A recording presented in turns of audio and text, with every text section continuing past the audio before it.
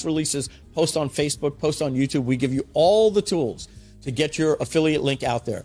People absolutely love GrooveFunnels, and there's a movement going on right now. And the reason why you want to get your affiliate link out there is we do something that you'll find at GrooveJV in a more informative video. But in a nutshell, it's called First Tag Wins. What that means is if you simply have somebody click your link and they sign up for GrooveFunnels with no credit card, if they sign up an hour later, a day later, a week later, a month later, 6 months later, or a year later, or several years later, it doesn't matter. They are tagged to you without using cookie technology. We have an exclusive technology that does that. What that means, if they sign up on their phone or on a laptop and a month later or a week later, they sign up on a completely different computer or at a hotel lobby using the internet cafe at a hotel, and they decide to upgrade to Groove, they are hard-coded and locked into you for life. That means all you need to do is get the word out, get people to find out that Groove is awesome, just like you do right now. They'll sign up for free. They'll thank you for it.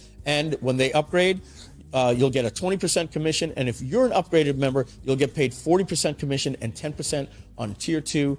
These commissions are massive. And we have people that are making a full-time income. As we said, just this week, we paid out over $300,000 in weekly commissions. So take a little break from the Grooveathon right now.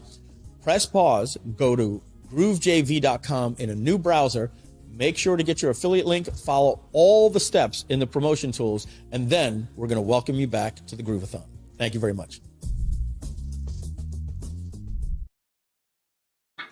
Welcome back to the show, ladies and gentlemen. What I do have next is a very special friend of mine who I actually met all the way back, I believe, in 2007 or 2008, if I am not mistaken.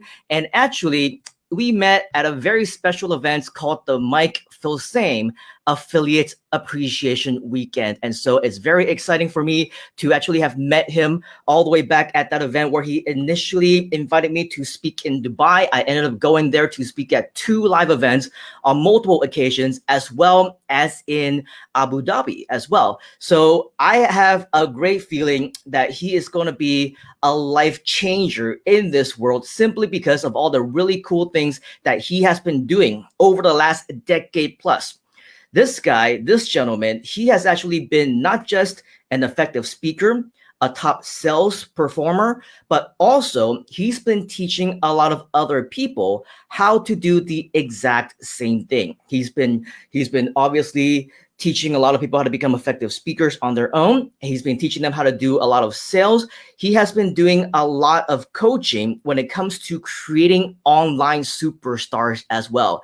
He has multiple homes. Every time that I talk to him, he is somewhere else. I believe he is with us in Texas right now. But what's most exciting is because of all the cool technology that we have in GrooveFunnels, right? We have Groove webinars coming up. We have live streaming with Groove coming up. We have so many different cool things that this gentleman with over 14 years of broadcasting experience is definitely going to turn heads and change lives even more, especially with the cool use of all of our GrooveFunnels products. Now, before I bring him on, what I want to do is, because I know despite my personal friendship with him, we've known each other for so long and we've gone way back, I still do him an injustice just because of such credibility and authority that he has been able to bring upon the global seminar, internet marketing, online entrepreneurship, and even offline entrepreneurship world. And I believe that we should see a really quick video on one of the latest, I would say, presentations that he was able to create. We all know that in the times of the pandemic, people's lives have changed.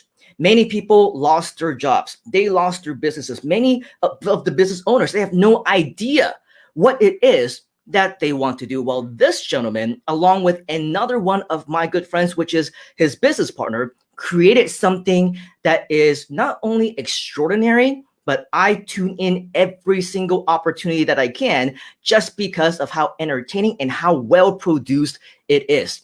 And appropriate named. If you remember back in the early days of the pandemic, all the rushes to the supermarket, what is it that most people tend to pull off the shelves, right? If you can guess what that answer is, you would know that this is an appropriately named program for this gentleman. And so what I want to do right now is to play a quick short video to introduce him, as well as a lot of what you would want to know in regards to his latest cool show, which, by the way, you can still catch anytime that you want. The Toilet Paper Diaries was created by Dave Crane and Ernesto Verdugo, two international keynote speakers who saw the world go into lockdown because of a coronavirus and realized that many people would be scared. Not just speakers or event organizers, but anybody who owned their own business and was wondering what they need to do next to make sure that they could look after their families and still earn money. For 50 days consecutively without missing a single show, Dave and Ernesto shared ideas and tips and tools and techniques. They had a lot of fun, had a lot of jokes, and brought in some of the biggest speakers from the industry to join in. Hey Dave, hey Ernesto. Hello Dave and Ernesto. This is Michael Dieterich coming to you live from the Netherlands. This is Ethna Trainer in Dubai. Thanks for inviting me back. You can see my reflection. Hi Dave, hi Ernesto. John Briggs here with another brief bulletin for you. Hope you guys are staying well, and congratulations on 50 amazing episodes. They're sharing great content from thought leaders, speakers and authors around the globe. I appreciate the opportunity to be able to deliver this message to you today. This is exactly the kind of content people really need. And thank you both so much for the daily dose of positivity that you are sharing with the world. Congratulations for organizing this Celebration 50. What a fabulous accomplishment. What an incredible show. Thank you for adding value for all of us. Well done. Congratulations on 50 shows. That's impressive. Congratulations. You guys are doing fantastic work. And you do it in such a humorous way. Make sure you keep doing what you're doing. It's very important. Congratulations to your 50th episode. Kudos on the show. So proud of you. I've been a fan for a long time. Congratulations on the success of your show. What a great idea. Really nice to see you guys. Last time I'd seen you guys, it was 5 years ago in speaking in Dubai. I miss you guys. I remember all the great times we had working with businesses in the UAE and Bahrain. Just keep blessing people and keep sharing your gift. Stay safe, and I'll see you around the quad. Thank you all you've been doing. It's been great watching these reports from all over the world. And thank you both for all that you're doing. This is amazing stuff. Giving back during this tough time. You look fantastic. And now, and people are starting to come out of their homes, now it's time to fast forward. Are you ready for the Toilet Paper Diaries Season 2?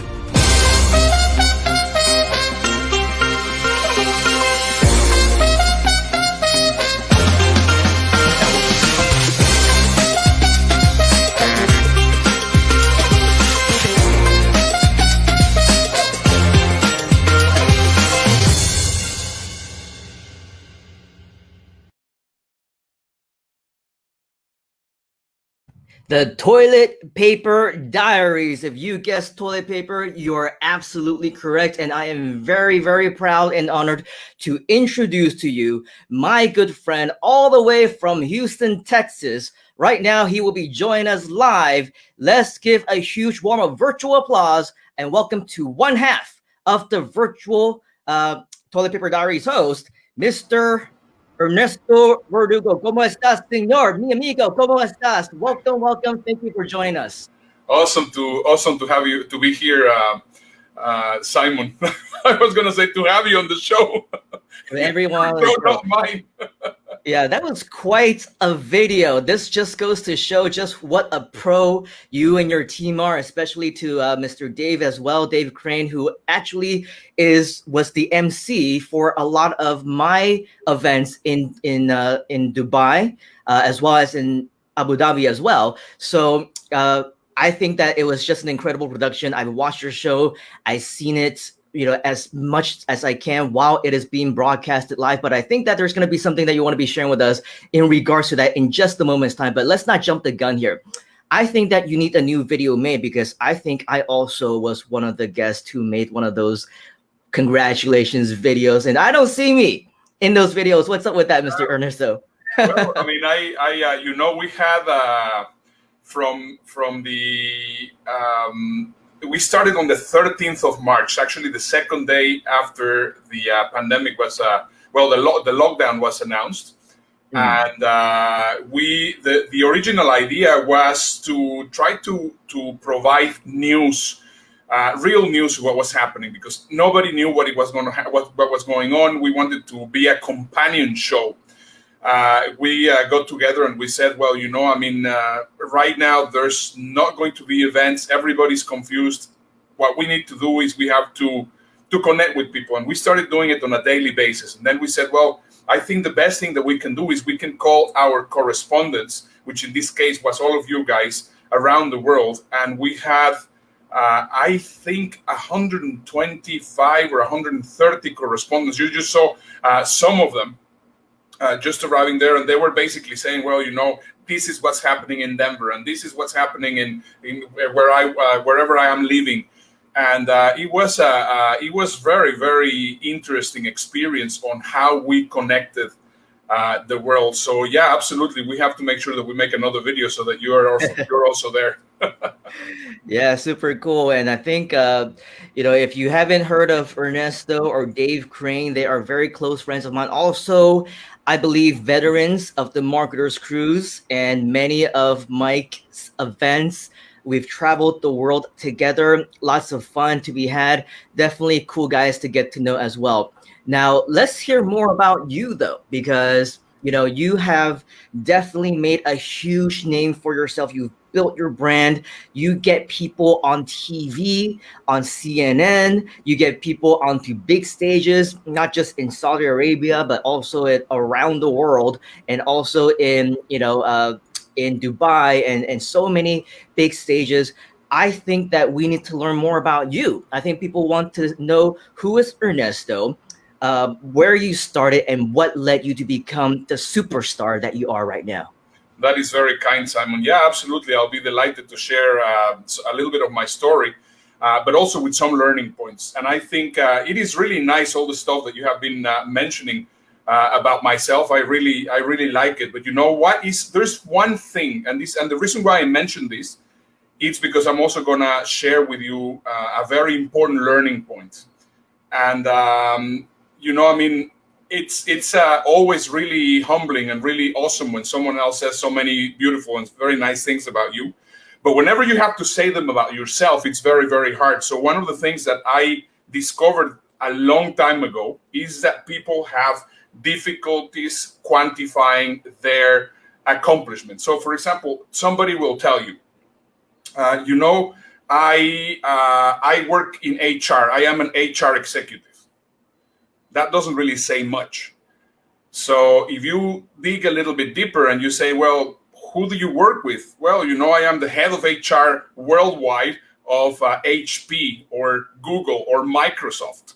And of course, because people do not really know how to quantify how they actually say things for themselves, that really affects their brand. So one of the things that I've been doing for a long time is branding. And I said, well, I have to create a myth. And for me, that story of the myth was like, oh my goodness, how do you create a freaking myth? What did you say? Because you're not the one that creates the myth. It's actually the myth that it's being created for you.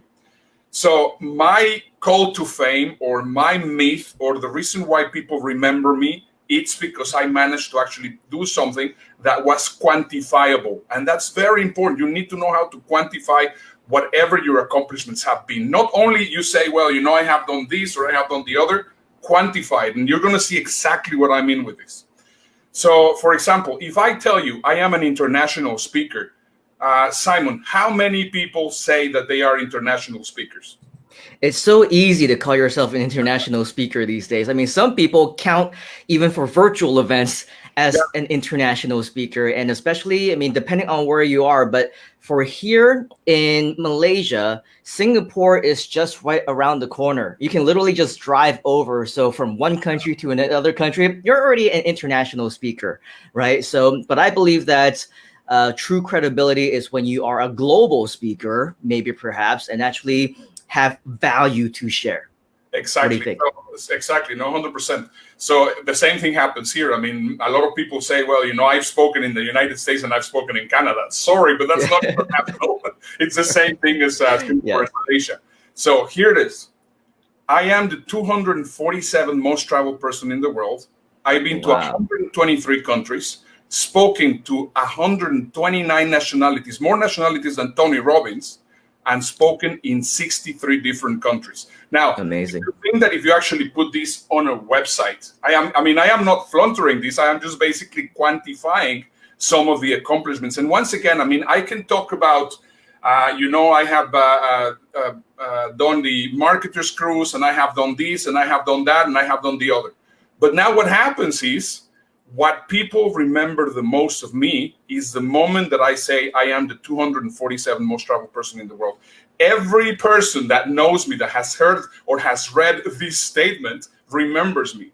So that in itself has already positioned me in a way that hardly anyone could be positioned. And that's exactly what I want to accomplish with everybody, because what I do is I want everyone to have a memorable brand. You need to have a memorable brand. You need to be remembered, because if you're not remembered, you're just basically no one. And that's actually the most important point. So yeah, this is my first golden gem, which I think is just incredibly valuable, because that's what every single thing that I do is based on, making sure that absolutely every single person that I work with has a distinguishable name. If you think about the toilet paper diaries, yes, who's not going to remember that? It's like, it has to be memorable.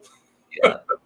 Everybody's gonna remember it. I remember it, and of course, when you and Dave initially talked to me about it, I just thought it was the best name ever, and so appropriate for the times, and very fitting of both your personalities, because you're so fun-loving guys, and you like to do all these really entertaining stuff, and I think that's what we need to bring into lights to the world, right? You talk about speakers, you talk about, people claiming to be international speakers and, going onto stages or whatnot. But ultimately, it's about being able to be educational, right? Or entertaining, something that people will tune in to be able to watch, right?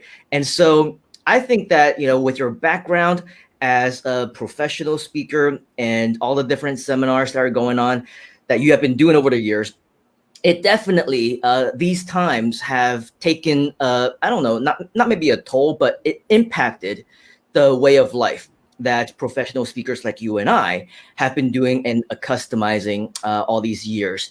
What inspired you, and what, along with Dave, motivated you to create something like the Toilet Paper Diaries, to continue to spread love, continue to spread entertainment, laughter to the world at a time which I believe, and I'm sure you believe, and many people would agree, the world needs it the most.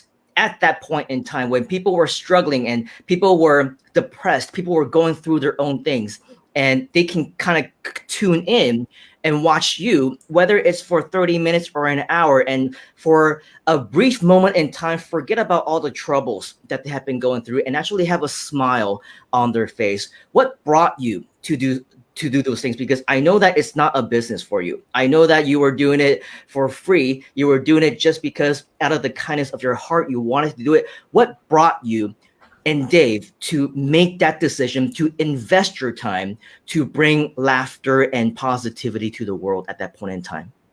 Yeah, well, that's a very, very good question. You see, our events, we just before the pandemic, I just returned from Dubai and from Mumbai, because we were doing our Speak in Dubai event, which is an event where we create assets for the speakers to get themselves branded. So we create the show reels, we create the media reels, we create the sizzle reels, we create the demo reels. We put together their websites, their photography, absolutely everything. It's a very, very, very intensive week. And we used to do 3 events per year. We did one in Europe, we did one in the States, and we did one in Dubai. Sometimes we were having 4 events per year. And when we came when we actually were there in Mumbai. This whole thing of COVID was already starting. Of course, we were closer to China, and for the first time, I mean, I landed in Dubai, and then I saw Air China actually land. Yeah, it was Air China. There were Air China landing there in Dubai, and I realized that they were having difficulties in actually getting into Dubai. Everybody was wearing masks, and it was the first time that I was confronted with that. I didn't know the severity of how this was, because of course for you guys in Asia, it was already happening, and we always said, well, you know, this is not going to happen. So when I saw what was going on there, I said, oh my goodness, this is going to become really dramatic, but we had no idea what was going to happen. So I returned from Mumbai. We had a great experience. We took 30 speakers from about 10 or 12 different countries. We got their pictures made with all the stuff that they needed to do. And then I had to drive to Mexico to renew my US visa from Texas. And exactly just after I crossed the border from Mexico to the United States, we arrived to the hotel after about 2.5 hours driving. And suddenly I saw, just before I checked in the hotel, in the lobby while I was checking out, I saw that the borders were basically closed. So we miraculously managed to get back home. So that was a very good thing. And then I immediately called Dave and I said, well, you know, this is crazy. I mean, I think we're going to be possibly a couple of months, possibly 3 months, and there's not going to be events. So what's going to happen, I can guarantee you, is that everybody's going to start doing free content. They're going to start doing free events. They're going to start doing free sessions. They're going to start doing free everything, sharing content, because that for them is the way of contributing. That was exactly what happened. I mean, if you remember exactly around those times, suddenly there was the free webinar and the free Zoom and the free this and the free that, and everybody was offering. So suddenly we had oversaturation of content. And I said to Dave, you know what? I think we have to do something different. We both of us, Dave and I, believe that whenever everybody seeks, we have to sag. And then we said, well, right now, people, the last thing they require is content. What they require most is companionship. What they require more is empathy. What they require most is you know, making sure that they know that every day at 12 o'clock noon or at 9 o'clock in the evening Dubai time, they can go there and be there with us. We were there for them. I mean, it was not anything with the intention of providing content or giving something away for free. What we wanted to do was connecting. And for us, that was a big, big discovery, because what we started realizing was, wow, I mean, the moment that you start connecting with empathy, with love, with understanding, and you start getting people that you don't even know involved, suddenly what happens is that people start reacting very positively to that. And that's how basically the Toilet Paper Diaries got started. And we did 50 consecutive shows for 1 hour each, with a very sophisticated production. As you have seen, when we started, it wasn't. I mean, we of course developed it as we went along. But what was very interesting, we were the only people doing that kind of thing. I mean, we were not requiring anybody to sign into any funnels or get into here or get into that. I mean, it was just a free presentation there in YouTube, which of course then afterwards was restreamed in different other platforms. And yeah, I mean, I think around that time we were having between 1,500 and 2,000 people watching live during those times. Right now, we have not been able to accomplish that again. I mean, having 2,000 people watching live on a daily basis was a hell of an accomplishment right now, because, of course, I mean, the attention has dissipated and more people have gone out and whatever. Right now, our viewership has gone down to 100, 150, 200 people every time that we are live. But it's been a very, very interesting experience. Yeah, no, but I applaud you though, because for that video, it was for the Toilet Paper Diaries season 2. You know, it wasn't just the continuation, because I believe at some point, was it after 50 or 75 or 50 or something like that, right? You stopped for a while, and then you did another show, and then now you kind of came back knowing that viewership has gone down. The demand might not necessarily be there live, and yet you still continue to do it out of the passion for the product, out of the goodness of your hearts, knowing that it would help people. Whether it's, you know, I think you're very similar to me and very similar to the Grooveathon family, is it doesn't matter if there's 2,000 viewers or 200 or even just 2, maybe even less. We would still get on and we would still give it 1,000%, because we know that if that one person is tuning in live and watching us at that point in time, we are actually making that difference. And of course, with live stuff, we all know that it can be recorded, right? There will be replays and people can watch them back. And so it's not just a matter of being at that point in time. That's why the Grooveathon is 24 hours a day, is because we know there are different people in different time zones who will tune in at different time. And that in this case, though, it's just that people will come back and they'll watch you maybe when you were live while they were sleeping or whatever. They can still catch the replay and will still be able to bring that kind of joy to other people. Now, of course, if people want to watch your Toilet Paper Diaries, or if they want to see some more about what you and Dave have been doing, I know I follow you on LinkedIn. I see you on the actual page on Facebook. So whenever you are live and you happen to actually be there, I get your notifications, or I scroll and you guys are live and I continue to watch right away. Where can people follow you or the page to actually tune in whenever you have your next show? Yeah, well, I absolutely recommend you to do it for a couple of reasons, and not because it is my show or our show or whatever it is. For a few reasons. First of all, I mean, you can go to Toilet Paper Diaries without the toiletpaperdiaries.com, and you can either watch the show or you can listen to the podcast. So it's either way, it is perfectly fine. Let me tell you why. I mean, I am going to assume that if you are in the Groove family with Simon and with Mike and with John, that you also saw there on the video, I mean, they are absolutely awesome people. I love Mike. I mean, Mike and I met. Mike was not really that well known yet. We met when I was actually running I think it was. What was it? The underground seminar from Yannick Silver. I was running that event together with Andrew Locke, and I met Mike there. We connected very nicely. We had a few drinks and whatever. Then he went to visit me in Holland. We spent some time in Amsterdam together. We have been very close friends. I was there in his wedding, and we are constantly in touch with each other. I love him. I think he's a guy with a super big heart. And the reason why I want to invite you to see it is because you're gonna learn a complete different approach on how to get your name out there. And this is exactly why. I mean, right now, we are seeing it as a very interesting experiment from the point of view of the content.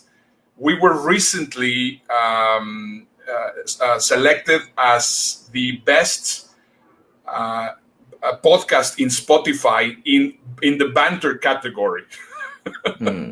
Wow! So basically, it is the banter, and that's one of the things that I definitely want to tell you. I mean, right now, one of the reasons why this Grooveathon works, and the reason why it works fantastically, for example, right now, we can have great banter. I mean, and I told you, Simon, I mean, we could just be here, the two of us, 3, 4, 5 hours. Yep. Because the two of us have good banter, people will stay there. Sure. Most people think, well, I have to present and I have to do an interview. Yes. And what happens is that there's so much competition in that specific niche, if you want to call it that way, or that specific methodology, that the moment that you say, well, banter, I mean, it's the radio. Whenever you, for example, my favorite show on the radio, it's the here in Houston, it's called the Rule and Riot Show, which is a guy and a girl which have amazing banter. They're talking about all sorts of crazy things.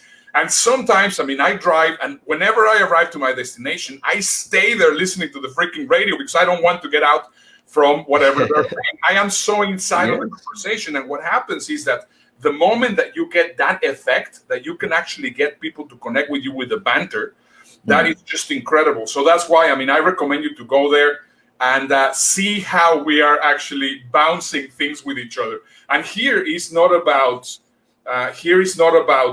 who has the protagonism, who's going to be the star of the show. It's a ping pong game. It's a tennis game. I send it to you, I get quiet, you send it to me, I get, and we keep on doing it like that. That's what banter is all about. Yeah, no, that's absolutely incredible. And I actually, as I mentioned, I tune into the show whenever I can. And one of the more incredible things that I see all the time is when I'm watching the show, what I'm thinking is, okay, so this is going to be like another live. And we all know how lives are when you're on Facebook Live or YouTube Live. It's usually like a talking head, very similar to this. We're limited to what technology can do. We're also limited to what our knowledge of that technology can do as well. One thing that I've always been very impressed with is the high production value of every single one of your shows. I mean, if there's any indication, just from that intro video that we had for you of just how highly produced, how professional, how cool, right? The music and all the flashing animations and everything like that. Well, folks, when you see that video and then you watch the Toilet Paper Diaries, that intro is not just an intro, right? You watch the show and it's almost like you're watching somebody else's pre-recorded, highly edited YouTube video, right? They're like YouTubers. They have all these things that are coming up. They got B-roll in the middle of their lives, and the sound effects come in at just the right time, and they interact with each other at just the right time. So I'm always very impressed in just the high production value and still be able to create the live environment for people to interact with. And of course, you're also there and you're multitasking. People are commenting and you're replying in real time. It's just a very highly organized, kind of, I don't know, campaign, project, venture, whatever you want to call it, right? And, it's one thing that I'm sure we can learn from you on, hey, how did you do that? What's the technology that you use? And what kind of team do you have in the background to pull all that stuff off? But at the same time, there's going to be many of us who, after learning those tricks, we won't be able to necessarily replicate that, right? Because it takes skills. It takes 14, 15s of experience, like the kind that you have. It takes the animations. It takes the charisma in front of the actual camera, right? And when you're actually in the actual shot, you're in the show, it's very different than when you're just having a conversation. It's different than we're explaining different things and we're training and educating. When you're there to provide laughter, when you're there to entertain, when you're there because of a very specific reason. And by the way, right, toiletpaperdiaries.com, it's absolutely free for you to watch and learn all these things that I'm talking about right now. I think it takes a certain amount of experience, of professionalism to actually pull all that off. But let's just say, for example, all of our fellow Groovesters who are watching you right now, they're so inspired, they go to toiletpaperdiaries.com and they watch your show. And let's not talk about the high production value of the exported videos and the importance of the experience and the technical know-how. If, let's say, they're just beginning and all they have is what will eventually come with the Groove webinar software, the Groove Stream software, where they can leverage minimally on what Facebook provides, right? On what YouTube provides or Twitch provides, very similar to StreamYard, which we're using right now. How would you recommend that they first get started? Would be to learn how to present themselves in front of a camera? What tips do you have in terms of lighting, in terms of having the right environment? What should they have in their background? Like in your background, it makes the most perfect sense because you are the global traveler guy, right? You've been across over 100 different countries, and you are the person that represents what is in your background, that global map, right? What are your tips for branding, for making sure that people actually brand themselves the right way and getting started? What are some of the first things that they should learn if they, in fact, want to be the next Ernesto, the next Dave Crane, the next live stream superstar, essentially? What would you recommend to them? Yeah, that's an awesome question, Simon. And I'm going to tell you a story because, of course, that basically goes through the entire process. Well, you heard already all the things that actually made us do the toilet paper diaries. We also suddenly started realizing that we were not the only ones in this predicament. We saw that Stephen Colbert was also stranded at home. We saw that Jimmy Kimmel was stranded at home. We saw that every single one, Trevor Noah, every single one of late night shows were there. Jimmy Fallon. Jimmy Fallon, and you saw them there. I mean, if you go to YouTube and you watch the first episodes when they were actually doing it at home, it was painful to see. For me, the only one that knew how to do this properly at the very beginning was Trevor Noah. I mean, Trevor Noah is incredibly crafted at broadcasting. He knows exactly what the whole thing was all about. So taking into consideration that Dave and I have experience in broadcasting, we said, well, you know what? This is not about presenting. This is not about doing Zooms. This is not about presenting content. This is about broadcasting. And we see a hole in the market because we know that we can be in many ways better than Colbert and better than Kimmel and better than Jimmy Fallon at home when we got started. So I'm not saying that in the studio they're going to be better than us, but we just knew that because, of course, we understood a little bit more the technology on how everything worked. We knew that we could do a better job at it. So we started from zero, and you can see from episode 1 to episode 50 how we were growing. So the most important thing is you need to understand, if you're a speaker, if you're a presenter, if you're a content producer, one of the things that you need to understand is that, first of all, you are not a speaker anymore. You're a broadcaster.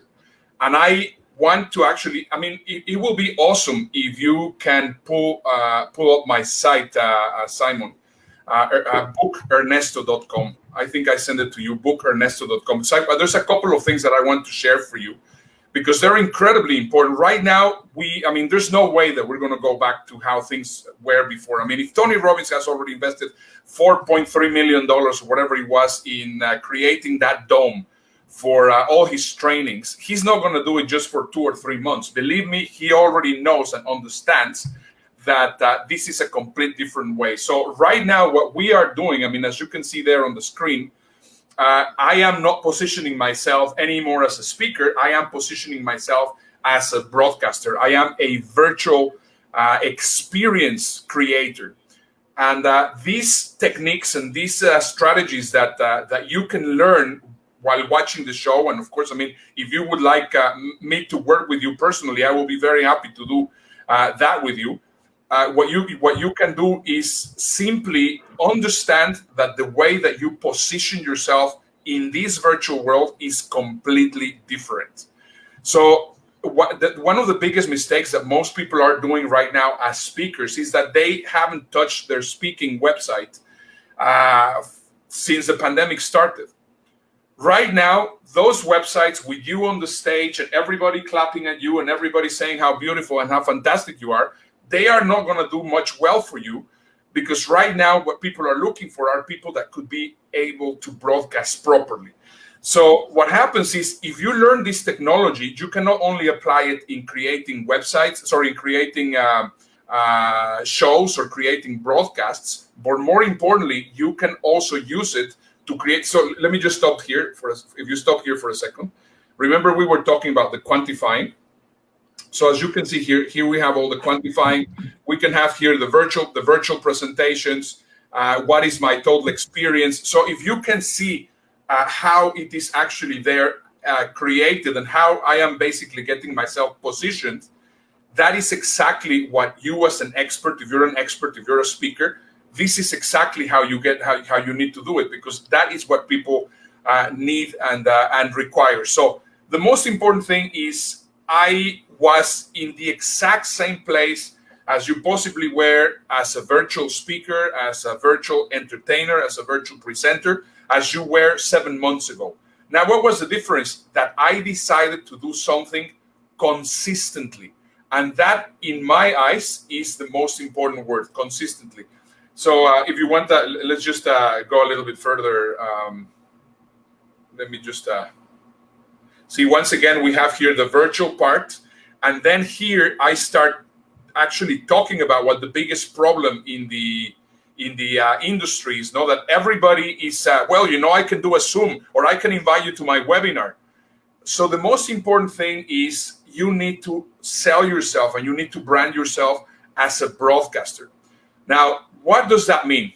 First of all, right now, I mean, as if you watch, once again, if you watch the Jimmy Kimmels, if you watch the Stephen Colbert's, they have evolved tremendously in their broadcasting because they were comedians. So it is a matter of a short time before you can actually get that done. If you want, we can go back to the screen, Simon. Yeah, no, I agree. It's absolutely different. And I think we can both attest to this as well. When you're in front of a live crowd, you get to feed off of their energy, you know, and as comedians, they feed off of the laughter. But when you're broadcasting at home, it's literally just you and you, right? And the camera, computer, and your technology or whatever else, unless you're working with a team and you happen to be lucky enough to have them around you.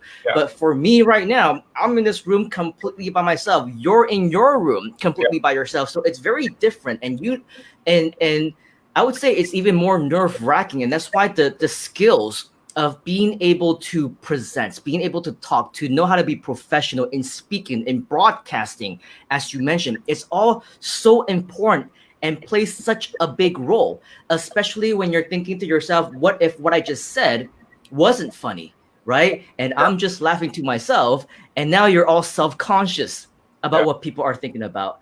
And you're right, you know, all the late night show hosts, all their things, and of course, just like everybody else, when we were all locked down, I was just watching it because there was literally nothing else to do. What else would I do with my time, right? They have become, you know, stage in front of the TV, comedians, public speakers, or whatever, to YouTubers in a very short amount of time. And especially with Trevor Noah, right?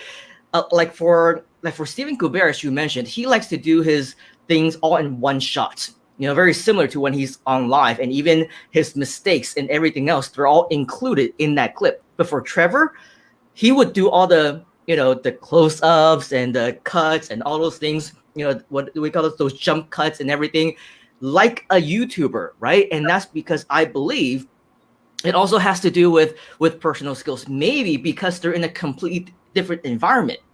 As professional speakers, we can go all day long, for days, an entire week, right? And we will be fine. But when we're in front of the camera and we're by ourselves, I don't know if this happens to you, but for me, I get self-conscious. You know, I was talking about this the other day. If I were just to create a YouTube video, you would think that because I do so much speaking for my speaking business, my live events business, that it would be easy for me to just record a video really quickly. But sometimes for a 5 or 10 minute video, it might take me 30 minutes or an hour because I repeat what I just said. I take a second or third shot because now I'm self-conscious. I think I can do it better. And because nobody else is watching, I have that opportunity, right?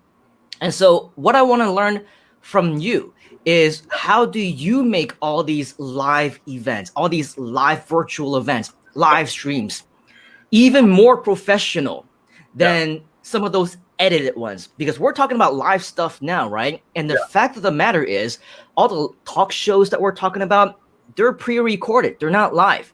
People edited them, right? They've been enhanced. If there were mistakes, they were cut out. But yours are literally live events where you're there and interacting with people at the same time. How do you make it so that your live events are now even more professional, even better than the other, now we can call them so-called professionals because we see the quality of their work being lowered down without the professional studios and the lights and everything. How did you, with the limited technology that you have, maybe even being by yourself in your room, at your office or your office studio, right? How do we replicate what you can do to make it even better than the additional YouTubers who are out there creating those videos in quality, in that kind of quality? Except now we're doing it live, if that makes sense. Okay, that's a loaded question, but before I actually answer that question, I need to first of all, you have to work a little bit with your personality. I mean, I remember very well the first time that you spoke in Dubai, and you created a huge shock for the audience. I mean, I knew that you were a great speaker because I had seen you speaking before. However, for someone that had never seen you, you arrived very timidly to the middle of the stage, and you started talking with a broken Chinese accent. You remember that? I do remember that, yes. What did you do at that specific moment? I mean, that just shows the caliber of the stage command that you have. You timidly arrived there, completely unknown to the audience in Dubai. You started talking with a broken Chinese English that was very hard to understand. And suddenly, you immediately transformed yourself, and you were to deliver some of the most amazing content on the topic of YouTube ads and whatever it was, not YouTube, Google ads and whatever it was that you were doing at that time. And I remember, wow, this is just really a stroke of genius. I think it was just done fantastically. So thinking of your personality, the first thing that you need to find out is, well, what is what you feel more comfortable? I mean, if you feel more comfortable in hiding behind the PowerPoint presentation, possibly this might not be for you. However, you can enhance those presentations using this exact methodology. That's the first one. Now, let's just go into Trevor Noah. Trevor Noah is a comedian, and he knows how to work a little bit with the broadcasting system. And he does his faces, and he does his close-up, and he does all sorts of things. And he creates his own characters in his own mind and whatever. And that's unique for him. That's great. I mean, if you see Stephen Colbert also works a lot in the mimicking and in the pantomime that he creates on his whole thing. Now, who were the three comedians that had the biggest challenge in actually breaking through this? And this is a key point. First of all, Jimmy Fallon. Jimmy Fallon, I mean, he's very funny. But the reason why he's very funny is because, of course, he can dance and he can play and he can sing and he can do all these things. But whenever you take that away from him, he was actually having a little bit of an issue. Jimmy Kimmel was also having the same situation, and also James Corden. He was also suffering because of this specific situation. So what happens is the reason why they went back to their own stages, it was not because of the stage, but it was because of the banter.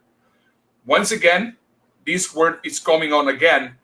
One of the best ways to make incredible shows and incredible things is when you can actually throw back and forth information or jokes or whatever it is with somebody. Because what happens is right now I am not talking to everybody in the audience. I am talking specifically, and this is what it is on my mind, I'm talking specifically to Simon, and because I know that I'm talking to Simon, I know that my message is going to be coming across like if I will be talking to you in Wisconsin, or you in Nebraska, or you in Ho Chi Minh City.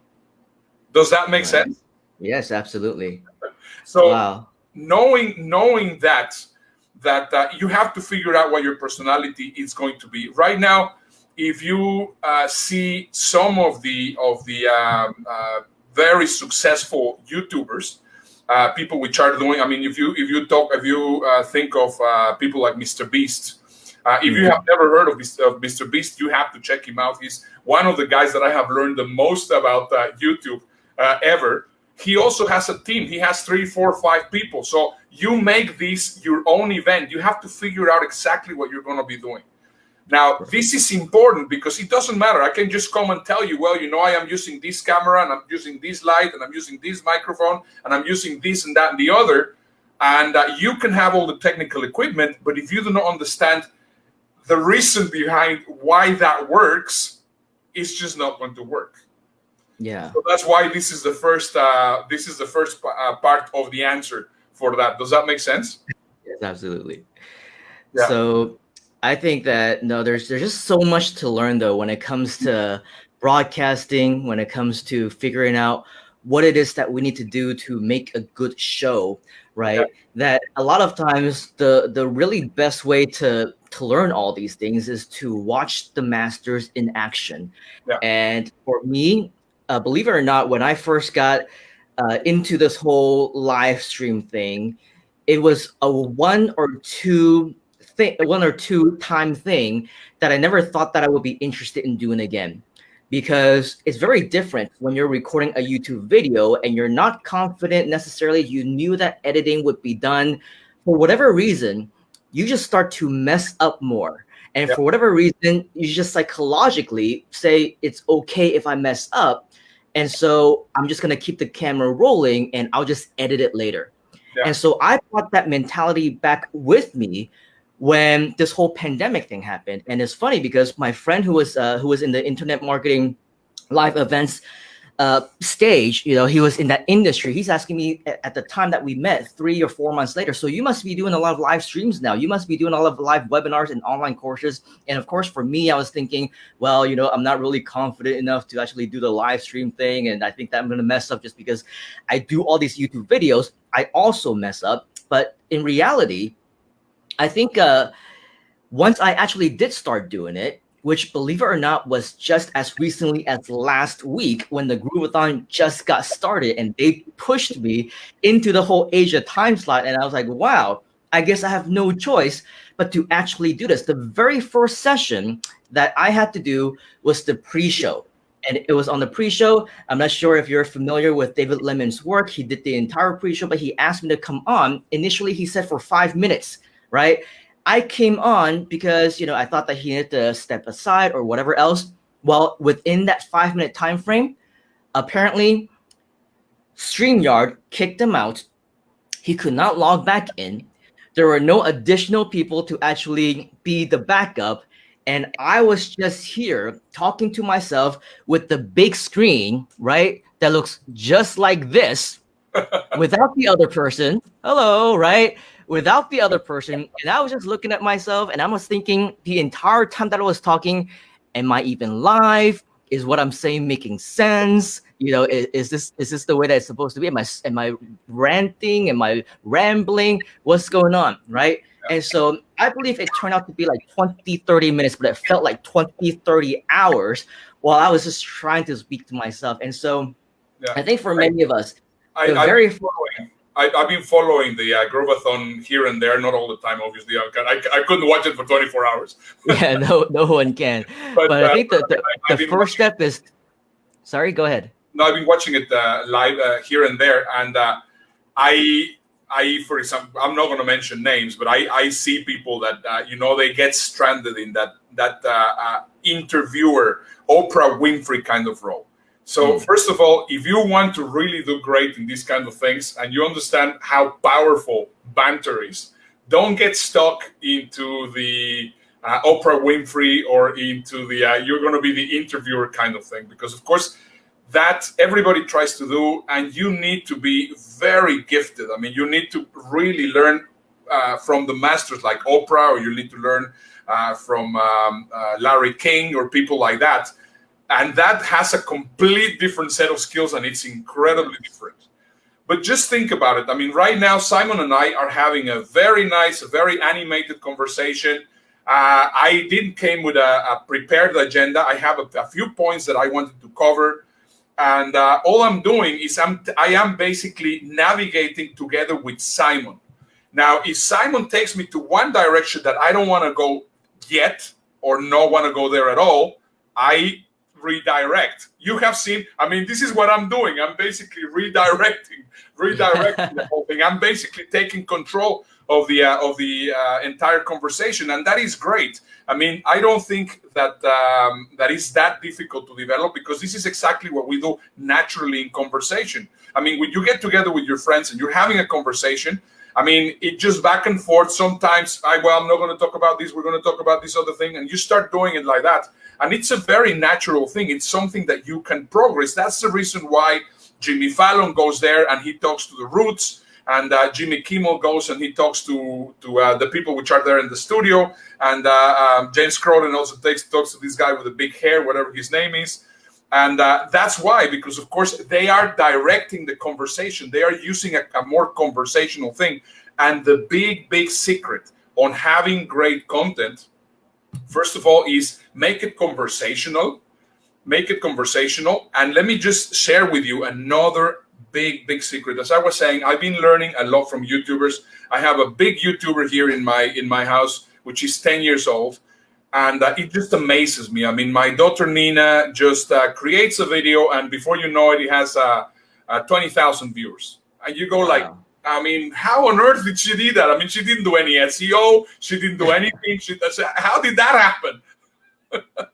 And incredible. It makes complete sense. And the moment that I say this, Simon, you're going to go like, holy crap. You completely changed my paradigm. Are you ready for it? I'm ready. Okay, so here it goes. You have to create content about what people are searching for, about what people are looking for. Mind blown. That's simple. I mean, I create a video which is about leadership. How many people do you think at this moment, if I will take right now my keywords everywhere tool, and I will start searching, how many searches do you think that they are on public speaking at this moment in time? Just have a guess. Probably, I mean, I wouldn't be searching for it. I know, and I think very few places.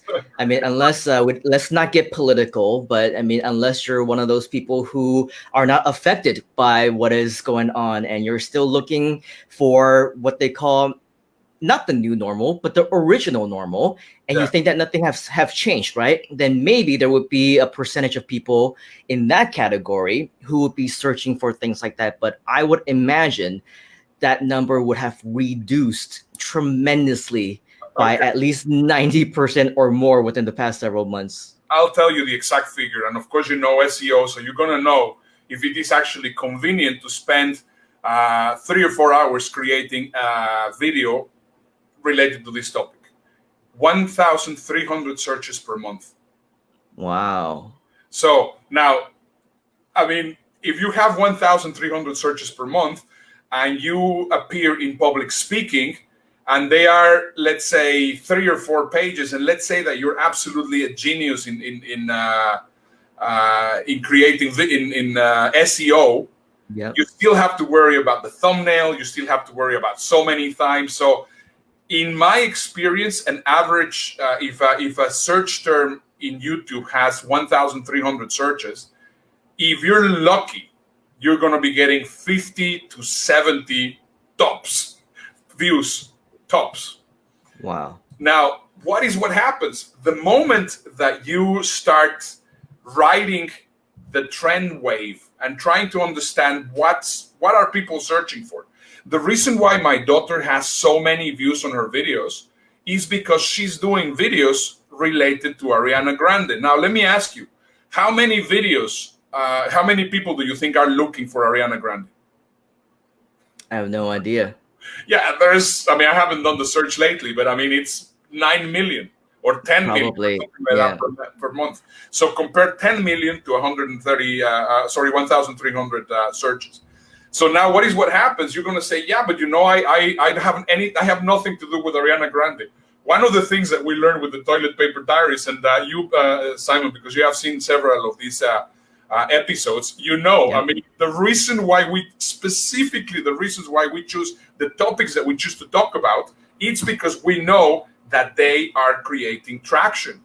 Now, there's a very interesting thing. I mean, if you start only doing stuff which is related to your niche, if you're doing stuff which is only related to your market or to the marketplace that you're trying to get, you're limiting yourself, because what happens is that what we started noticing is that people that had absolutely zero connection with us, because of course, I mean, they were not searching in stuff for speakers or whatever it is, they suddenly start connecting with us, and then they start getting into our own orbit, into our own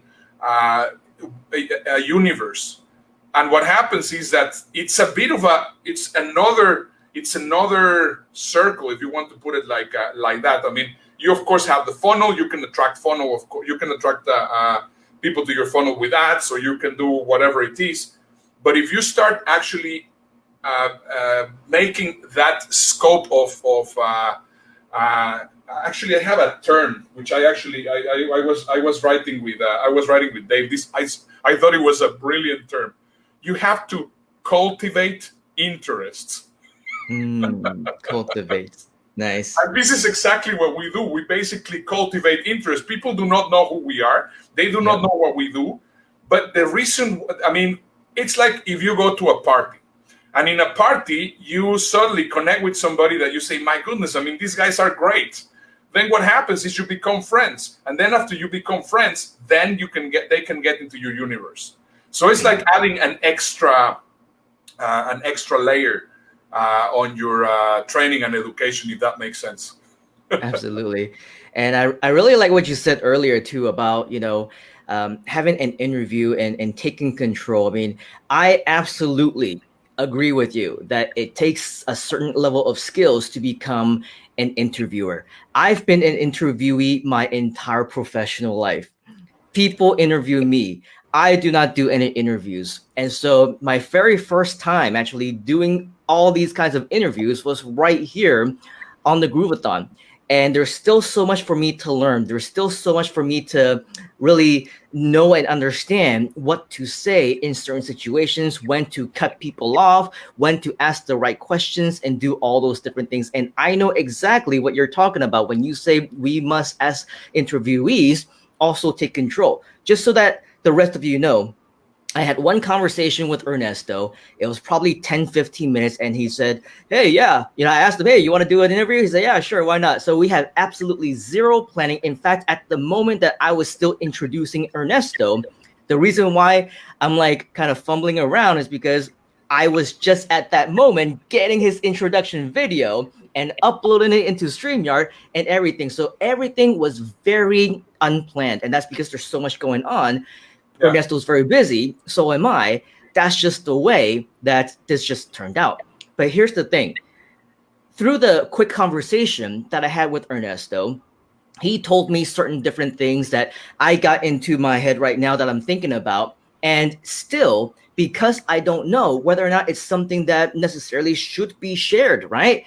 When you ask questions as an interviewer, at least the very least that I had the mentality to do is to not jump the gun, right? Leave it open enough and kind of blurry enough for the opportunity for whom you're talking to take the conversation somewhere else. Because if you're too direct and you say, I know that this is what you did in X, Y, and Z, can you share with us more about that, the tools you use, whatever else, then you're pretty much stuck. What do you say at that point in time?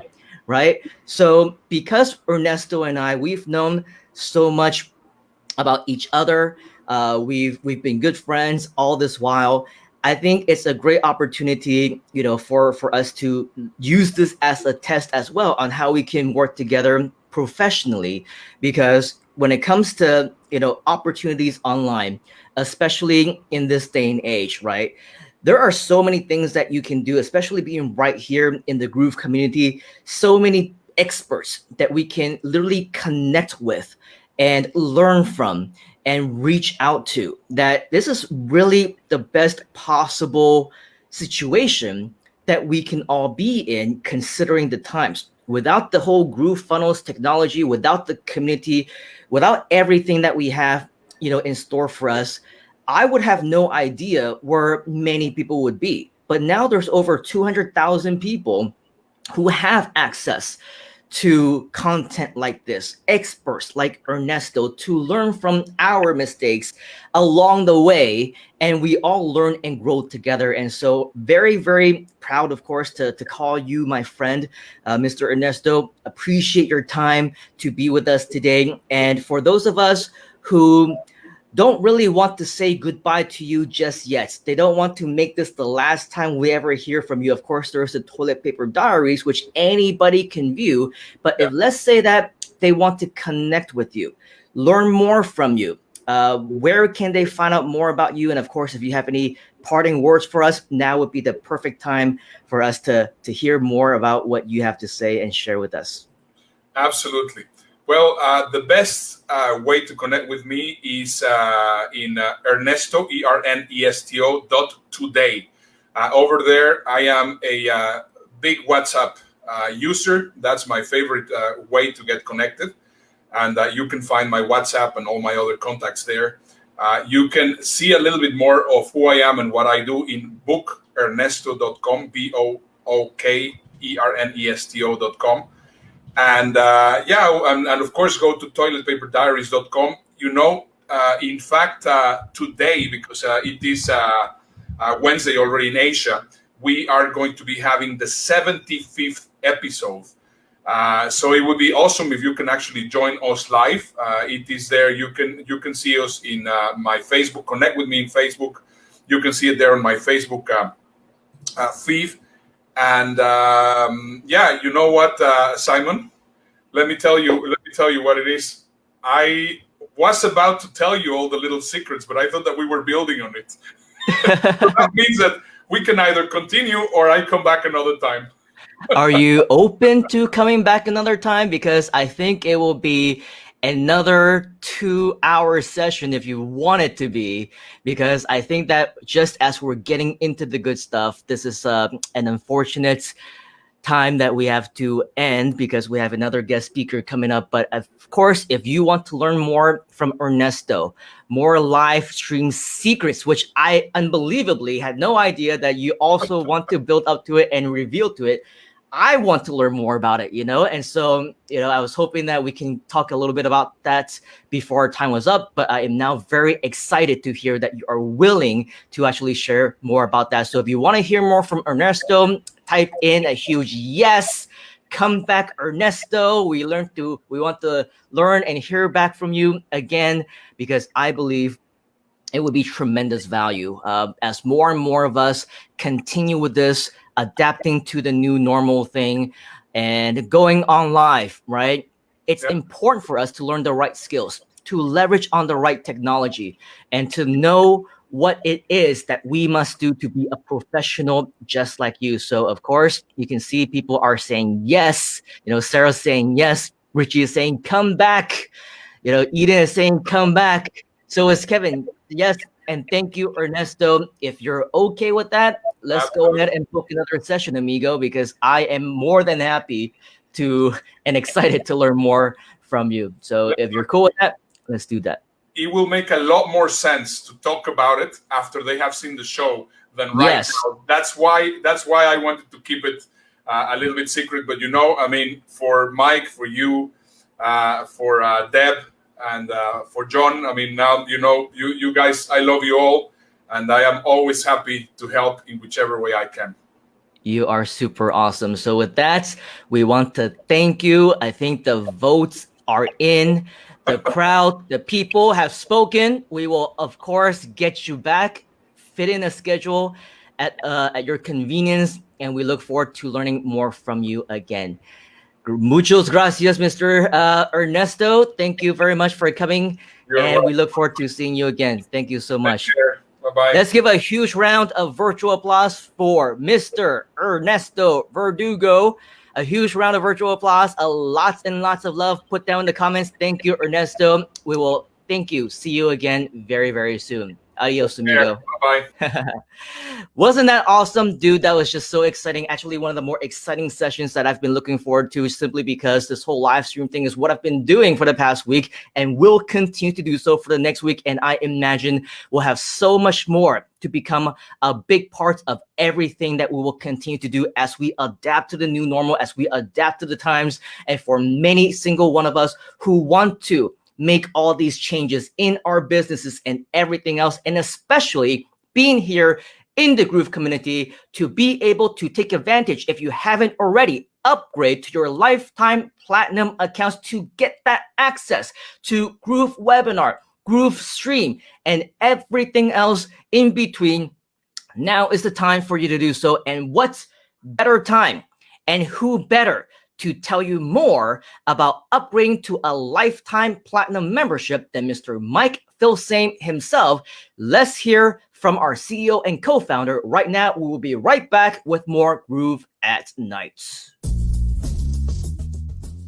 Hi, my name is Mike Filsaime, CEO and co-founder of GrooveFunnels, and we hope you're enjoying this Grooveathon. And now would be a great time to learn more about GrooveFunnels and the GrooveFunnels upgrade. So first of all, if you're watching this on something like Twitch or Facebook Live or YouTube Live, and you're wondering what's going on, you want to check out GrooveFunnels.com. We have the best software on the planet for digital and e-commerce marketers, and our software is free for people to get started with no credit card required. Now, if you're a little bit more than a newbie, or you know that you will be a professional one day and you're looking to make a full-time income online, you really want to look into our upgrade. So right now in a new tab, you should go to groovefunnels.com/upgrade. Or just look at the link right here on this video. At groovefunnels.com/upgrade, you're going to be able to, for a very limited time, get lifetime access to our entire suite of products. There's over 17 different products for you to be a professional digital marketer and e-commerce marketer.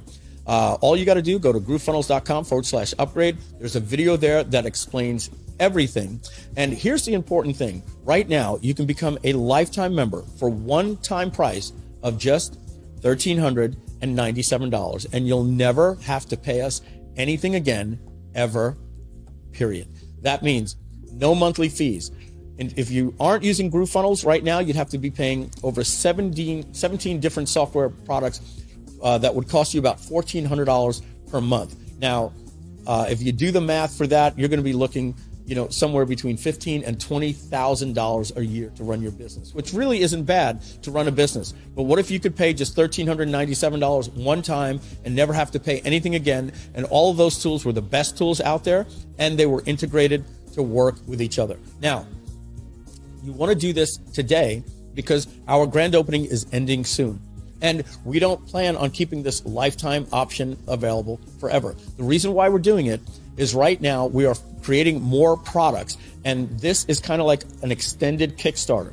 So you're going to become a backer and a charter member and a lifetime member by paying one-time payment of $1,397. Now, if that's a little bit too much for your wallet right now, don't worry. We also have a 6-pay, a 12-pay, and a 3-pay plan for you to make it a little bit easier. Just check that out at groovefunnels.com/upgrade. Remember, do this now because this offer is expiring, and after that, our prices will be going to $299 a month, or $3,600 each and every year for what you can get right now for one-time price, lifetime, for just $1,397. Remember, once you pay that, you'll get access to everything, and you'll never make another payment to us again for anything ever, period. All right, groovefunnels.com/upgrade. Thank you very much. Welcome back to the most must-see TV late night show on the Grooveathon, because there is only one. Welcome back to Groove at Night. We just heard from Mr. Ernesto Verdugo about live streams. It was absolutely incredible to learn all those cool things that he's been doing, especially for free, out of the kindness of his heart, along with Mr. Dave Crane. And just as he was about to share with us some straight down secrets of live stream, unfortunately his time was up, but fortunately, because of all the love you have shown to him, he has agreed to come back for another session. So definitely stay tuned for that. I don't know about you, but I am super excited to learn more on that respect as well. And before we actually introduce you to our next speaker of the day, he is somebody whom you probably, if you have been around last week, have already heard from. He is a man who needs no additional introduction because he is our SEO guy. Last time, he gave us the very basics of search engine optimization. Today, he's going to continue on with that. And if we twist his arm enough, he might actually come back for a third session where he will be sharing with us more additional things that will, and here's a hint, help you tremendously in promoting GrooveFunnels with the 2-tier affiliate program. So, don't want to let the cat out of the bag too soon. Today, he is going to share with us more about SEO. Let's welcome back my good friend from Taiwan, now in the US, I think in LA or something like that. He'll tell you more. Anyway, Mr. Jerry Chen, welcome back, senor. Good to see you. Thank you, sir.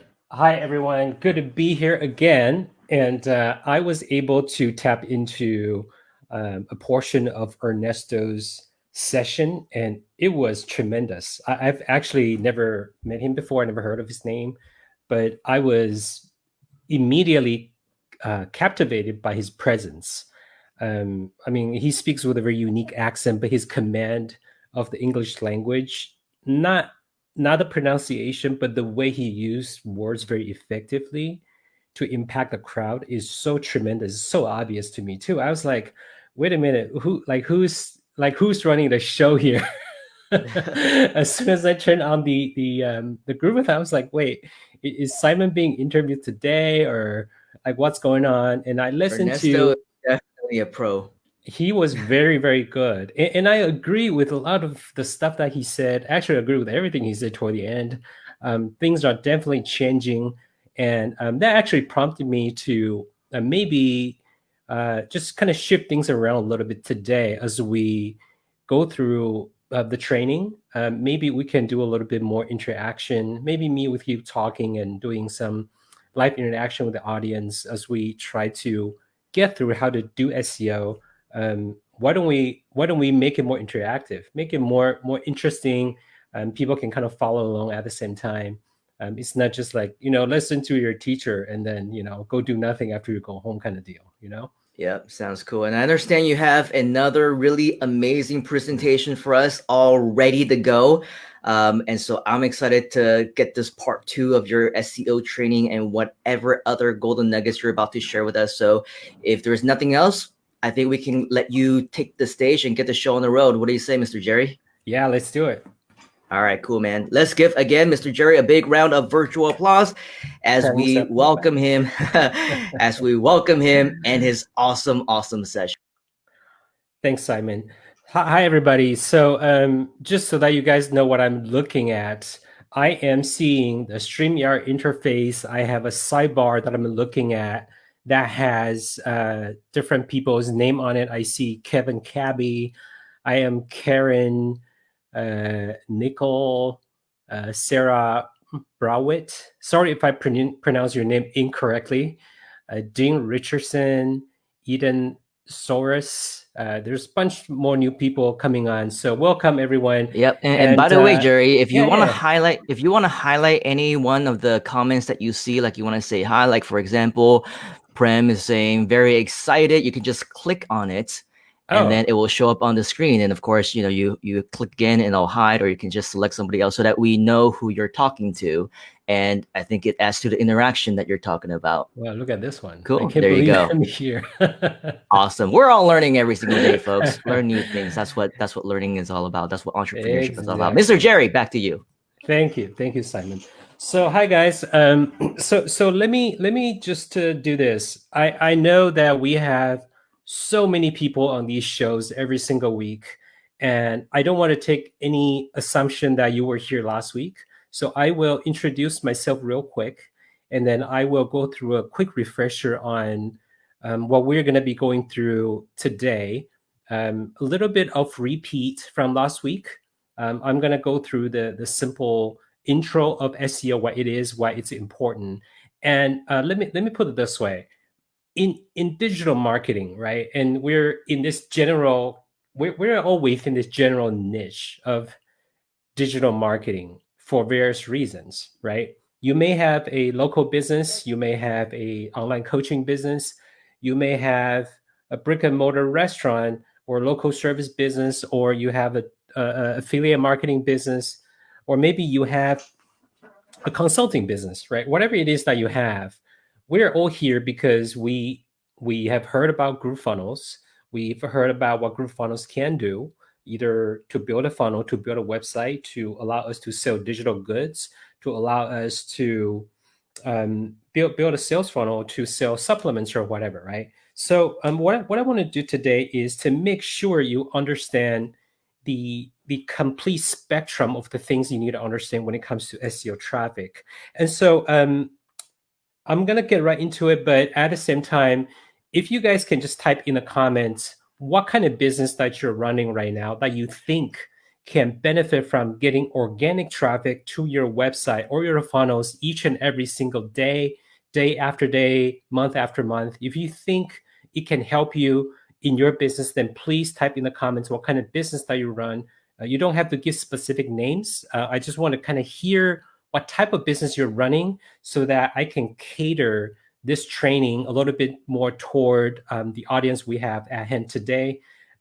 Just like Ernesto and Simon said earlier, we're not on the stage. I can't really bounce off of the energy of the crowd. So if you guys could just really give me this virtual, sort of a virtual interaction here, just telling Simon and I what kind of business you're in, then as we go through the example today, we can actually show some live examples of how to serve your niche and get traffic to your site and your GrooveFunnels pages.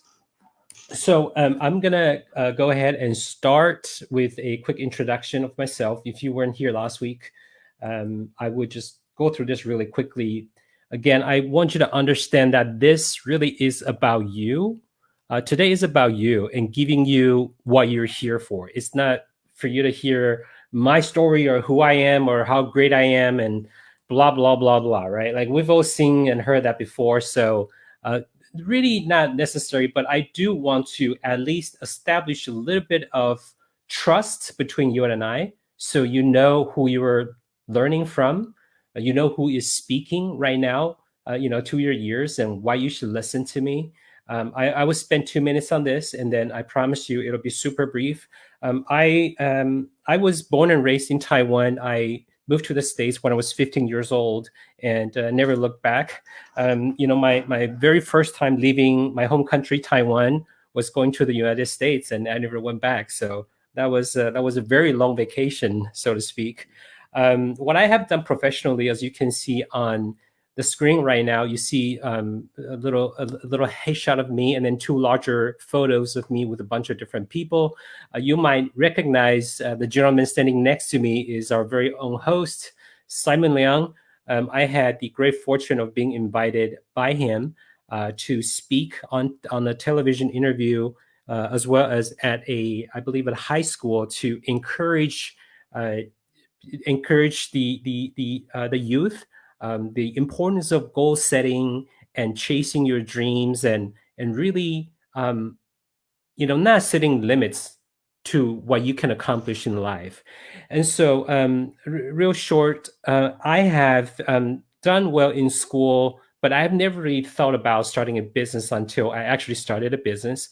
I'm a former rocket scientist. I used to design airplanes and spacecraft for a company called Boeing. You might have heard of them. It's a little company out of Bellevue, Washington, in the United States. I got tired of working in a corporate environment. Nothing wrong with working at a job. It's just by choice. I feel like I wanted to pursue a different life, so I started a business. I've been a professional SEO since 2006. I run a digital marketing agency here in California since about 10 years ago. And we have served all different kinds of clients, from solopreneurs, individual network marketers, to startups, doing $200,000-$300,000 a year, to our biggest client who produced over $103 million in revenue last year across over 100 verticals. And what that means is I have seen a lot of different kinds of businesses. And here's what's cool about that experience. It's not so much about, you know, how amazing we are in our agency, but I got to take a peek inside over at least over 100 different types of businesses since 2009. And that gave me sort of a privilege, if you will, the privilege to be able to take a peek behind the scenes of how businesses run and how different companies make money. And so regardless what kind of business you're in today, I just want to encourage you to not really think so much about just, you know, how great other people are doing, but focus on what you want to produce in your business. Case in point, when I talk about $100 million in business, right? That's revenue. That's not your profit, right? So if you supposedly made $100 million, but spend $99.9 million to make that 100, what did you effectively make? You made $100,000 in profits, right? That's crazy. But you see, those are the kind of things a lot of people don't talk about that you must think about as you start a business. SEO is just a part of it. But traffic is truly the lifeblood of any business, because traffic equals people, people equals prospects, prospects equals what? Clients, right? Clients and customers, which equates to revenue, okay? And so real quick, I also have been involved with affiliate marketing since 2004, particularly with multi-tier affiliate marketing. Some people would call multi-level marketing, direct sales, network marketing, whatever you want to call it.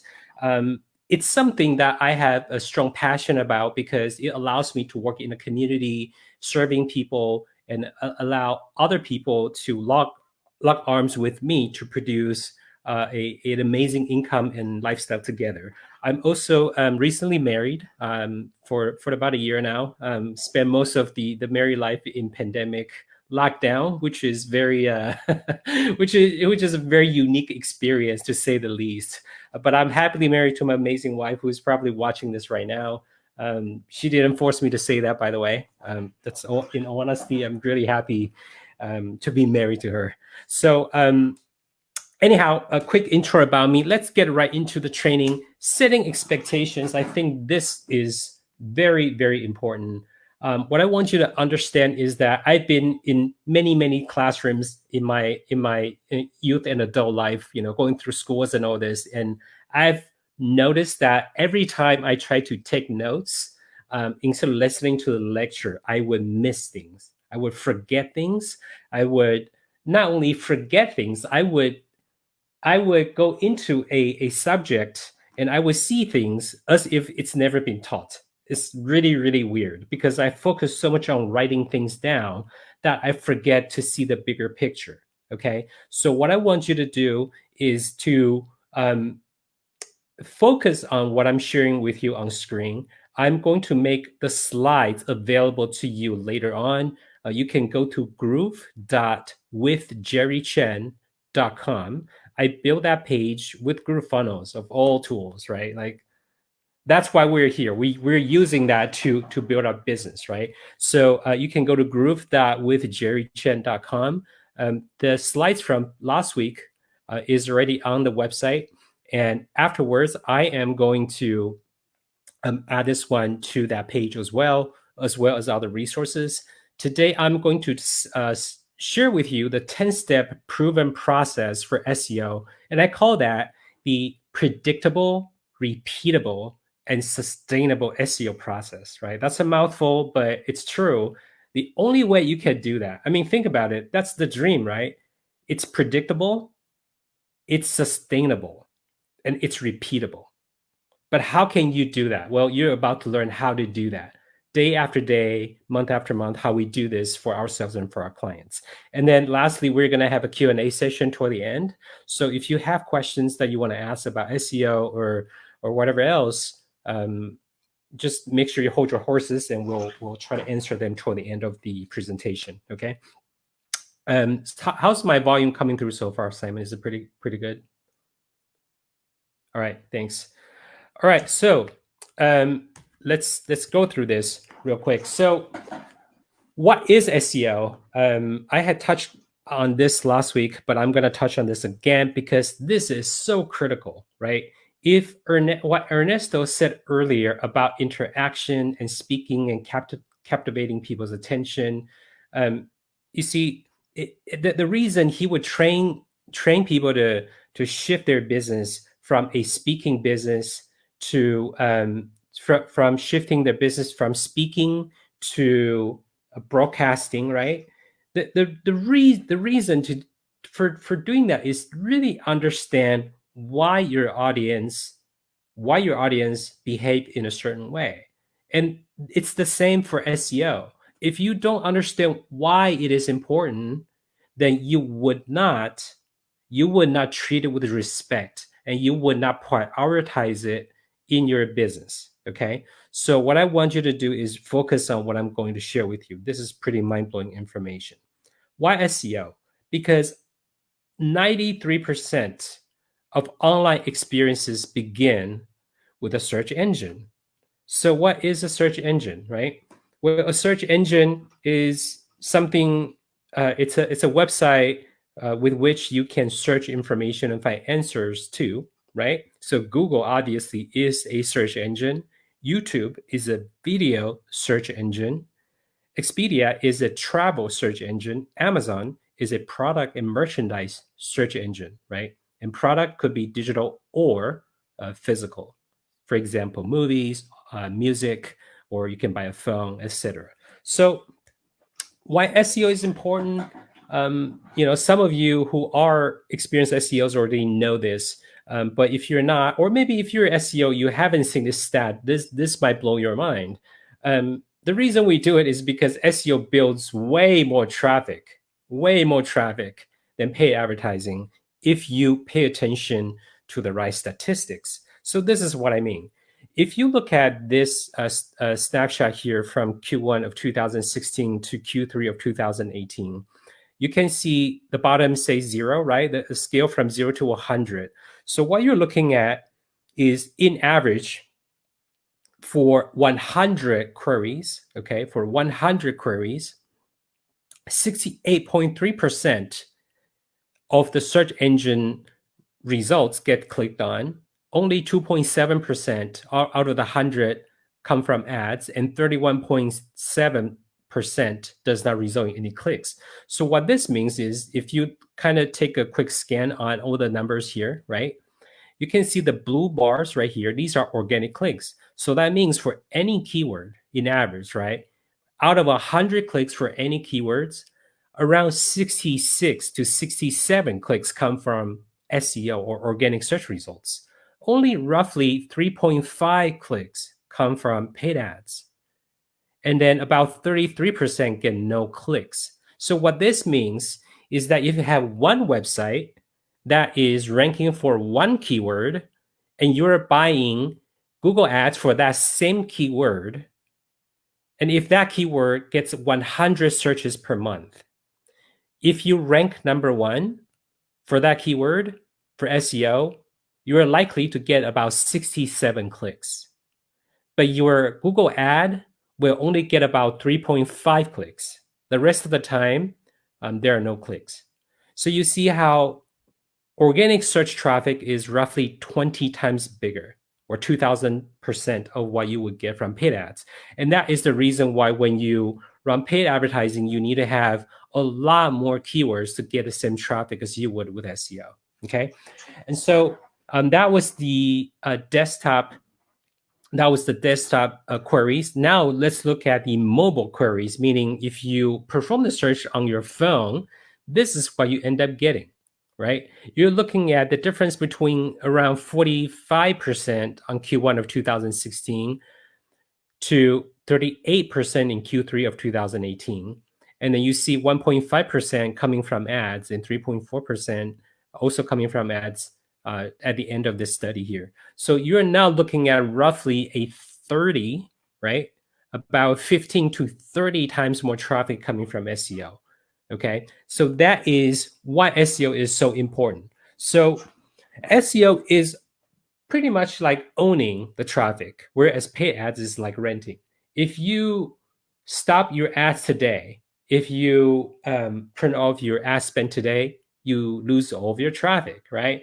It doesn't matter if you have a coaching business or financial investing or SaaS or whatever. If you're running ads and you shut off your ads today, then you lose all your traffic if that's your only traffic source. Whereas in SEO, if you rank for a keyword, you can't even turn off the traffic if you wanted to. Even if you delete your website, right? Google will still send traffic to the dead website, right? Why would you want to do that? But that's literally what happens.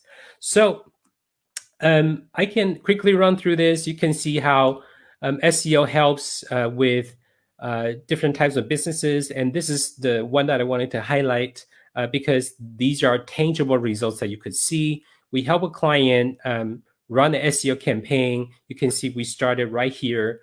You can see this right here. And then we started, I think, right around August or September of 18. And they're still with us today, but I just want to show you what happened in the beginning of our campaign that got them so excited to continue to work with us. So you could see it was trending upwards like that. And then right before they started with us, they were averaging around $15,000 a month in e-commerce sales for their e-commerce business. And this is strictly just from search, just from organic search, okay? So you can see this is $17,439 in revenue for the month of August in 2018.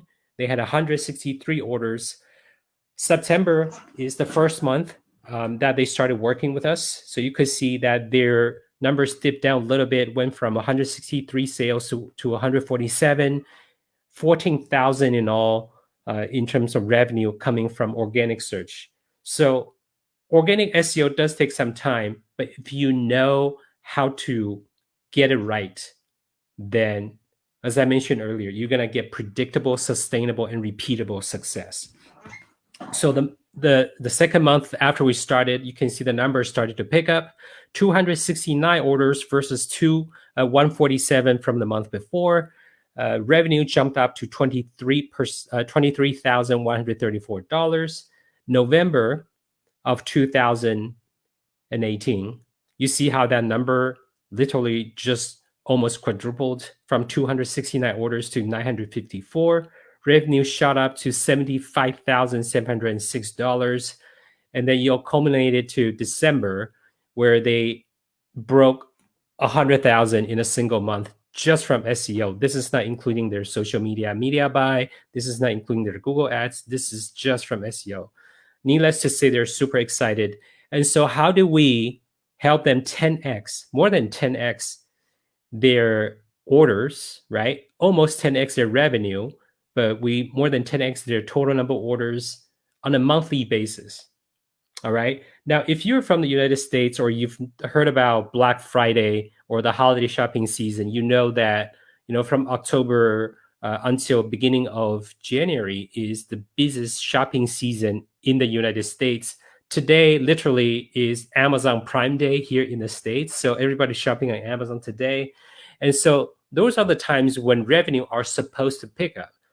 All right. And so naturally, as any legitimate smart business owner would ask, right? If you hire me as your SEO agency or SEO consultant or whatever, it would be legitimate for you to tell me that, hey, Jerry, I'm sure you're working hard, but how do I know that these results weren't because that it's the holiday season?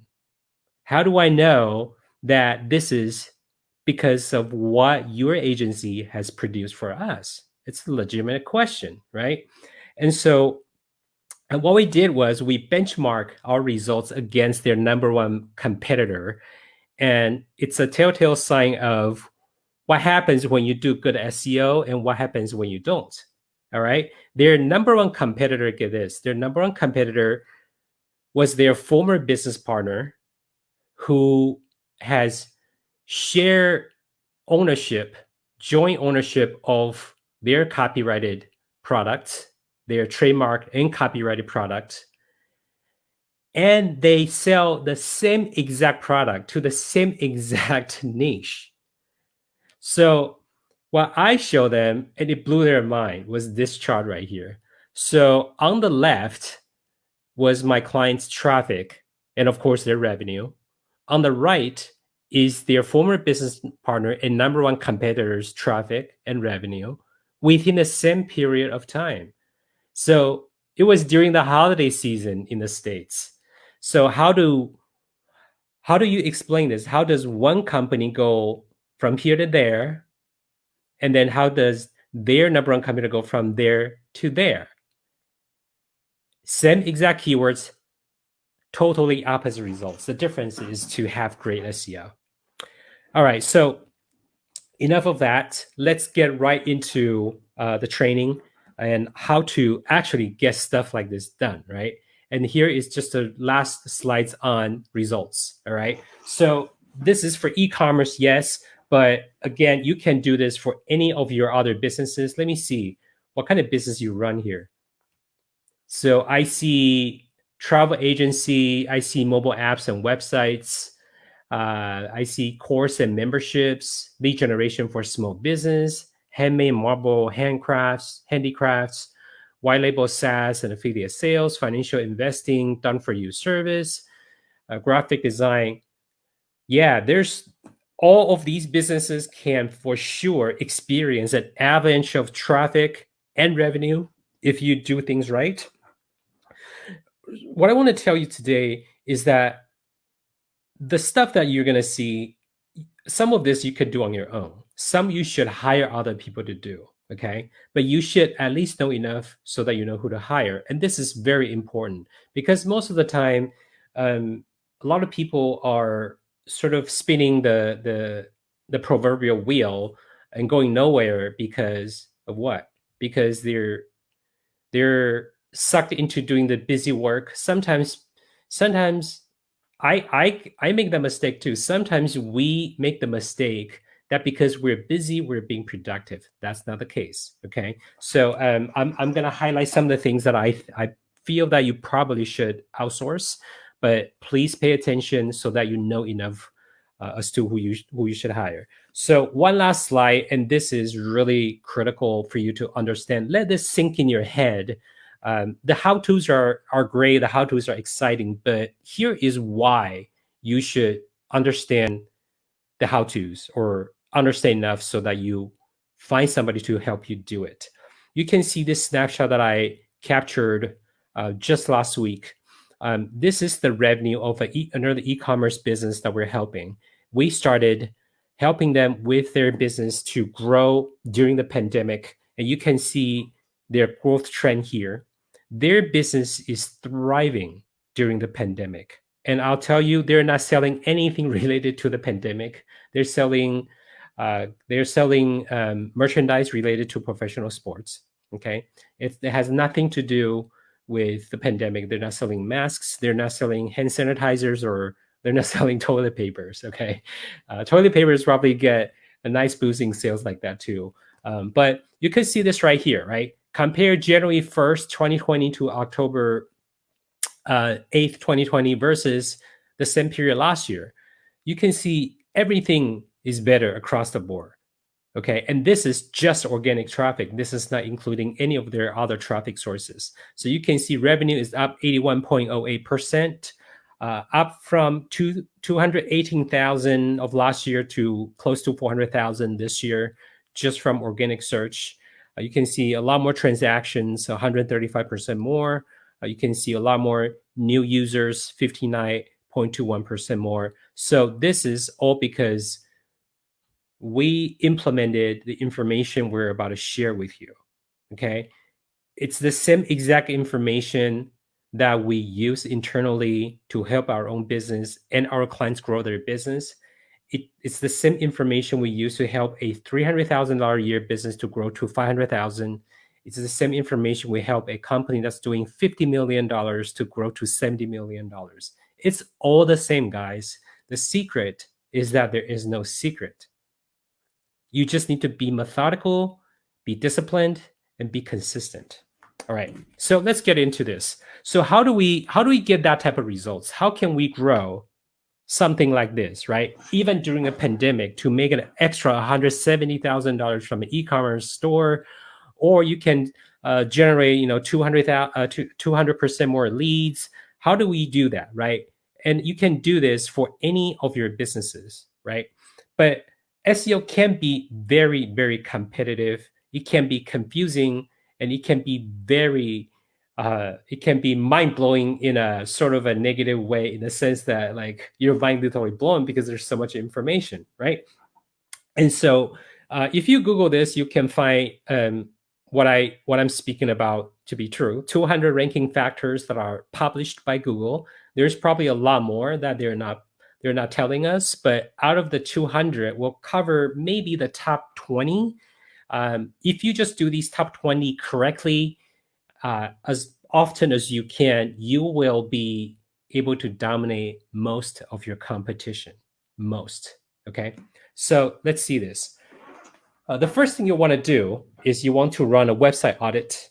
We covered this last week, so I'm going to do this real quick for you. If you didn't catch last week's session, I'm going to do a live demo for you right now. You can run a website audit using either Ahrefs, Screaming Frog, or Deep Crawl. Ahrefs has a free membership as well as a paid membership. The paid membership will allow you to do website audit and reconnaissance work and do spying work on your competition as well. But the free version allows you to do the audit on websites that you own.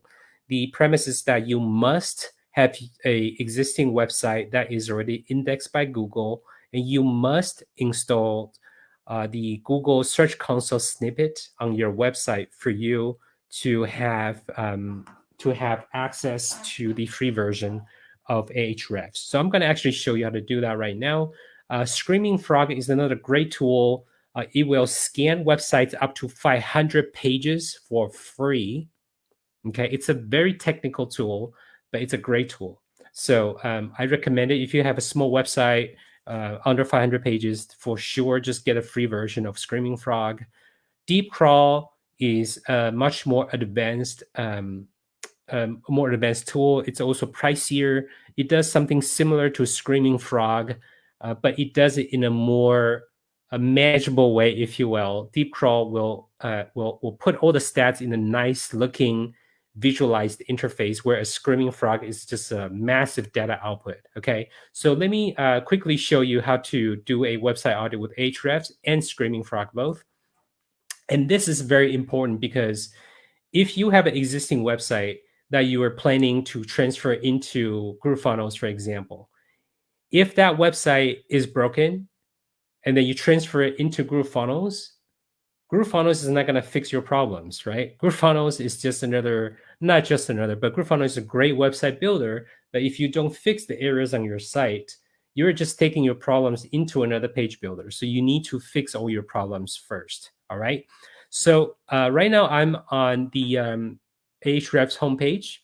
And if you want to follow along with me, you can actually do this too, okay? If you have an existing website, again, if you have an existing website and you know for sure you have Google Search Console integrated into your website, you can follow along with me right now.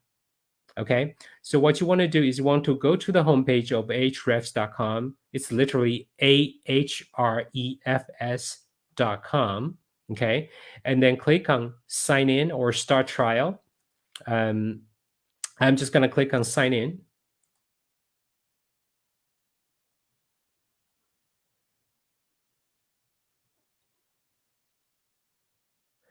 And then right after you get to this page, you can click on sign in with Google. So if you have Google Search Console installed on your site and you have a Google account, you can go ahead and just sign in with Google like this. And then I'm going to select my account.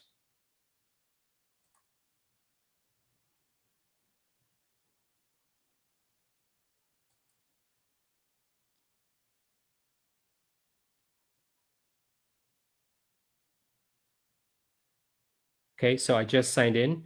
I'm going to select it's asking me to give some kind of feedback. I'll just say Google search.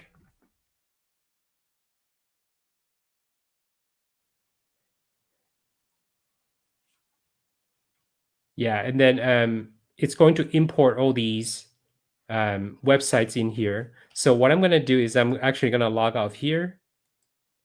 And then I'm going to sign in to, let's see, maybe I'll sign into a new account so you can see how to do this with me.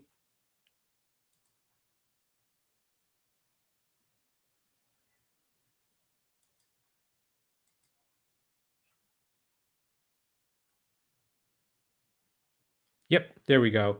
So what you want to do is once you sign in, I already have the website imported, but what you will do is you'll probably click on a new project.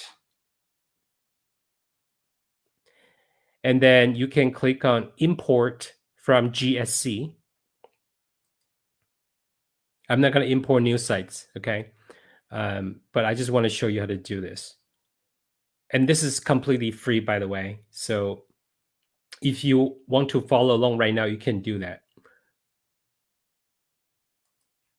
So select your Google account under which you have Google Search Console access. I would allow them access to this. And then I can then pick the sites that I want to import. Okay, I'm not going to import new ones, but I just want to show you how to do this. Leave. And then I'm going to show you what happens after you import it. It takes a while to run a website audit. So I'm not going to have you sit here for hours for the audit. All right, after you run the audit, you're going to get a health score like this right here. Okay, so what you want to do after you run the audit, it takes a little while. If you have a big website, it might take a few hours, so just let it sit. Click on the health score, and it's going to take me or take you to the site audit screen. And then now you see I have a score of 72. What you want to do next is you want to go to all issues,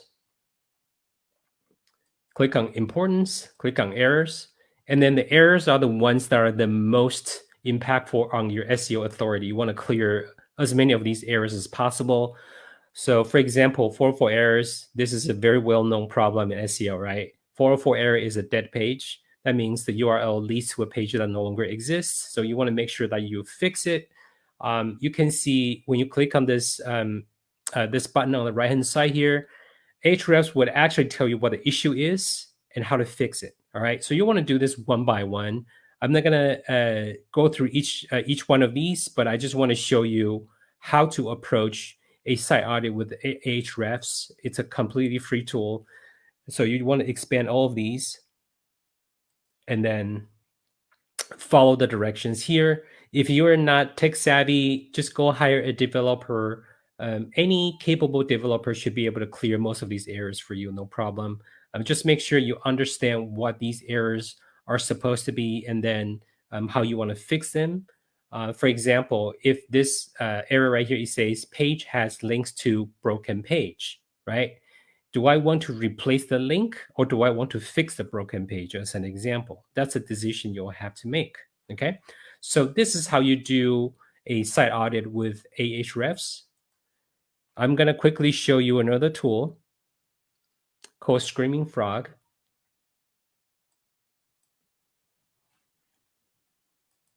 I think I might have accidentally deleted Screaming Frog. Let me see here.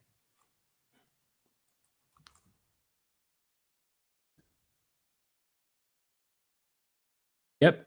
Sorry, guys. I accidentally deleted Screaming Frog, so no demo today.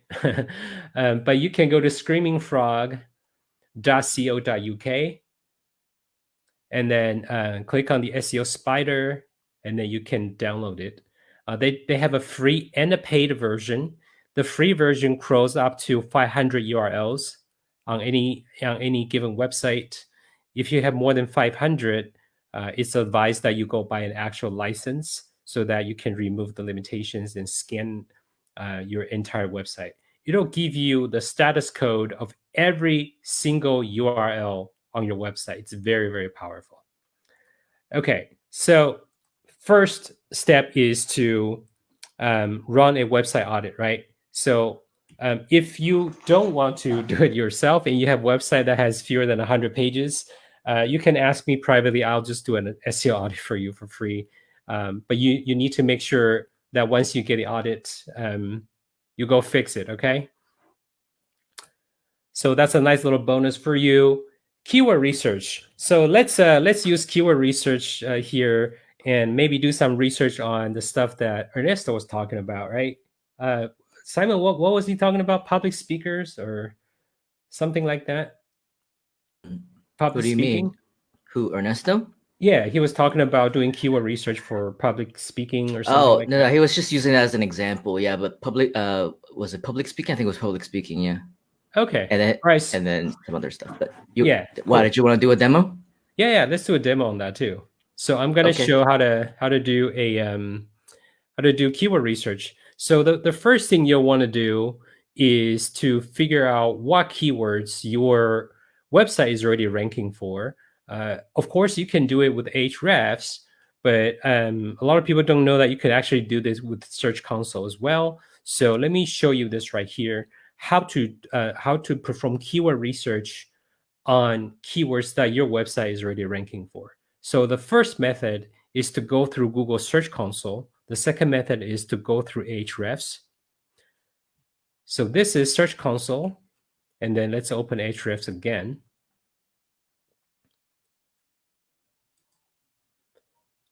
So once you're inside Google Search Console, what you want to do, it's loading up, taking a little bit.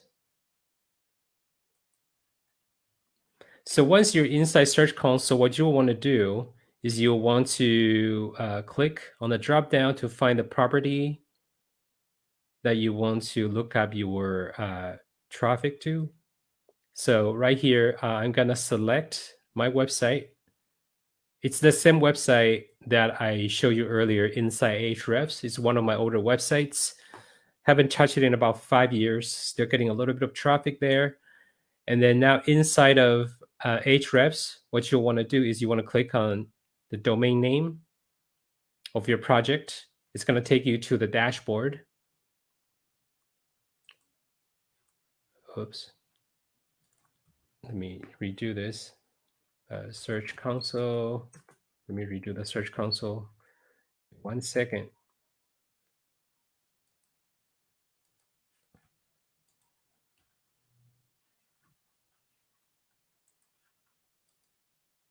So let me show you Ahrefs first.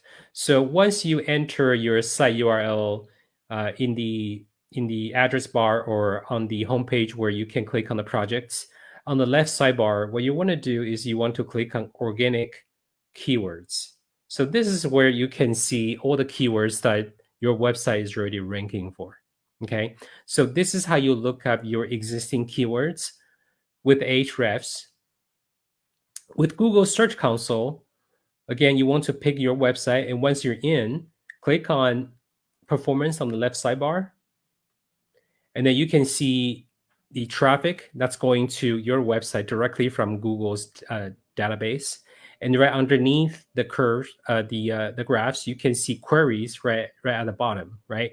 So you can see all these different queries. Queries are just keywords, okay? So these are the keywords for which your website is ranking for.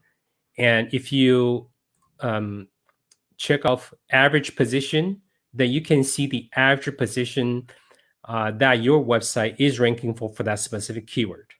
All right, I hope this is helpful to you. If this is helpful, just type in some comments so that we know that this is useful to you. And then you can also click on average CTR, which is click-through rate. So we're going to also talk about how to improve your click-through rate, because if you're already getting impressions right here, right? You've built a site with GrooveFunnels or whatnot, and you want to get traffic to it. If you write content and then you are getting impressions, right? The impression that you're seeing here is the same as any other traffic sources, right? This is just how many times you have been seen. This is not how many times people click on your listing in the search results. So as an example, this query right here, bhip reviews, received 55 impressions. That means it showed up 55 times in the search results. Out of the 55 times that this website was shown for that keyword, 10 people clicked on the search result. Okay, that's a high click-through rate. And so this is how you look up what keywords your website is ranking for directly from Google Search Console.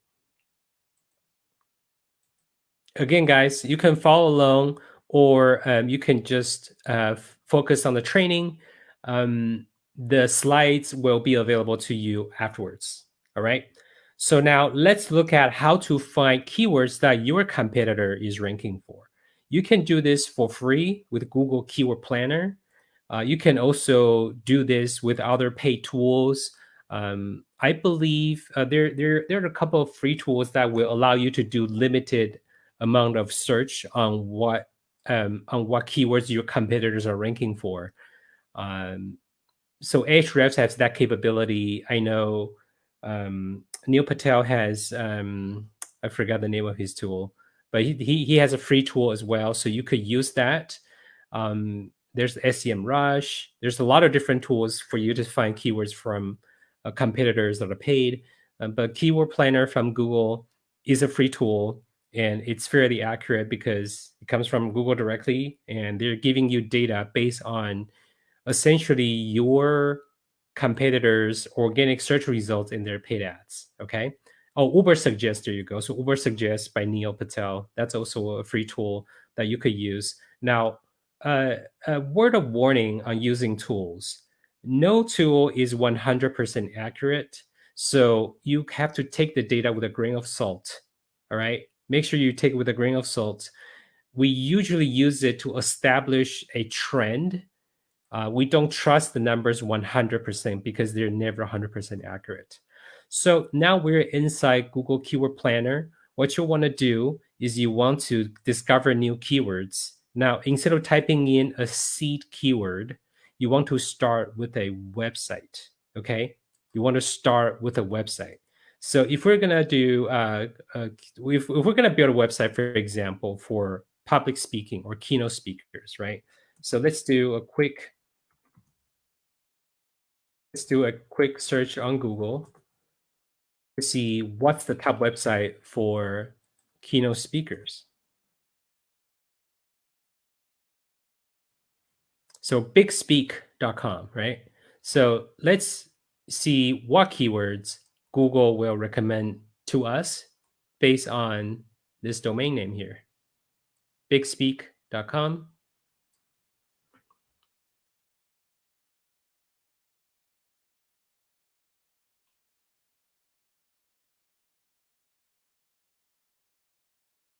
So just type in the domain name and then click on Get Results. Well, I have to select an account.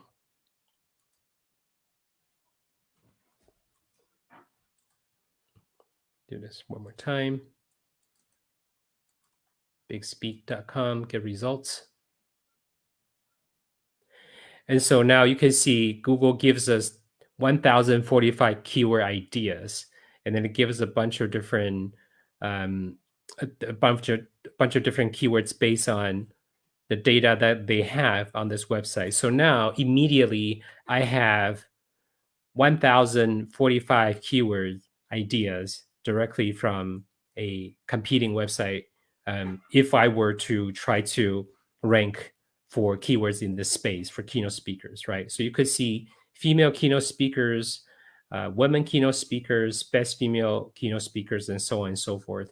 Now you notice that Google doesn't tell you the exact searches. It says average monthly searches, give you a really big range, right? Between 100 and 1,000. They used to give you the exact numbers, not anymore. So that's another reason why you sometimes want to consider using paid tools, because they'll give you the actual numbers rather than just the range. This range is really big, right? It's 10 times, right? The upper limit is 10 times bigger than the lower limit. So without seeing the actual numbers, you were very limited by how much exact traffic that you are going to get or you can estimate. Okay, so this is how you do keyword research with Google Keyword Planner. Now let's do the last method, which is to find keywords that your potential customers are actually searching for. So how do you do that?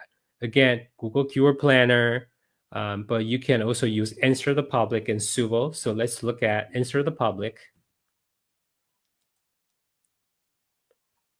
All right. So what Answer the Public does is that it allows you to enter a topic, and then it'll pull data from discussion boards, from social media websites that are not public, right?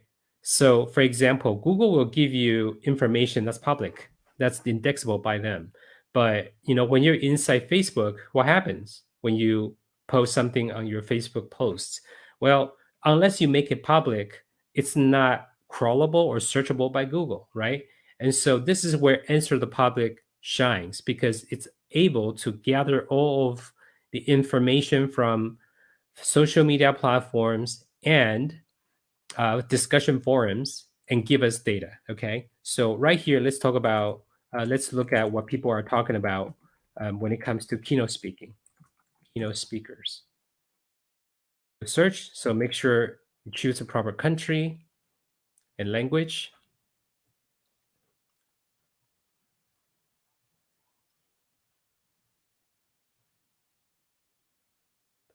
Okay, so let's see here. What questions did Answer the Public tell us, right? When do keynote speakers speak? Can you have two keynote speakers? Who are keynote speakers at MC? Is keynote speakers, what does that mean, right? Are keynote speakers paid? Why use keynote speakers? So this gives you so many good ideas as to how to produce content, because your content needs to produce answers, right? You need to produce answers that people are seeking. And so once you can answer people's questions, you're giving them what they want, right? That's how you get traffic, okay? So this is an amazing keyword and content topic research tool. You can go to answerthepublic.com and then just type in the topic that you want to do some research on, and then just look at what happens when you hit the search button, okay? So this is Answer the Public. The next tool I want to show you is called Suvo. What Suvo does is a little bit different. Suvo is the sort of the opposite of Answer the Public, right? So Answer the Public shows you something private. Suvo shows you everything that's public, okay? So you can see Google as a search engine has queries related to your main topic, right? Amazon is a search engine as well. Yahoo, Bing, eBay, Buy.com, Overstock, YouTube, Answers.com, Wikipedia, all the same. So now if I just type in keynote, you see it does this in real time. Keynote speakers. And so now you get to see all the suggested keywords from all of these different search engines.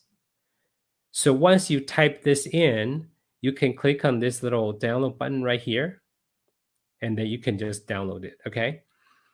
So this is how you can do keyword research based on a seed keyword or topic. The previous methods were looking up keywords that your website is currently ranking for, and then we showed you how to find keywords your competitors are ranking for.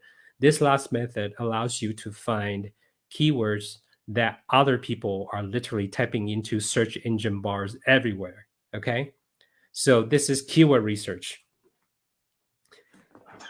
And then after you're done, make sure you download all of those keywords, compile them. You want to sift and sort them based on how you want to use them. And for the rest of the training, everything should be based on your keyword and market research. It is very, very important. If you do not have a properly researched niche, then it's very likely that you will end up getting traffic that does not convert. As an example, I run an SEO agency, right? But if I keep posting about paid advertising, right? I keep posting about social media. I keep posting about solo ads or whatever other traffic sources, but SEO. I'm going to get a whole bunch of people who may not be searching for SEOs coming to my website. And what's going to happen is that they're not going to buy my product or service. All right. If you have a consulting business, you want to post about the topic that makes sense, that's important to your audience, right? If you have a SaaS product, right, you want to make sure that you have great reviews on G2 and Capterra, all these kind of stuff, okay? You want to make sure your content is relevant. So the keyword research part, I know I took a little bit longer on that part, but it is critical because it affects everything else that you do in SEO, okay? So number 3, you want to create the ideal site structure. This is also very important, and your site structure will be built based on your keyword research. It's critical, so I'm going to show you. The first thing I'm going to talk about that I've never seen anybody else talk about. So I'm going to just kind of let the cat out of the bag, so to speak. We do this for clients. We never really teach them this. Okay, so this is called the power of the URL. Okay, we assign different scores to different parts of a URL.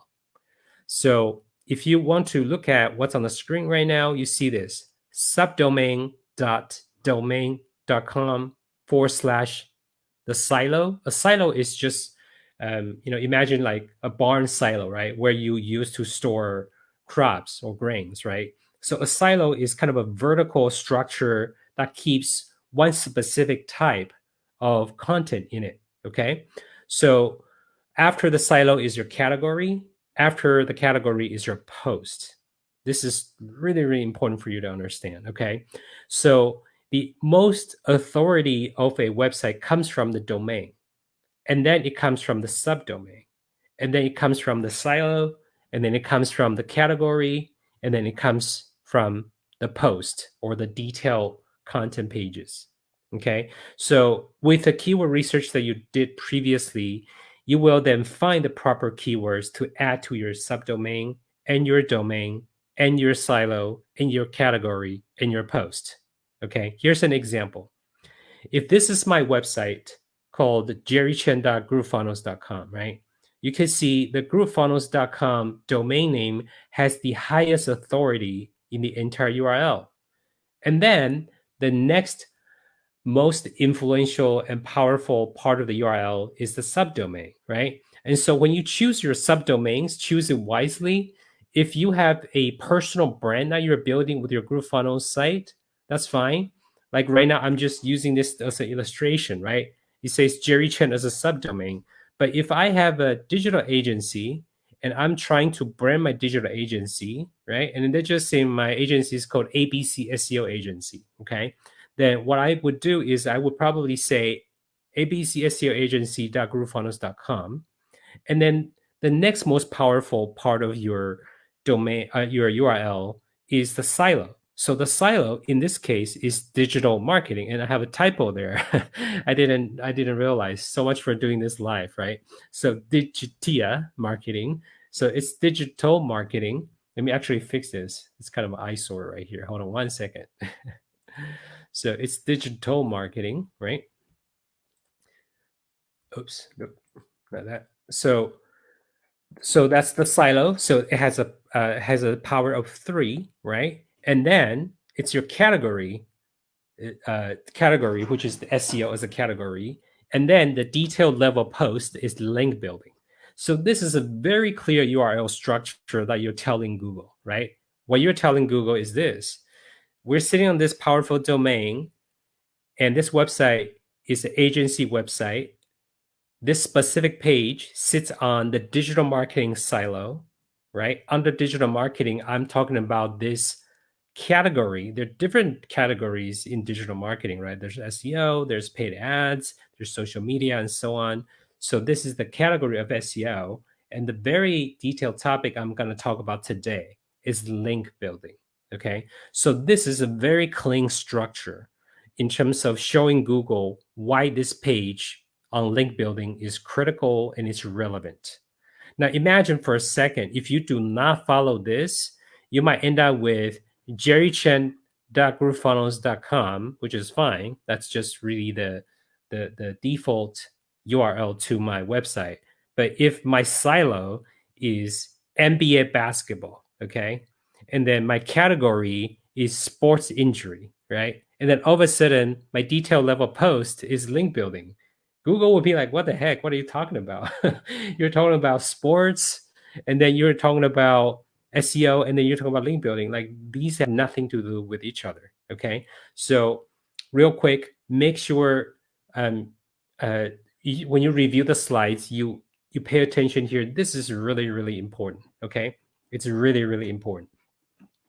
Use all the keywords in everything you produce on your website. It's going to pay huge dividends down the road. I know this is really kind of too much in the weeds sometimes, but you got to think about the why, right? You want to have hundreds of thousands or maybe millions of dollars in revenue coming to your website strictly from organic search. Then you need to pay attention here.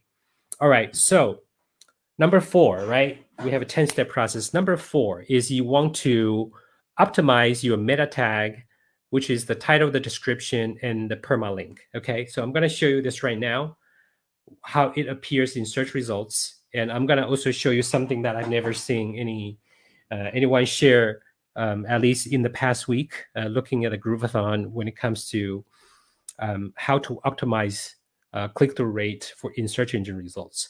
So the meta title and description, these two meta tags are pretty much probably some of the most important attributes of a website that you can spend time on. In fact, I would say you should spend 75% of your time, on top of building the actual content. The rest of the time, spend 75% of your time thinking about what you want to say on the title and description. Because if you don't have a good title or description, people are not going to click on your search results. And if people do not click on your search results, guess what? Doesn't matter how good your content is. Doesn't matter how good your offer is.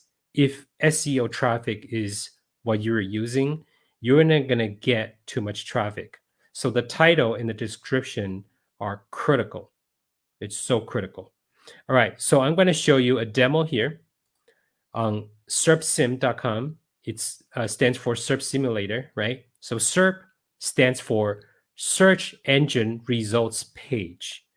Okay, so SERP Simulator is Search Engine Results Page Simulator. It allows you to see how your title and description would appear in search results. So why don't we do it this way? Let's just type in bigspeak.com, right? That's the website that we were looking at earlier. We're going to fetch your title, URL, and meta description right here. Okay, so this is obviously optimized. How do I know? It's because you don't see the ... dots after the last punctuation there, right? So I'm going to show you an example of a title and description that are not optimized. So if we type in keynote speakers again, so this page right here, this is not what they intend to rank for, but this one is not optimized. It's on the same website, but you see this is not optimized. So you see the ... That means whatever is after the word "and" is truncated because they did not optimize it for the total number of characters allotted by Google. Okay, so you can see all these ... dots, these ... dots, right? So if you have to go longer, I recommend that you put the most important part of the description in the beginning so you make sure that people can see it. You can see this title and description here is very much like an ad that you're seeing on Google search results, right? So you can see this ad title here and an ad copy right here, right? So effectively, your meta title is your ad title. Your meta description is your ad copy. So you want to spend a good amount of time thinking about what you want the title and the description to say, all right? And so this right here, we can add rich snippets. So if your website has the capability to add its own rich snippets, It's just a piece of code that allows certain attributes of a web page to show up in Google search results. In this example, it shows the reviews, right? So reviews do get a ton more clicks. It's really great for your click-through rate, okay? So if you can get these kind of snippets installed on your web pages or websites, make sure you do it. So there it is for title and description. Now I'm going to show you something very interesting and different that I've never seen anybody share here. So we actually do split testing on meta title and descriptions. So you can see this post right here, and you can see the obvious difference in the click-through rate, right? The click-through rate went up by 23% after 15 days. So what did we do different, right? You see the description is exactly the same. But what we did was that we changed the title and then we did a test. And this title ended up giving us 23% more click-throughs. So this is why you'll want to make sure you spend time thinking about this, and then you want to optimize the title and the description, okay? And so this is very easy to do. You don't really need to pay for any tools. We did because we like to save time. But if you are on a shoestring budget and you want to do split testing on your own, all you have to do is you go to Google Search Console, right? You download the data of the queries, and then also the pages that are getting impressions but fewer clicks, okay? Because click-through rate is nothing more than clicks divided by impressions. So if you have pages that are getting a ton of impressions, but very little clicks or no clicks, then what you want to do is you'll probably want to change the meta title or the description to see how it affects your click-through rate, okay? So make sure you do that. If you can afford to, then invest in a tool that can help you do that so that you can save your time to do other stuff. Number 5, on-page optimization. If you have content sites, you want to write unique, relevant, and clear page titles. This is on-page optimization, right? Clear page titles. If you have an e-commerce website, you want to make sure you write very unique, relevant, and clear product description. Now, notice I say unique. This is probably one of the most important things in SEO that a lot of people overlook because they just get lazy, especially when it comes to e-commerce, right? If you have your own e-commerce store with your own unique products, that's great. But if you use a vendor that has a product feed that allow you to connect your, say, Shopify or your WooCommerce store to their product feed and import their product descriptions directly, don't be lazy and just use what they give you, okay? You need to write unique product descriptions. That's what sets you apart. That's also what's going to cause you to rank. And again, you also want to sprinkle the keywords that you work so hard to do research onto the content that you're writing here, all right? And then you want to optimize the header tags, the H1, H2, H3s, which tells Google what content your page is about and what's the most important part of the most important topics on the page, so that assign the proper authority score to the content you're producing on your site. Next is image optimization. What you want to do is you want to optimize your image file name and alt text. Again, you want to use the keywords that we shared with you earlier and use that to name your files. Okay, so your image file name is very important. I'm going to show you an example. So for my website, right, if I go to, let me just go to Search Console. I'm going to show you an actual live example.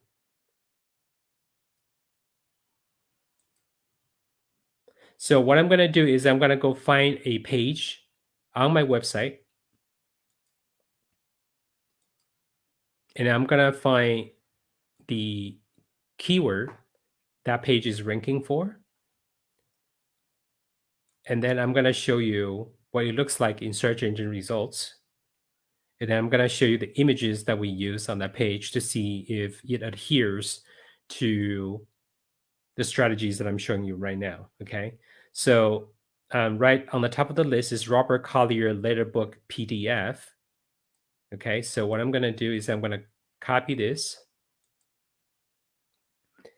And then, guys, I just want you to know, last week I showed the same example, the same exact keyword for the same exact page. And we were on page 2 of search results. And I made one little tweak to see if the search placement would improve. So let's see if it actually improved. So we're going to go to Google. And then we're going to search for Robert Collier Letterbook PDF, right? Hit enter. Now on page 1. Let's see. Oh, right here. We're on number 13. I think it's still at the same place. So this is the page that I built. Oh, you know what? I did not. I said I was going to update the page, but I didn't update the page. So, oops. So there it is, right? So this is the page that I built for Robert Collier's Letterbook. And there's not much content here. All I did was I listed the table of contents of this book and then put an image there and allow people to just come here to download the book directly. Since we're on the topic of image SEO, so let's look at how I name this image and then what I use as the alt text for the image. So right there, this image file name is Robert-Collier-Letter-Book, right? So that's a keyword optimized file name. And then if we look at the source code, look at the alt text, you can see for that image, the alt text is Robert Collier Letterbook. Okay, so that's a properly optimized image file name and a properly optimized alt text. Now, you don't necessarily want to use the same keyword over and over on all the images because I only have one image on this page, so this is okay.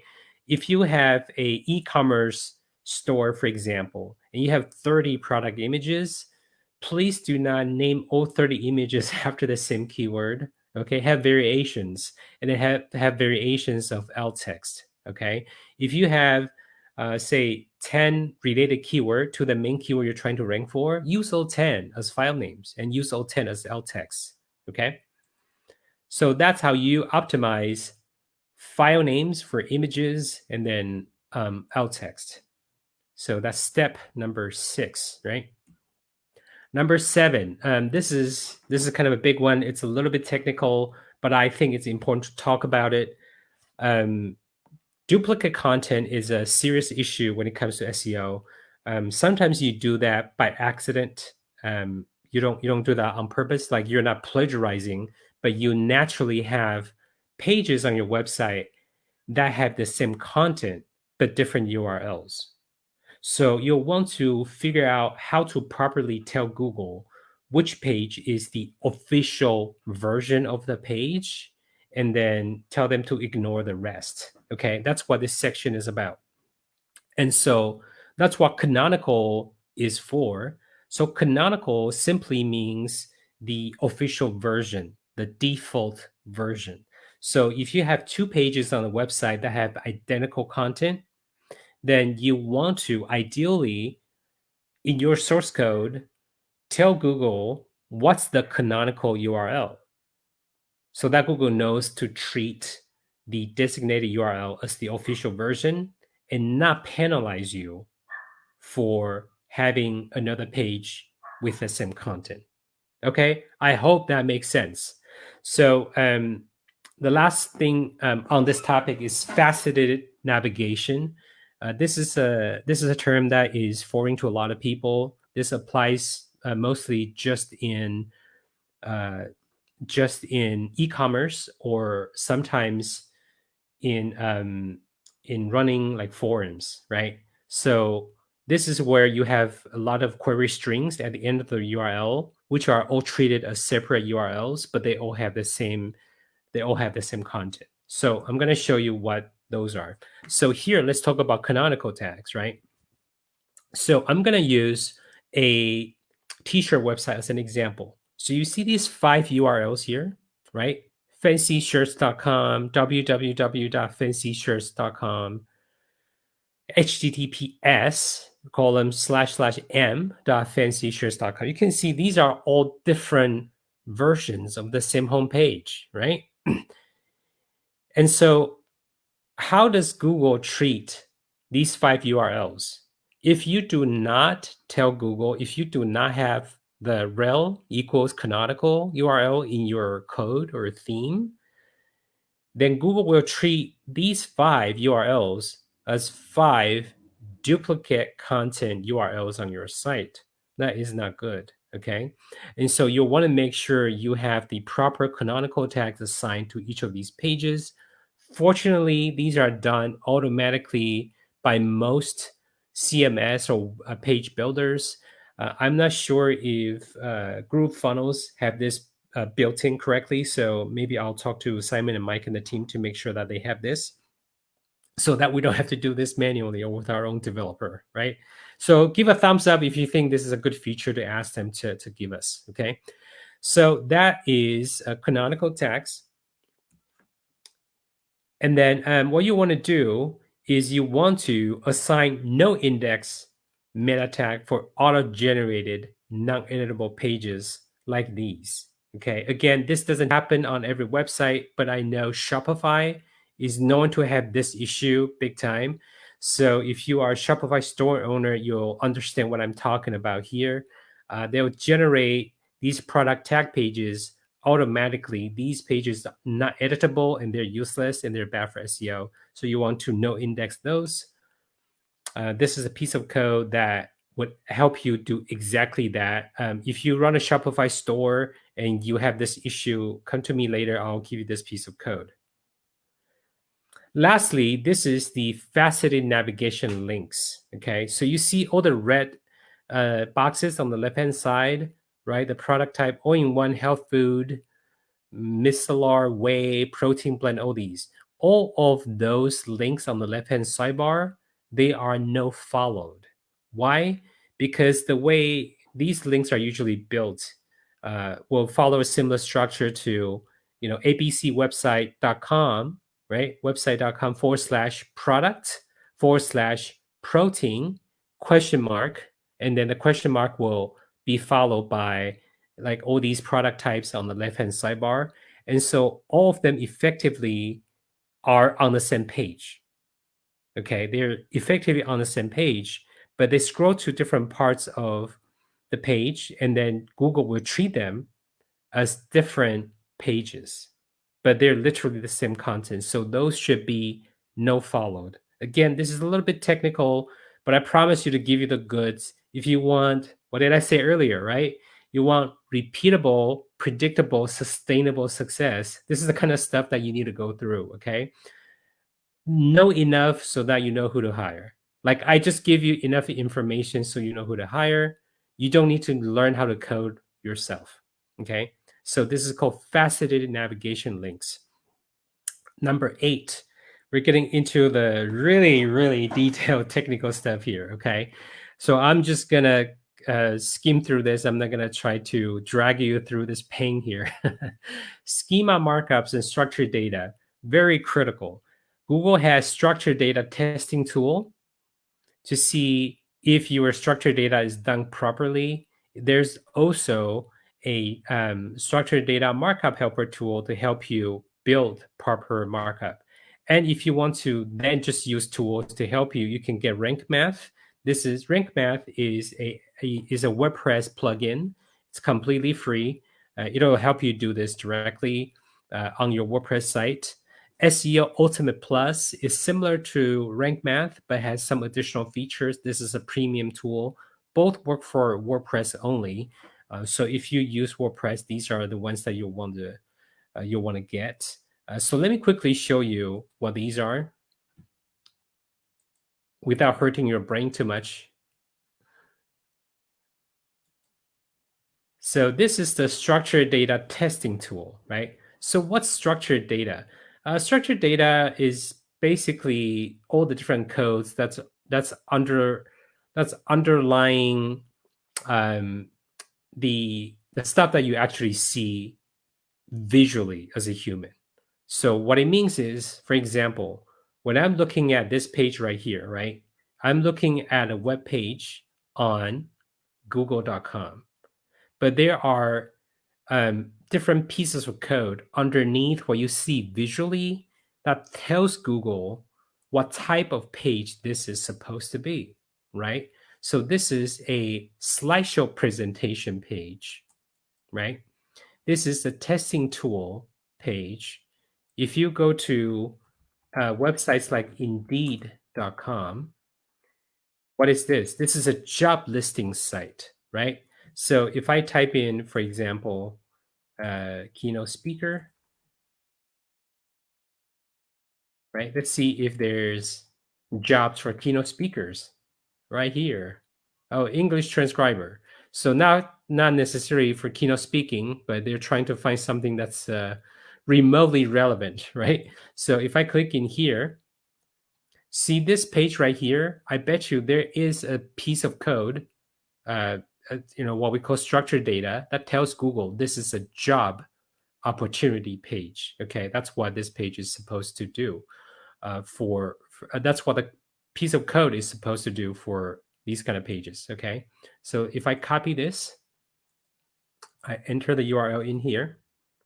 Let's see what Google tells us here, right?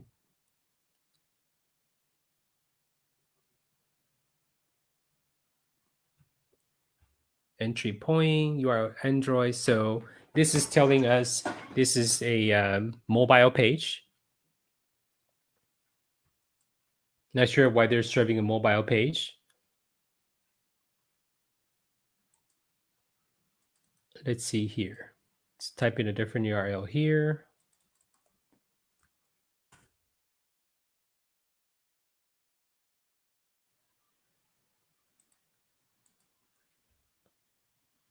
Action. Let's actually type in, let me, not sure how these are built. So let me actually type in an e-commerce page, for example.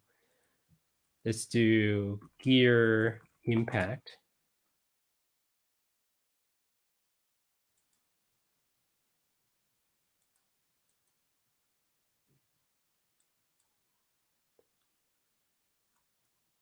Oh, got this wrong. Actually, let me see.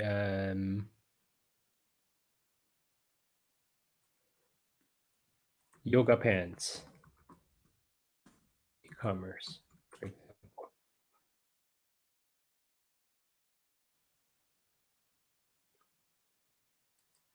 Okay, so here is a random website that we found. The e-commerce site. So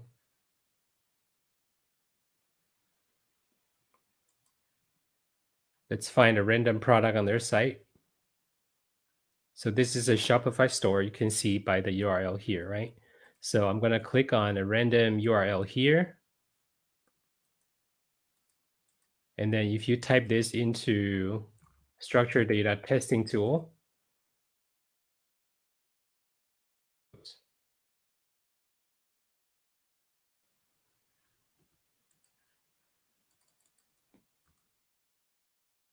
run a test.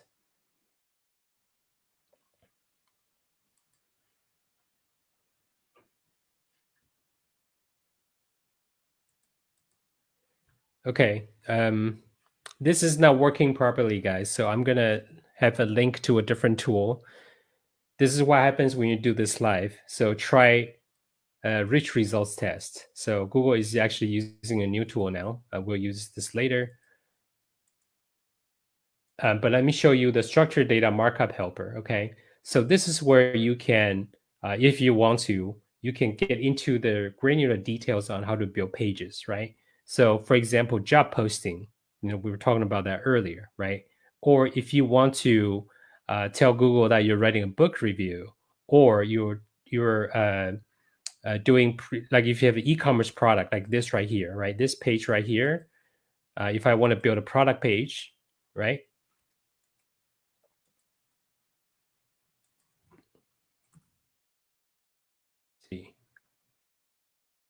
start tagging.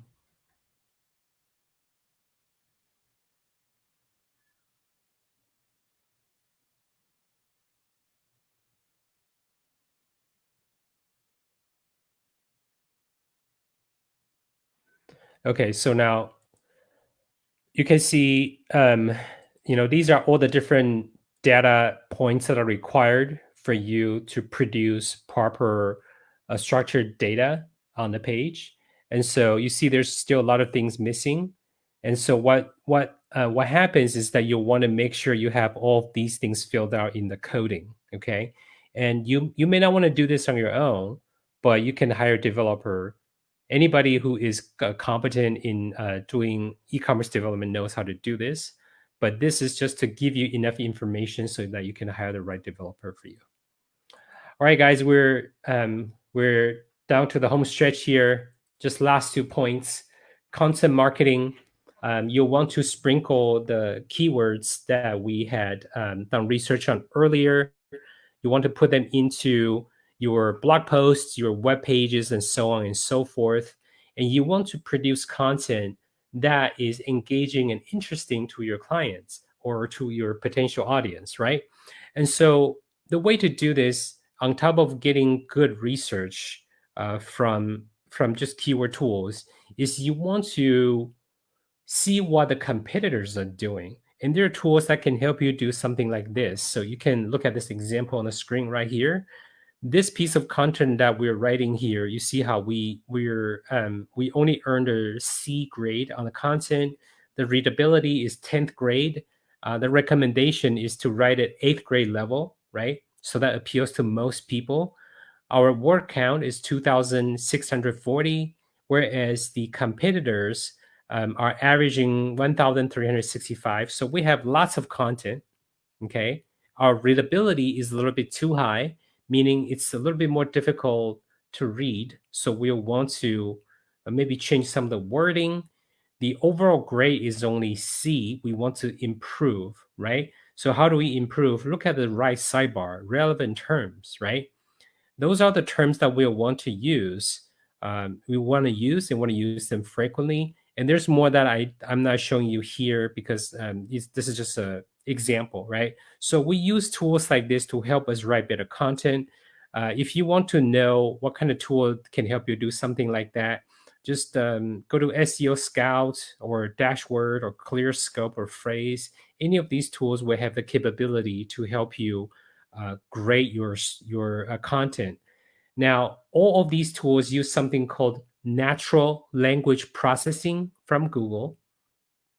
That is the same exact algorithm Google uses to process and decipher how queries are being used by users into search engines. So these tools use the same tools that Google uses to produce and present search results. And we want to use the same tool to help us analyze what makes sense to Google, because what makes sense to Google is what is going to help us rank better. Okay, so these are the tools that you could use. Content marketing is definitely the big one there.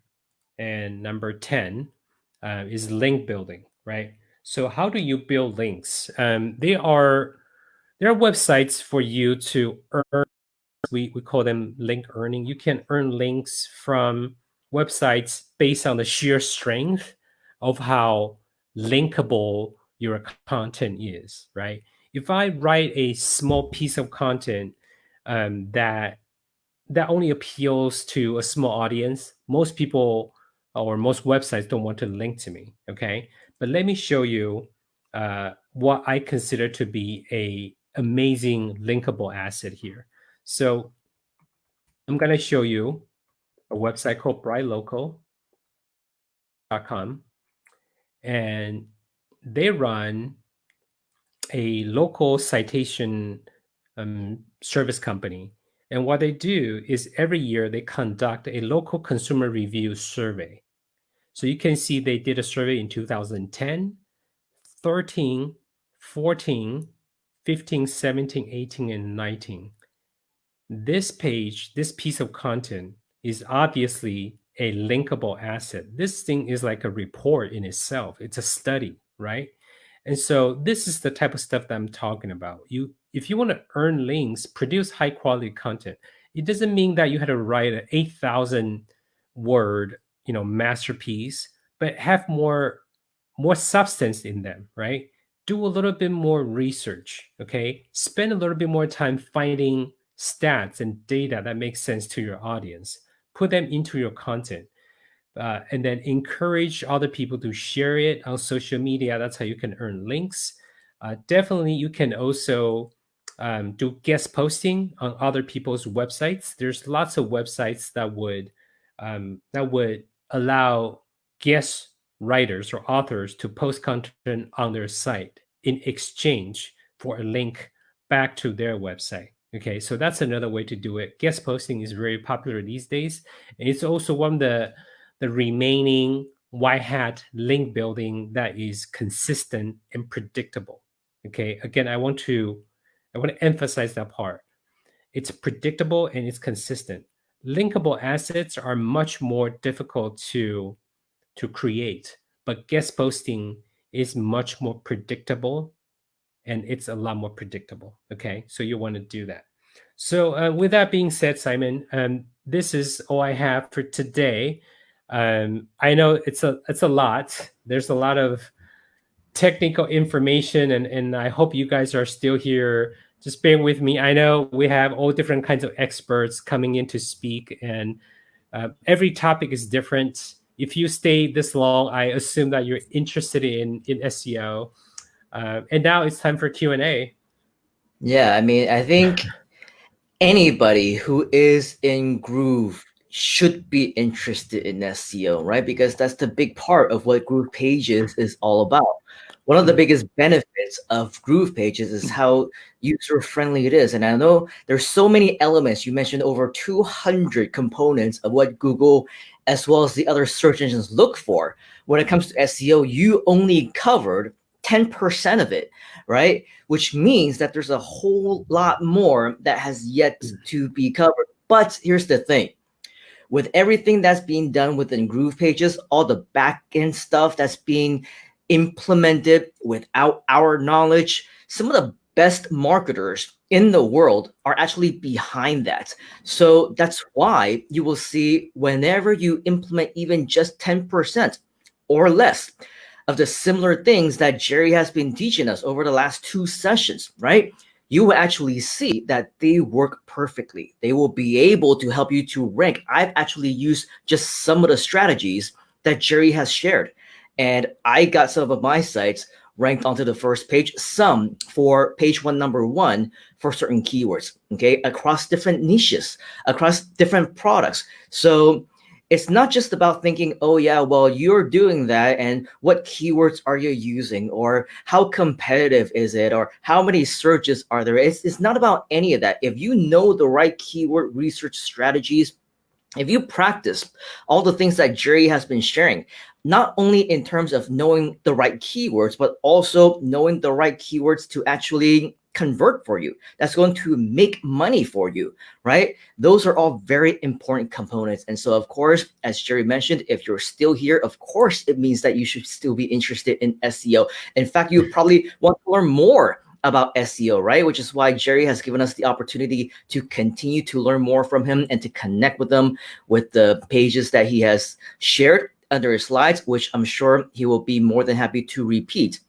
for you later on. But as of course, Jerry mentioned in the last several minutes that we have left with him, we want to get some Q&A. So if you have any questions for Mr. Jerry, now is the time. Okay, so put a Q in front of your questions so that in the sea of all the different comments, we will be able to help you identify those questions and answer them. If there are any questions that you see, Mr. Jerry, that you want to answer, you can go ahead and click on that. And then we can, whoops, there it is. There's Mr. Ernesto. We can answer them, okay? So, on the, yep, so it looks like, screen. why don't we, where are you pulling up some page over there? Yeah, so this is where the slides is going to be. And then I want to, okay, yeah. I see people asking where it's going to be, and because it wasn't, I guess it wasn't there last week or something, so I want to make sure we have it. So it's on groove.withjerrychen.com. And I think I had up with jerrychen.com. I'm just typing it in so that we can highlight it for all to see. Okay, there's the page. And then I need to update that page to make sure it has the proper links in them. So as you're looking for additional questions, Simon, let me actually just show people how I'm updating the page in real time. So let me reload. Actually, hold on. I'm going to show my login here. 1 second. Oh, this is all done with GroovePages, by the way, in case you don't already know. So this is pure example of power behind GrooveFunnels. Actually, guys, let me show you the power of GrooveFunnels. So on the left, you're seeing groove.withjerrychen.com, right? On the right, you're seeing the dashboard, the behind the scenes admin area. So I forgot to hit the publish. So you're still seeing the previous version of the site that I built. It was not done correctly. This one is. So let me click on publish. That's probably why you couldn't find the links. So I'm going to click on publish here, and I'm going to refresh right here. Right there, with just a click of a button, I have a brand new website right here. So guys, this is the link to last week's session, right? You can see actual slides from Grooveathon, session 1, free instant access. I think Simon just killed a mosquito or something. Live TV, folks. This is what happens when you got a bug in your face. You can't pause the video or anything, right? Yeah, man. Man, like there's no fly resting on my hair, right? Oh, that would be that would be a meme. Yeah, that was funny. So guys, groove.withjerrychen.com. I'm gonna put the slides from today there as well, but you can see the slides from last week. This is what I ask. I allow you to see the slides, but you cannot download, you cannot copy, but you can see the content, okay? Because there's some copyrighted materials on the slides that I can't have you have a copy of it, but you can see the content there. Just so that you're aware. You can take screenshots if you want, but you know, that's if you know how to do it. If you know how to do it, that's fine. But you can see all the content of the slides there for sure. And this is just a quick demo of how I use GroovePages to build this literally within about 20-30 minutes. Pretty easy to use. Even the top experts in the world is using GroovePages. So what are you waiting for? And why not spread the word, spread the love, share this with your friends, family. You're not selling anything. You're doing them a favor. You're not promoting, you are helping them. Even the top experts like Jerry in the super competitive world of SEO, he is using GroovePages. He also upgraded. In fact, he upgraded with MyLink, right? So we're actually partners in this as well. But in the last few minutes that we have left, let's try to go through a couple more questions so that we can bring as much value as possible.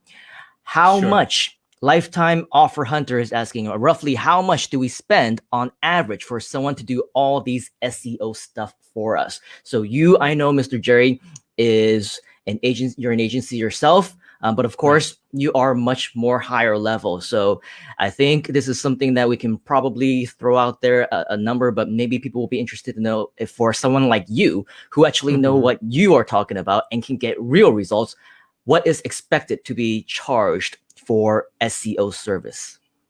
Sure. So last week I had touched on, because I'm a US based agency, the rates is for mostly US clients. If you're in other parts of the world, it would be different. For our agency, we bill $2,500 a month as a baseline retainer, regardless what kind of business the client is in. But the amount of work can be more or less, right? So sometimes people think about that number and they say, you know, that's a lot, or maybe they think that's a bargain, depending on what you want to do. Here's what I mean. If you run Amazon.com and then you come to me and you want me to do SEO for Amazon for $2,500 a month, you're out of your minds, right? And so it's a very broad question. 2,500 is the minimum retainer for agency clients. Depending on what kind of business that you have, you may or may not want to go the agency route. I also offer consultation for clients that may have their own team already, or they just want to do things on their own. I hold nothing back, just like I already shared with you in the last week and this week. The only comment that I got from people that's anything close to negative is I share too much and their head hurts and they don't want to do it themselves anymore. If that helps. So if you were if you're a do-yourselfer, like you want to do it yourself, and you do want people to actually consult with you to give you the goods and give you a blueprint, then we can talk privately. It's not going to be a retainer or anything like that. It'll be tailor-made to your needs. And I guarantee you'll be happy with the results if you implement, but you have to implement, okay? Yep, and just like JT says, from Singapore, it looks like a lot of information to consume, right? And yeah, that's the way it is, man. SEO is a lifetime of education. You cannot sit, even if you learn all 200 elements from Mr. Jerry, the thing is, things will evolve. And I don't like to say change because it doesn't really change, it improves. So there's different things, different strategies that we will continue to implement over time as well. So it's a lifetime of continued education, folks. Jeeves is asking, what tools do you use for SEO? I use a lot. So maybe you can elaborate what type of SEO tools you are referring to. Is it for keyword research or whatnot? I'll give you a whole bunch that I use. So we use Google Analytics. We use Google Search Console for sure. We use Google Keyword Planner. Those are the Google suite of tools that we use. Sometimes we use Tag Manager, but we usually just use Analytics. If you're talking about specific for SEO only, we also use something called Super Matrix. It's a different tool that a lot of people probably don't know about. It allows us to tie data from different sources into the same pipeline, and then we can then do a lot of analysis on it. We use Ahrefs, we use SEMrush, we use SERPT. I mean, I can go on and on. There's a lot, right? Yeah. We use Screaming Frog, which I showed you earlier. We use, believe it or not, our best SEO tool is Google Sheets. We built custom formulas in Google Sheets to automate a lot of the stuff. So I'll give an example. We pull data from Google Analytics for hits on the website. We pull data from Google Search Console for keyword impression and click data. And then we pull data from Ahrefs for backlink count and referring domains. We pull keywords from SEMrush because they have a better content and keyword engine. And then we use Super Matrix to tie all these 4 different traffic sources, or these data sources together to formulate a comprehensive report. So we see a really nice, clean snapshot of what's happening to every single URL on every single site that we analyze. Right. Awesome. So cool. As we close down on this session, one thing that I believe everybody has on their mind is, of course, for Mr. Jerry, there's so much that they have been able to learn from you over the past 2 sessions in your intro. We also know that you are an expert in not just SEO, but you also do many other things. You have your own agency. That's an entire business model that you can probably go on for hours and hours just to discuss, right? But here's the thing, not everybody here are interested in becoming agencies, right? Not everybody here is interested in creating an additional business model, which they're not so familiar with. But what they are interested is yet another, I believe, a huge advantage that you have regardless of what business model you get into, and that's your skill of sales. and your skill of not only having the background of being the top salesperson in a lot of different companies, but also in very competitive business models, such as network marketing, multi-level marketing, and really got featured into the big stages with over 10,000 people, from what I understand, just because of your performance in those kinds of environments. And so what I think many people, just like JT is asking, right? Are you going to be back? Will you mind coming back again, maybe going beyond SEO now? And for us to learn how we can leverage your sales skills, your knowledge on the ability to close, and perhaps leverage on the whole GrooveFunnels opportunity of the 2-tier affiliate program. Would you mind coming back and sharing more with us about that? That's the first question. And if so, when are we going to see you again? Absolutely. As I shared last time, if you guys were here, in a way, I feel I owe it to Mike Filsaime, even though he doesn't really know who I am.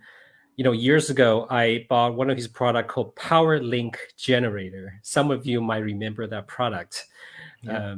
And that product really propelled my direct sales network marketing business to new heights, because I was able to bring in tens of thousands of personal sales, enrolling up to 150 brand new personal customers a month for like 19, 20 months in a row.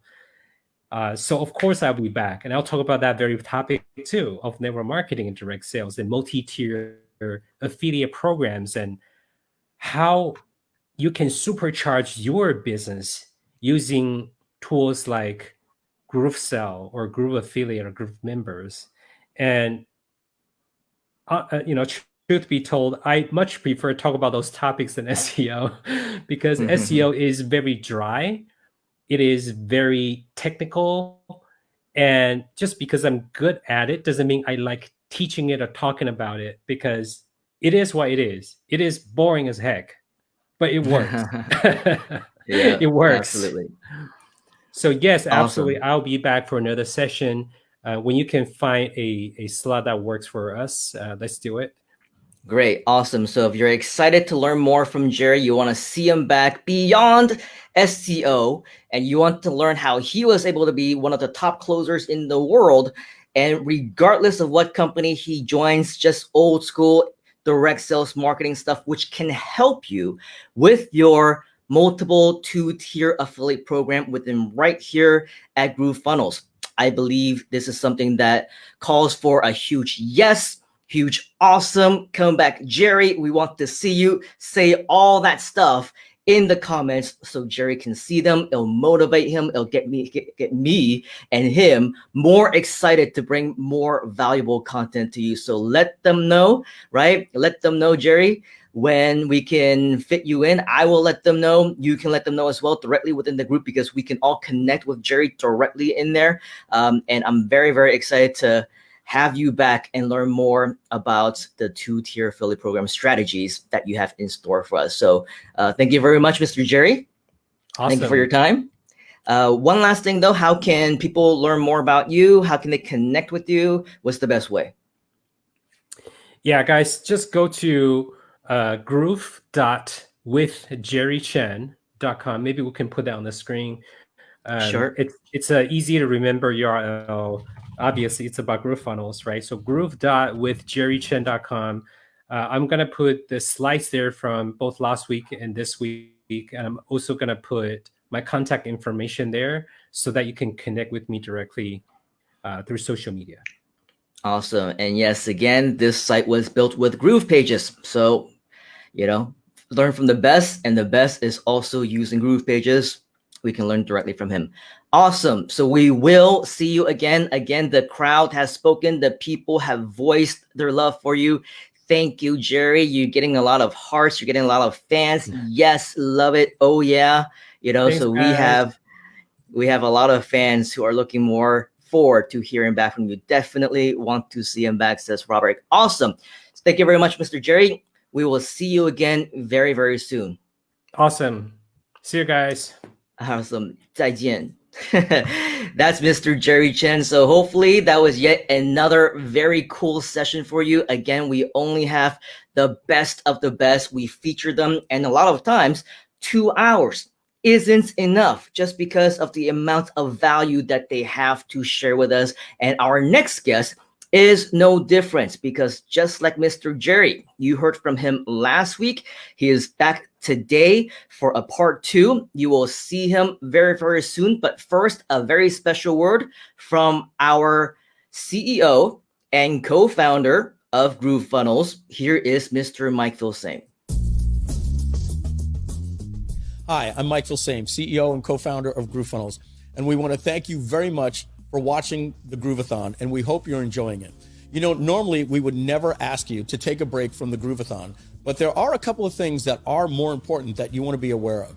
The first one is our Groove affiliate program. The second one is an upgrade, and we're going to talk about that in another video. But for right now, we want to let you know why our affiliate program is so important, and that just this week, just Wednesday, we paid out over $300,000 in commissions. That means we're paying out over $1 million each month to people just like you. So here's what you need to do. If you're not a GrooveFunnels member, you need to go to groovefunnels.com and you can sign up with no credit card. Anyone that signs up at groovefunnels.com is automatically already an affiliate. To get your affiliate links and your promotion tools and learn more about the affiliate program, all you need to do after you sign up is go to groovejv.com.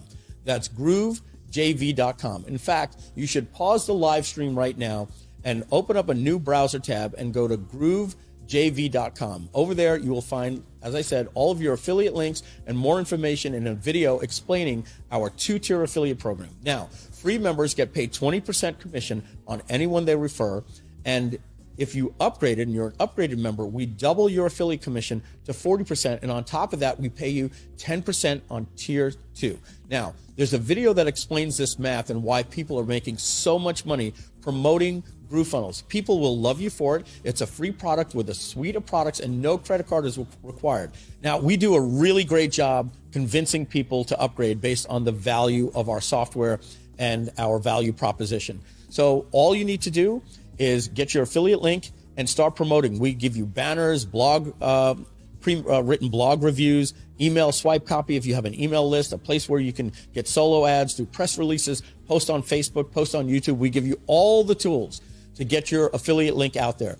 People absolutely love GrooveFunnels, and there's a movement going on right now. And the reason why you want to get your affiliate link out there is we do something that you'll find at GrooveJV in a more informative video. But in a nutshell, it's called First Tag Wins. What that means is if you simply have somebody click your link and they sign up for GrooveFunnels with no credit card, if they sign up an hour later, a day later, a week later, a month later, 6 months later, or a year later, or several years later, it doesn't matter. They are tagged to you without using cookie technology. We have an exclusive technology that does that. What that means, if they sign up on their phone or on a laptop and a month later or a week later, they sign up on a completely different computer or at a hotel lobby using the internet cafe at a hotel, and they decide to upgrade to Groove, they are hard-coded and locked into you for life. That means all you need to do is get the word out, get people to find out that Groove is awesome, just like you do right now. They'll sign up for free. They'll thank you for it.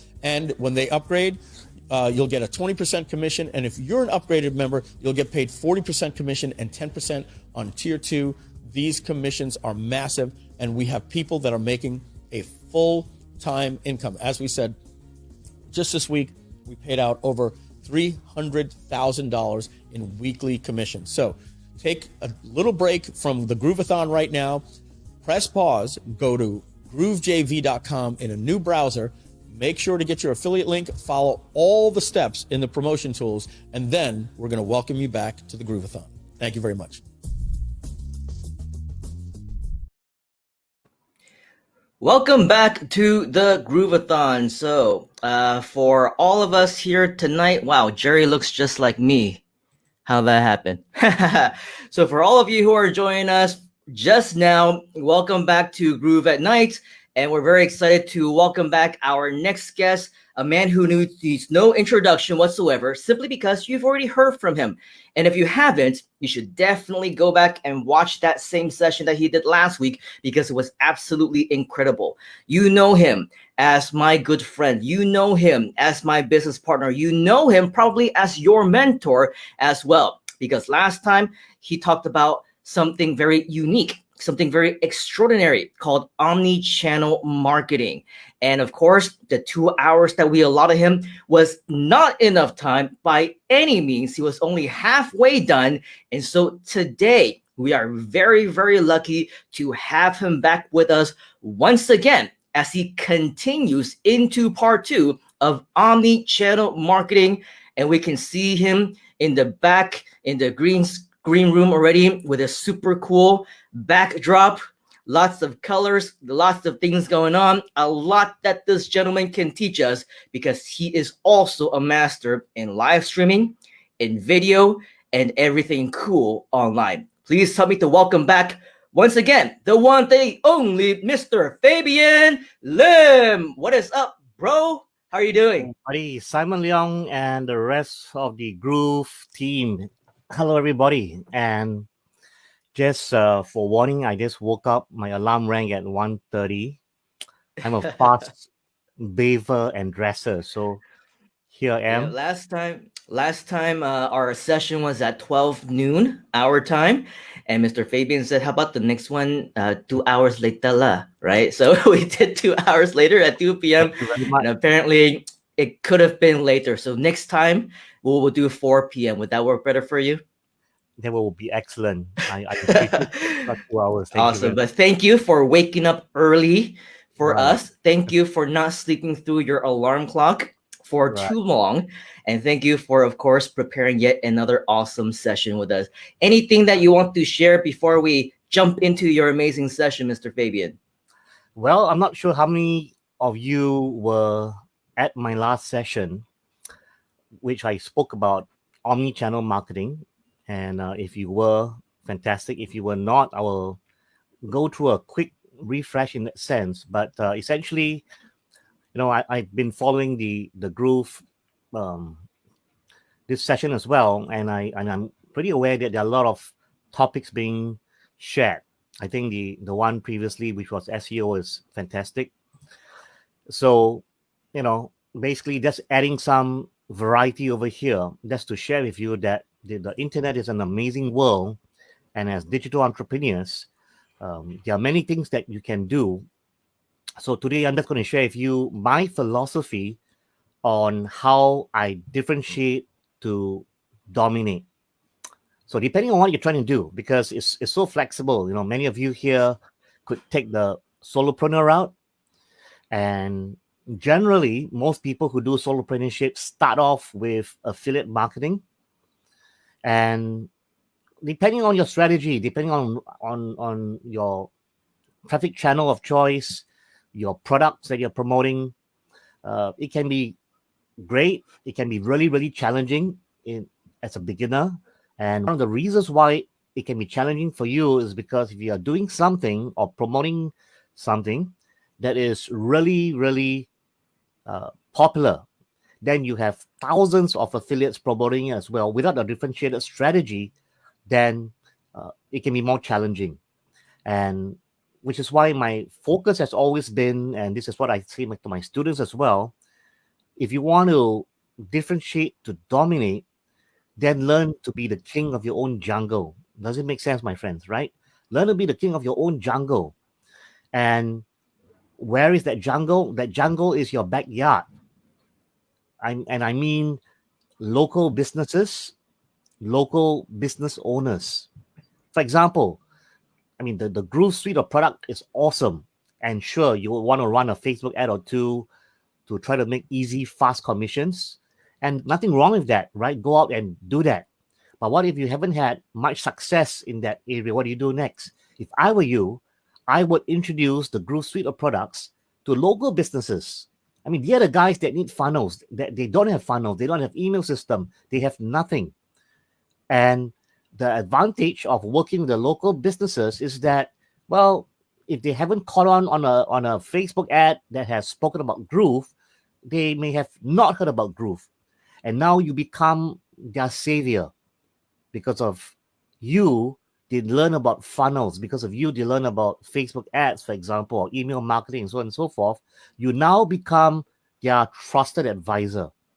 So friends, it's not always cool to do what everybody else is doing. You know, in marketing, we call it red ocean. And that's the reason why it's red. It's not red because it's cool. Red means blood, bloodshed, Yes. sharks swimming That's around. right. And of course, you have to be, you have to also take everything to perspective. It's not that you cannot compete. The question is, can you compete and win and differentiate? For your information, a lot of the great, I believe, profitable Groove affiliates, the guys are making, hundreds of thousands of dollars. I'm pretty sure they didn't just promote Groove alone. They promoted Groove and say, look here, right? If you sign up with the Groove product, I'll give you coaching for free. I will offer you my product for free. Why? Because these people have bonuses that they can offer, and we know how important bonuses are. Yep. And for example, if I'm going to promote Groove, I calculate my commissions. The commissions are really attractive. They are a couple of $100, and they incentivize me, the promoter, to say, what do I have in my digital library that I can offer? Because it's digital, right? It doesn't cost me an arm and a leg, but it entices someone to purchase Groove from me rather from someone else. So this is, again, value-added differentiation. So the problem with a lot of people, and a lot of beginners especially, is because they come into the industry and they think that, well, I can make some money, I can do it quickly, it's so easy.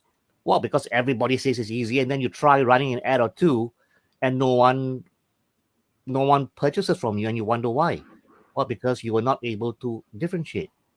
Right. So my point is that as a beginner, and I've been there before, Simon has been there before, right? Even though it's 15 years ago, it's a long time. And we all started at 5 years old because we're prodigy. And right now, I just want to wish Simon happy 21st.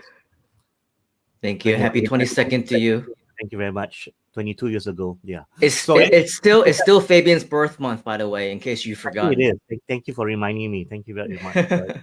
So today, I just want to share with you a perspective. I'm not saying that you have to embrace what I do, but I'm going to share with you a perspective because I've come a long way as well, like Simon, and I know how it feels to become a beginner. I mean, to be a beginner, and from here move forward. I think all of you here have the same intention. You want to become a successful digital entrepreneur, and I'm going to give you a perspective on how I would do it if I were to start again from scratch in 2020. And the rules of marketing has not changed, ladies and gentlemen, 15 years or 20 years later. You still need to differentiate to dominate. That's how it works. And the moment you start being the same like everybody and start to offer the same things as everybody else is when everything goes downhill, because you have not been able to create any additional value. And the universe requires us to create value. And let me just talk to you about omni-channel marketing to not to overwhelm you. So in context, I believe what Jerry was speaking about earlier was on SEO. Just to be clear, so SEO is traffic. Very, very important, of course. Now, is SEO the only way to drive traffic? Absolutely not. But it is certainly the most powerful way to drive traffic organically, and that means free. By tapping the search traffic, the abundant search traffic from generally Google, because Google has 90% market share. So that is considered a single traffic strategy. And I'm pretty sure that Jerry also employs multi-channel strategy. So multi-channel strategy has a lot of benefits, of course, because you are able to, increase more eyeballs to your website, increase revenues, and more importantly, also do this thing called cross-channel marketing. Why? Because people sometimes need more than one impression of you, of your product, or one angle before they make a decision. In fact, 15 years ago, I believe Simon Leong and we learned that if you're going to send emails, you need at least 7 emails, isn't it? Yep. So it takes 7 emails for a prospect to become familiar with your brand even. I mean, don't forget that today we are inundated with ads and messaging and everything else. It takes a while to build brand prominence even. Correct. And hence your marketing, I mean, again, depending on what you're trying to do, if you are trying to just dominate your backyard, it's not as challenging because, like, take Singapore, for example, right? There are 5 million people and there are about 4 point something in Facebook. Now, if I wanted to dominate the world and I didn't have the resources, I'm going to thin myself down, and a lot of people around the world ain't going to hear my messaging because I don't have enough ad budget, isn't it? We have to also figure out, it's one thing to have a goal, the other aspect of how to accomplish it. But let me just share my point. So back in Singapore, I know there are about 4 million people I can reach via Facebook ads. I don't want to reach everybody. I want to reach people who are entrepreneurial, people who want to know about digital marketing, for example. And I'm going to thin down that 4 million down to, let's say, 1 million, 25% of these people. Now, the interesting thing about having approaching your market size in your backyard is, yes, there's going to be competition, but it's local competition. So the advantage is that, number one, I know what ads are appearing. I know whether a GrooveFunnel ad appears. I know whether I have people pitching Facebook ads, for example, or drop shipping or whatever, because I'm in the local community. I can see the ads. This allows me to strategize, to know what not to do and what not to position. And I can tell you for sure that I've not seen a single ad that talks about omni-channel marketing. Absolutely. So what do? Well, I claim that position. Yeah. And now I have an ad budget, for example, a small ad budget, but I have a small market. And it works really well because now I can dominate my market, bring a fresh messaging, and dominate the omni-channel positioning because I know factually that no one else is doing it. And number two, being able to target a smaller market allows me to reach out again. I'm using technical terms on purpose, right? I'm going to reach out to that 1 million people, but each of them are going to see my ad more than once. We call it impressions because I have that budget. Now, friends, people need to hear from you and see you more than once to become familiar with your brand, to familiar with your name. And they may even take, even if you're promoting a GrooveFunnel product, they may take, 4 or 5 different Facebook ads, each describing various aspects and the benefits before they buy. So having a concentrated audience, number one, works in your favor, especially for those of you who are new to this game. You want to be targeting a small group of people multiple times than a large group of people one time. And that's a problem, right? Even if you're in the United States, for example, you have 50 states. It'd be, in my opinion, a mistake to just run random ads to people in the US because you have 400 million people. And what is your ad budget? That's right, $30 a day. Okay. $30 a day at 15 CPM means, again, I'm using techie terms, by the way, and that's the reason why I'm doing this. $30 a day at 15 CPM means you will reach out to 2,000 people. Reach out, not clicks, impressions. 2,000, my friends. So you had better figure out, even in the internet world, derive a domination strategy, at least from a geographical standpoint. And I'm telling you, if you only had $30 a day with 2,000 impressions, I would invest that 2,000 impressions in my neighborhood. Let me tell you why. Because I can drive to these people to do business. Think about this. Yes, it's COVID-19. We don't want to be meeting people face to face, but think for the longer term. When these people need help, they say, you know what? Thank you very much about introducing me to GrooveFunnels. What is funnels exactly? Can you come down to my office and explain to me or explain to my team? Now you have an advantage, unfair advantage, because you can get down to the office in half an hour. Whereas the other marketer who's promoting GrooveFunnels on a Facebook ad, may not be in America even. Okay, so again, you need to start thinking more critically, and this is my opening, statement to all of you here. You need to start thinking more critically, and as much as you understand, there's a lot of hype in this digital world. There's always been hype. There will continue to be hype. Don't let your gut down, and don't settle for mediocrity. Don't settle for being middle of the pack. So my next angle to you is this: be the best that you can be. And the only way that you can be the best that you can be is to know your craft well, right? I mean, for example, I like to give the example of brain surgery. Would you want a doctor who just read a book on neurosurgery to operate on you? Or he says, hey, buddy, nice, thanks for coming down, guess what? You're my first patient today, and you get a 50% off. Okay? Yeah. My friend said this works. I hope this works. And if I don't see you again, send my regards to Jesus. I mean, do you want that? You don't want that. You want the best of the best, right? So how is it different in this world of digital entrepreneurship? And what I mean by this, and I did say it the previous week, many people don't get it, right? They are thinking, let me go with the hype, and or let me figure out how much I'm going to get paid before I figure out what to do. Well, you got it wrong. Just like a neurosurgeon, in our business, and every other business, it's all about your portfolio. And portfolio means, who have you worked with? What are your success stories? Who will vouch for you? Do you have those things? Because if you don't have those things, your road up to the top will be much, much more difficult. So start building your portfolio. And the best way to put your portfolio and your raving fans is to start creating value to businesses. But the question is this again: who is going to give you that first break? I mean, that joke about the neurosurgeon, but the truth is that he will need to work on his first operation at some point in time. Who is it going to be? His mom?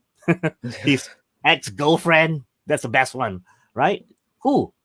So we all need to get started, and the best time to start is with someone who is probably also just starting and also has a chance of failure. Your local business in your backyard. So that is my logic and understanding on why I would start in my backyard if I were you. Yeah, and speaking of best of the best, that's what we have the opportunity to hear from right now. I don't know how much you know about Mr. Fabian, and you should know a lot based on the intros that we have already given about him. But in all of Southeast Asia, even when I first got started back in 2006, as a full-time internet entrepreneur, I said a little bit about this, but Mr. Fabian is responsible for his product launch that got me into my very first income after leaving Google, just in my affiliate commissions alone, promoting that product just because of how good it was. It exceeded my paycheck at Google for that particular month. So you can just imagine the wealth of knowledge that Mr. Fabian has to share with us. And I am not alone. You have fans all around the world, Mr. Fabian. We have Lisa, who's saying good evening to you. It's past 1 a.m., but she is staying up late because she wants to learn from you. Good choice. Philip says, bring it on. Yes, yes, yes. We are ready for you whenever you are ready, Mr. Fabian. I think that we have so much to learn from you, and we want to maximize the time as much as possible. So we are going to give you the chords. Is that cool? Absolutely. Sure. I'm ready to go. All right, Mr. Cool, man. All right, let's go and start with some basic knowledge transfer right now.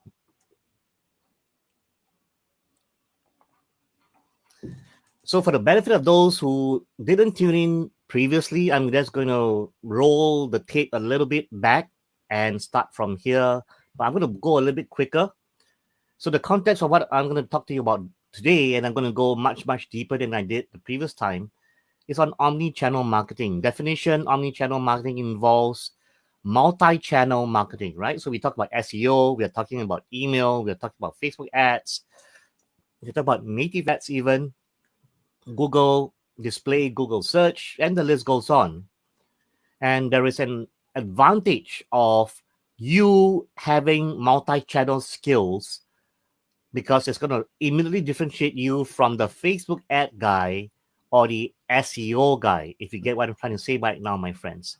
Does it require you to embrace far more different traffic sources and acquisition strategies? Absolutely. But you didn't come into this business to be mediocre. You came into this business to be the best in your business. You may not be the best globally. You may not be more well-known than Mike Filsaime in the world, but you can certainly be the best omni-channel expert in your city. And that's what we're talking about here. You're the go-to guy in your city. You're the guy that the chamber approaches for anything digital. And that's the kind of branding you want to have. It is the same strategy I took and I adopted. I'm pretty much, without tooting my own horn, the go-to guy when it comes to omni-channel marketing in Singapore, in Southeast Asia, because I'm the guy who went forward and introduced this concept. So let me introduce this to you right now, right? So it's not just multi-channel marketing. That's one aspect. Omni-channel requires the ability to understand and track what the customer is doing at whichever channel he uses at any point in time. So we talk and we refer to this as seamless customer experience. Just follow me through, my friends. So this is omni-channel marketing. It looks complicating, but it is not, because there are two components that you're seeing on this slide. One, which are the arrows and chevrons going one direction. And it starts with awareness, to interest, to consideration, to purchase, to retention, and to advocacy. Now, let me tell you this. If you think that all these words are confusing, then you shouldn't be in business, yet alone be an advisor or trying to teach people digital marketing. Why? Because all these words are part of a customer journey. Every business goes through this 6 stage. So that's what I'm here to tell you here. If you want to be on top of your game, you cannot be overwhelmed on fundamental entrepreneurial concepts. Okay, it's going to be absurd to think that, wow, this is a bit overwhelming and this is too much for me. Let me go back and to run Facebook ads. Well, you can run Facebook ads, but you're not basically adopting the lenses of the entrepreneur, the guy whom you want to help generate more revenues, because he goes through the 6 stages. He doesn't understand that a business goes through 6 stages. And this is where you are here to help him understand each of these 6 stages and the relative traffic sources, acquisition sources that are available at any one of these 6 stages. So this is not rocket science. Neither is all these little dots that you see here, which are traffic sources cast in stone. It really depends on your business and your acquisition strategy itself. But yeah, for sure, you will see that on the left side for awareness, we have PR, public relations, which is a great way to start, by the way. I rarely hear digital marketers talk about public relations. Why not? I'm a big fan of public relations. When I start a new business serving the local market, my first investment goes into public relations, because that is basically broadcasting the fact that you are now ready to serve the market. And PR basically refers to radio, TV, interviews, mainstream media, my friends. Mainstream media is still extremely relevant today. Don't let anybody fool you otherwise. You need to know how to use mainstream media strategically, and we do it not to generate sales necessarily, but we do it to create awareness. And awareness includes brand awareness. When the radio mentions your brand, 50 times a day, 7 days a week, people start to get familiar with your brand. Whether you're retail, you're F&B, or your B2C, business to consumer, PR is a very, very powerful tool. Now, PR leads to radio, TV, print, literal channels where people come to you, you do a press launch, and they ask you questions about what business are you launching and how does it benefit the community, and so on and so forth, right? Now, don't forget also word of mouth is huge. Word of mouth is important. Rally your friends, rally your fans to go out there and spread word of mouth. And the list goes on. I'm not going to go through every single one of these things. I'm going to now bring you over to that tool that allows us to be able to track user activities across multiple channels, and that is a CRM. So the CRM is known as the Customer Relationship Management System. This is one example of a CRM. It's known as Infusionsoft. I believe that your GrooveMail will do something similar. If not now, definitely on the roadmap in the future. So you're covered, my friends. Now, what does a CRM do then? Well, the CRM walks through with your prospects from awareness all the way down to the other end, which is advocacy, and has a very good way of tracking at which stage is this prospect at in what we call the customer journey, which is something I want to talk about immediately after this, right? So it makes a difference whether I'm dealing with a customer who has purchased before or a prospect who hasn't purchased from me. Why? Because my messaging, even via email, will be different. I'm going to focus my email and my messaging on the customer to find out how he's doing, get his feedback on the product, and recommend to him a complementary product in my product range. Now, I'm not going to do all these things with the prospect because my prospect hasn't bought from me. He cannot give me feedback. I will continue feeding the prospect with relevant information, and that is known as nurturing in the marketing world itself.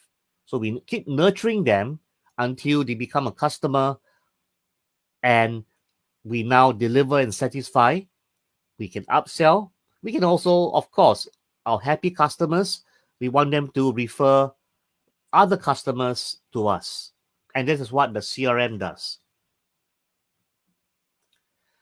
So it's important that you understand, my friends, that in marketing, we don't treat the prospect as a single point in time where we send a single Facebook ad and we say, here's GrooveFunnels, buy or die. It doesn't work this way.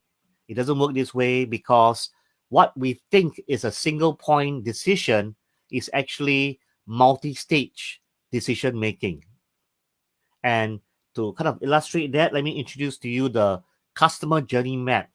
Oh, by the way, this presentation slides, the one that you're seeing right now, is what I use not really to speak to consumers.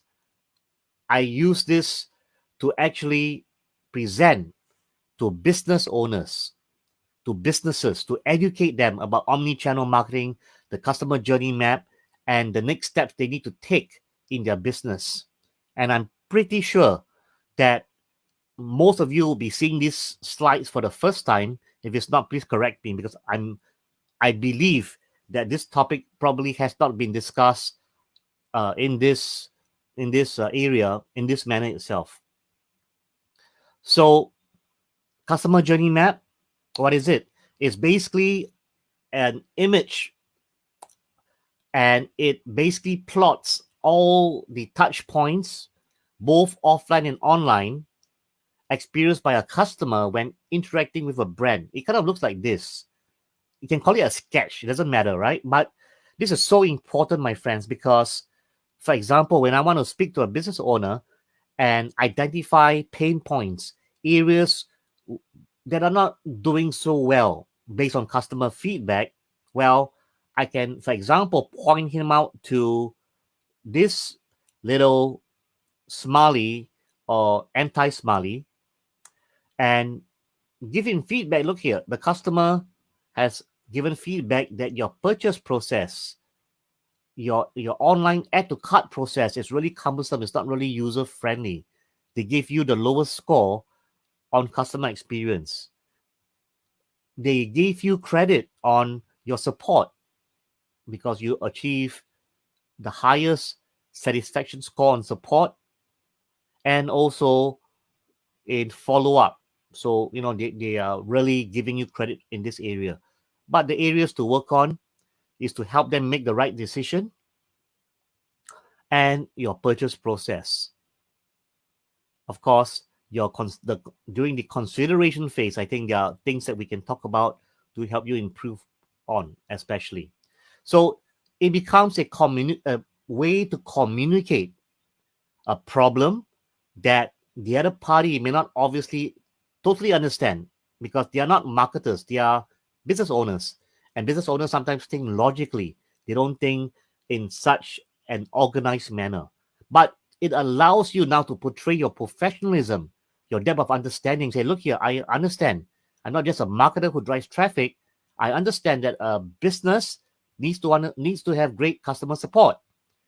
Let's look at your customer support system. Is there anything I can help you with? Are you using live chat, for example? Do you have a help desk online? Do you have a ticketing system? Now, is there a way for the customer to do video conferencing with you? Is there an online callback service that I can recommend to you itself? When it comes to your cart, what is your current platform that you're using? Is it customized? Is it in-house? Can I share with you Thrive Cart or Sam Cart, which is an online carting system that collects your money and makes the whole purchase process very effortless. Oh, by the way, they have this concept called one-click upsell as well, for example. And I believe GrooveSell, by the way, since we're on the Grooveathon, GrooveSell would have all these features down the line. So I think you're covered as well. Aren't you so glad that you're a Groove lifetime customer? Now, the benefits of optimizing the customer journey are in 3 areas. Happy customers will continue to buy, and that leads to higher revenues. Less friction. They don't need a lot of convincing. You realize that happy customers, long-time customers don't need a lot of sales pitch. They don't need a lot of convincing because they are already at the stage of trust.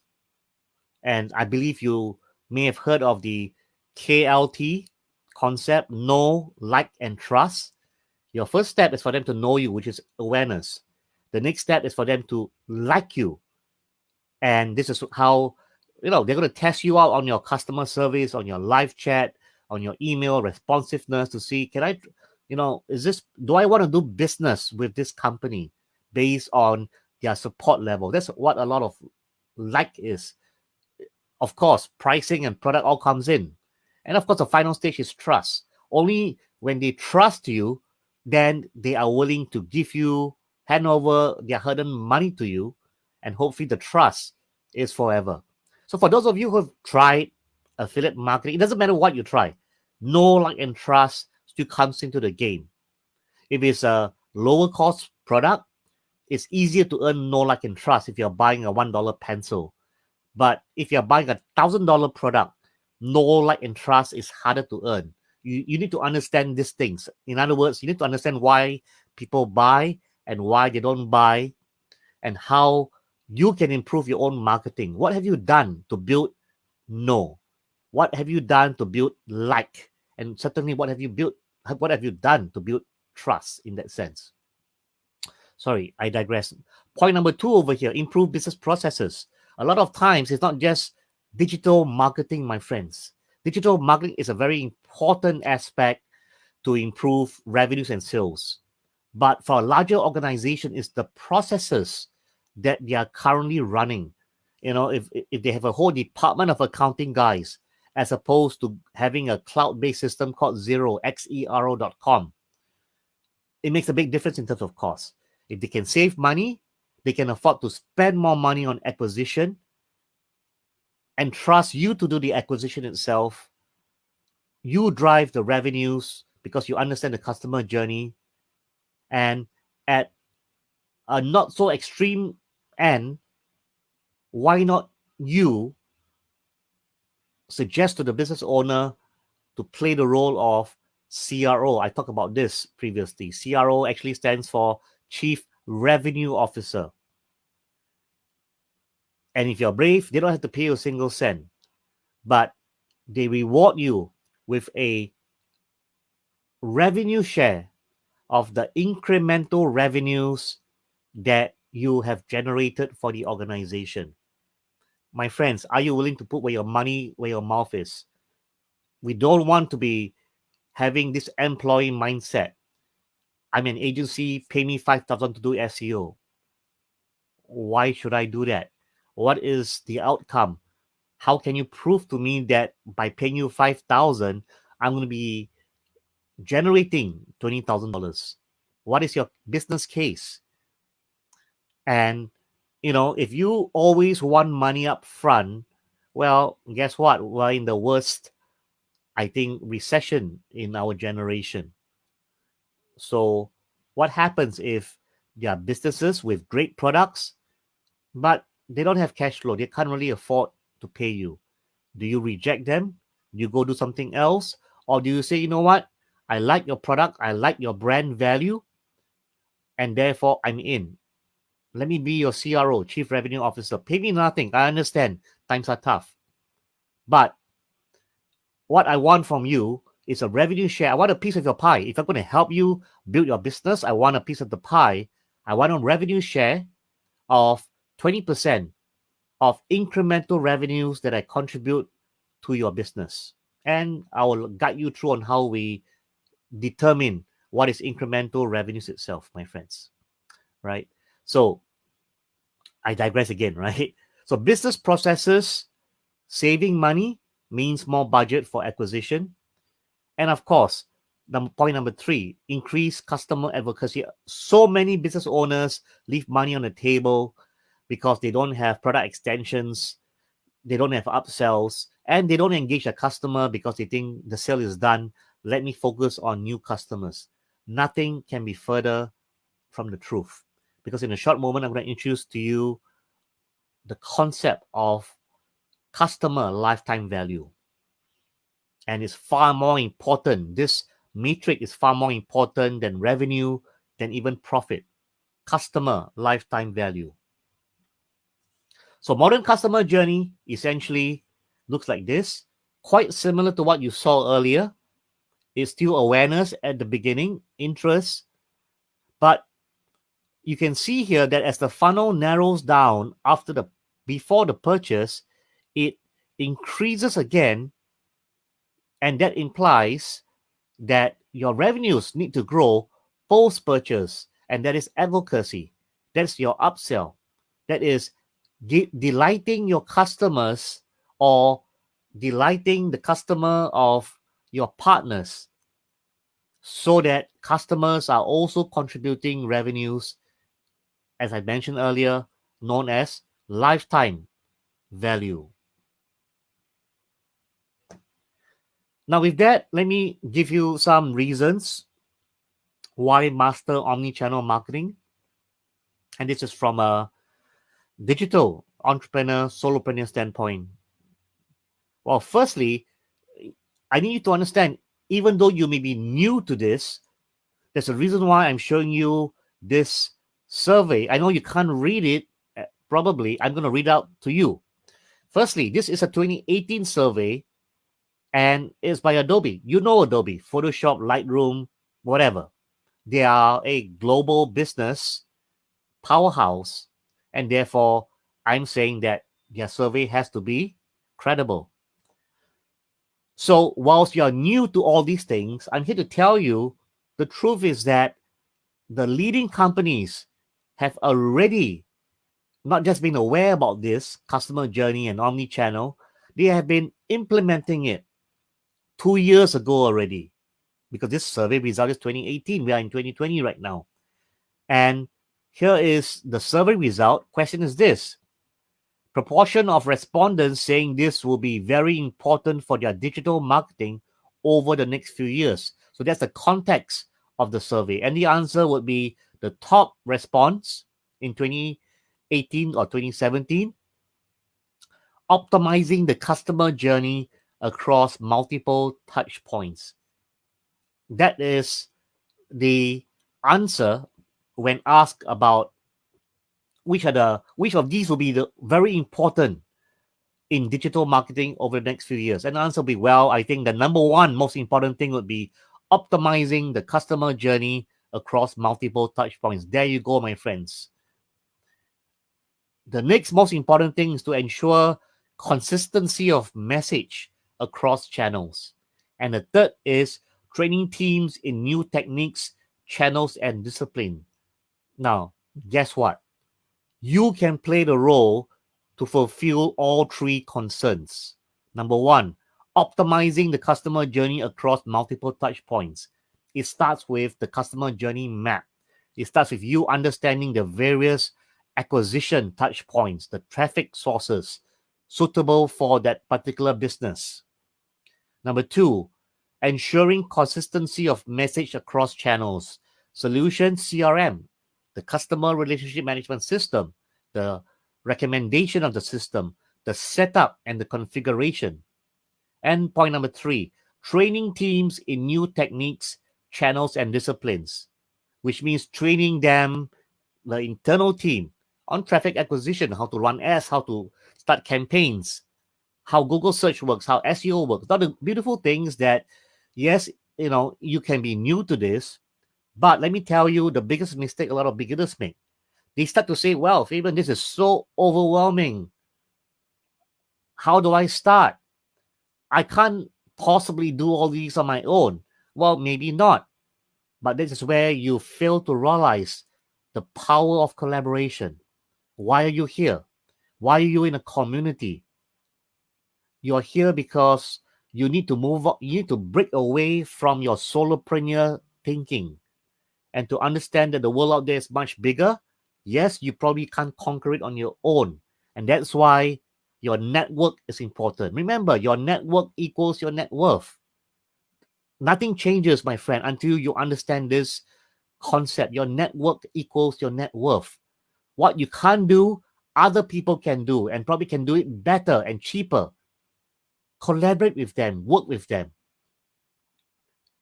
So, with regards to number three, training teams in new techniques, channels, and disciplines. Well, what if you do not know about Facebook ads or SEO or SEM? Well, you can work with me. I run Wellington Academy. I'm not going to pitch with you for sure, but I'm saying you can work with me because this is what I've been doing for the last 15 years. You can work with Simon Leong. Simon Leong is an expert on the Google side of the fence, and he's also a successful entrepreneur.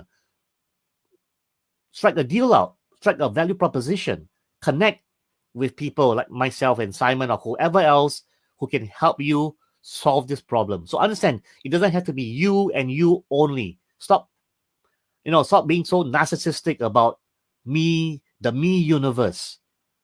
Learn to work in collaboration and you'll be able to conquer greater heights, my friends. Next perspective I want to give you, question is this: which one area is the single most exciting opportunity for your organization in 2018 in terms of retail versus other sectors? And this is again Adobe survey that I extracted. Answer number one, most important, optimizing the customer experience. Now think about this. Obviously, the survey goes out to Adobe users, and they're probably more large-scale enterprises. But what works for the enterprise works for the mom and pop in your neighborhood. That's what I'm trying to say, my friend. Right? We take the leadership from the enterprise, we implement at the local level. You become the local hero. You don't have to be Superman saving Earth. Save your city. Start there, my friends. Point number two, data-driven marketing that focus on the individual. What is it referring to? Data-driven marketing that focus on the individual. Yes, it's also customer experience, customer journey. customer satisfaction.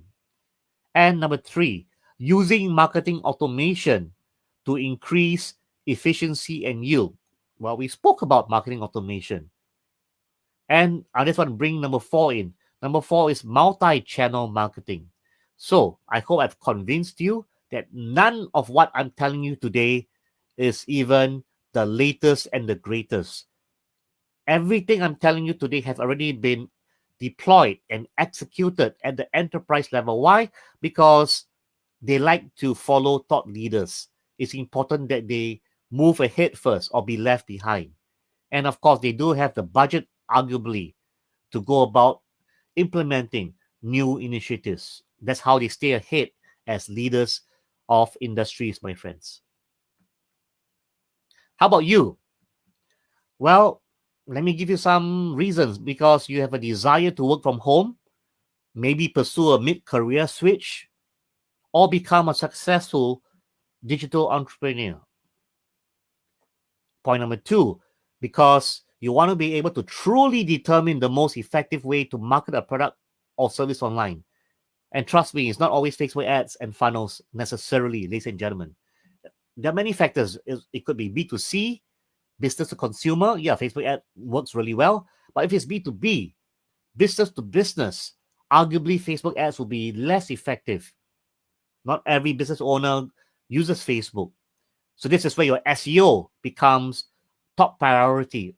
Organic traffic, because when businesses look for solutions, where do they normally go? Well, Google. Google is the largest business directory on earth, ladies and gentlemen. Or maybe because you want to choose your preferred online business to pursue. And what I mean by this is not from a traffic perspective, but from a business model perspective. For example, if you want to become a digital marketing manager, well, I would say then having omni-channel skills will give you a strong advantage. A lot of people and solopreneurs forget that actually, if we know enough and I want to make enough money, digital marketing as a career is paying really well right now. Why? Because very few people understand this. And because digital marketing role ties in with revenues. And I'm not kidding you. In Singapore, I see ads for digital marketing, regional digital marketing director that pays 20 grand. Under such circumstances, can you as a solopreneur make 20 grand a month?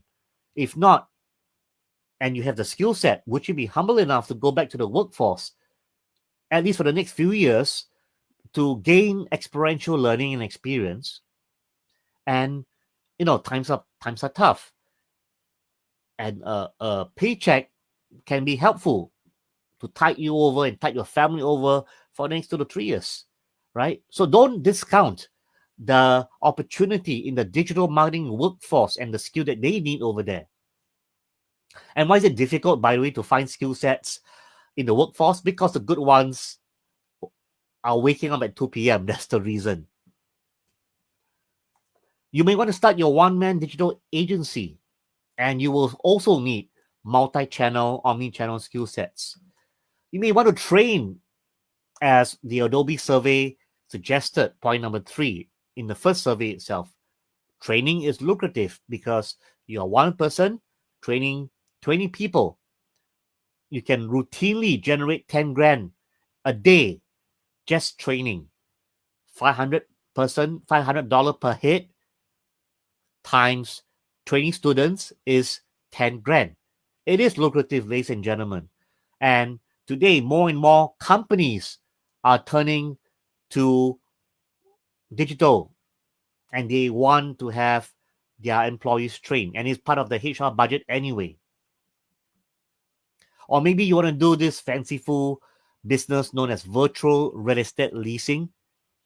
It is something that I introduced more than 5 to 6 years ago. It's building a website, leveraging SEO traffic only, right? So there's no other paid traffic sources. And once the traffic comes in, you rent out your entire website for a monthly fee, the way you rent out your house or you rent out a retail store for a monthly fee. This is a fantastic model. Many of my students in Southeast Asia have employed this to be making passive income without having to deal with any business aspect. You can do digital network marketing. If you ask me to predict, I believe, and I agree with Simon Leong or even Jerry, that network marketing is going to be, there's going to be a new network marketing 2.0, the rise of network marketing 2.0. And it's because network marketing is really lucrative because it builds based on multi-level compensation. The only thing people have frowned upon all these years was face-to-face prospecting. But guess what? Today, we can do network marketing via the internet, customer journey, lead generation, awareness. I can build an entire network marketing business just using, for example, Facebook ads and funnels. So why not? It's not a full-time income. It's a part-time income, and it builds me passive income. And that's the, if you're a solopreneur, ladies and gentlemen, please don't focus on single stream of income. Number one, is risky. Your privilege of being a solopreneur is to give you the benefit of working from home, if you like doing that, and generating multiple streams of income. And by the way, your multiple streams of income should also be of two different types.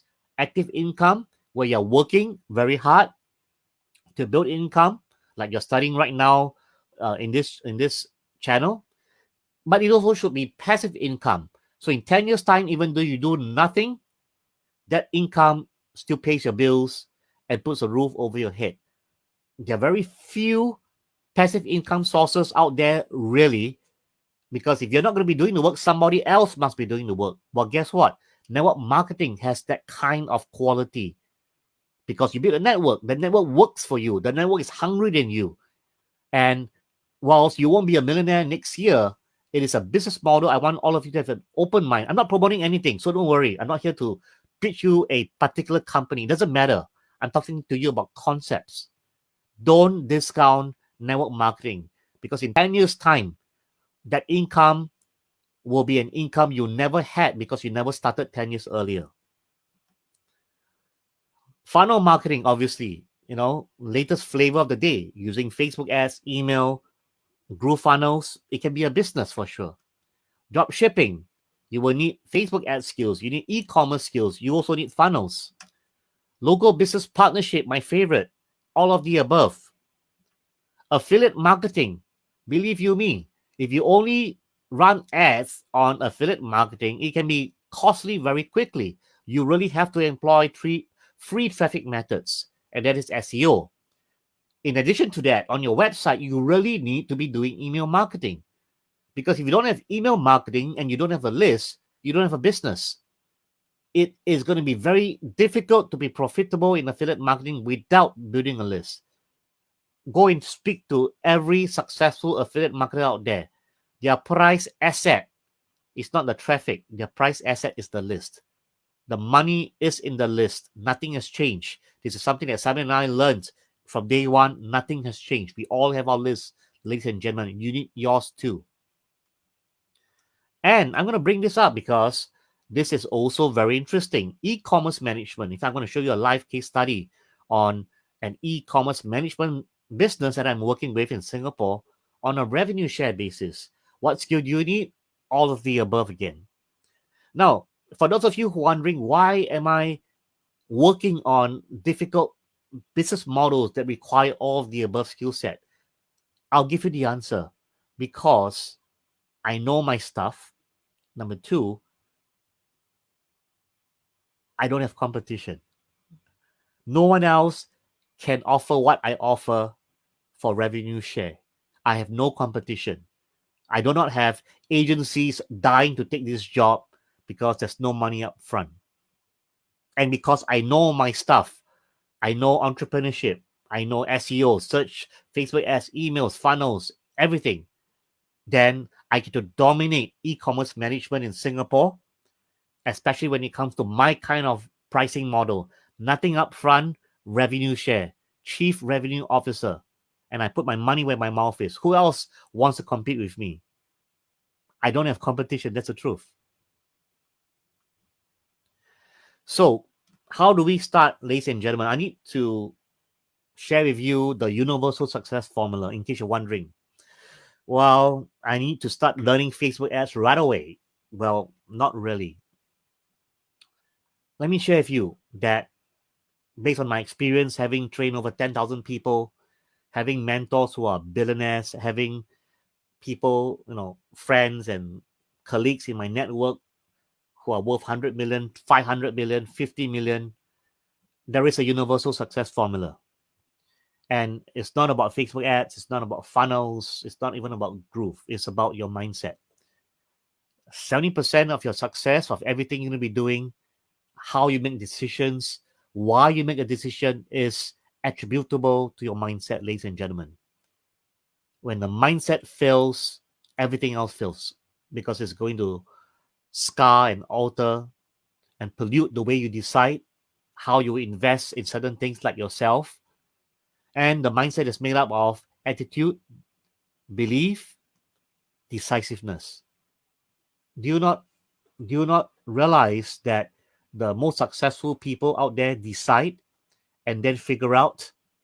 They decide and then they figure out. When they decide what they want to do, they figure out how to do it. Not the other way around. Most people logically figure out how to do it, and then they go decide. The super brilliant guys decide and then figure out. Let me just give you maybe one or two examples, right?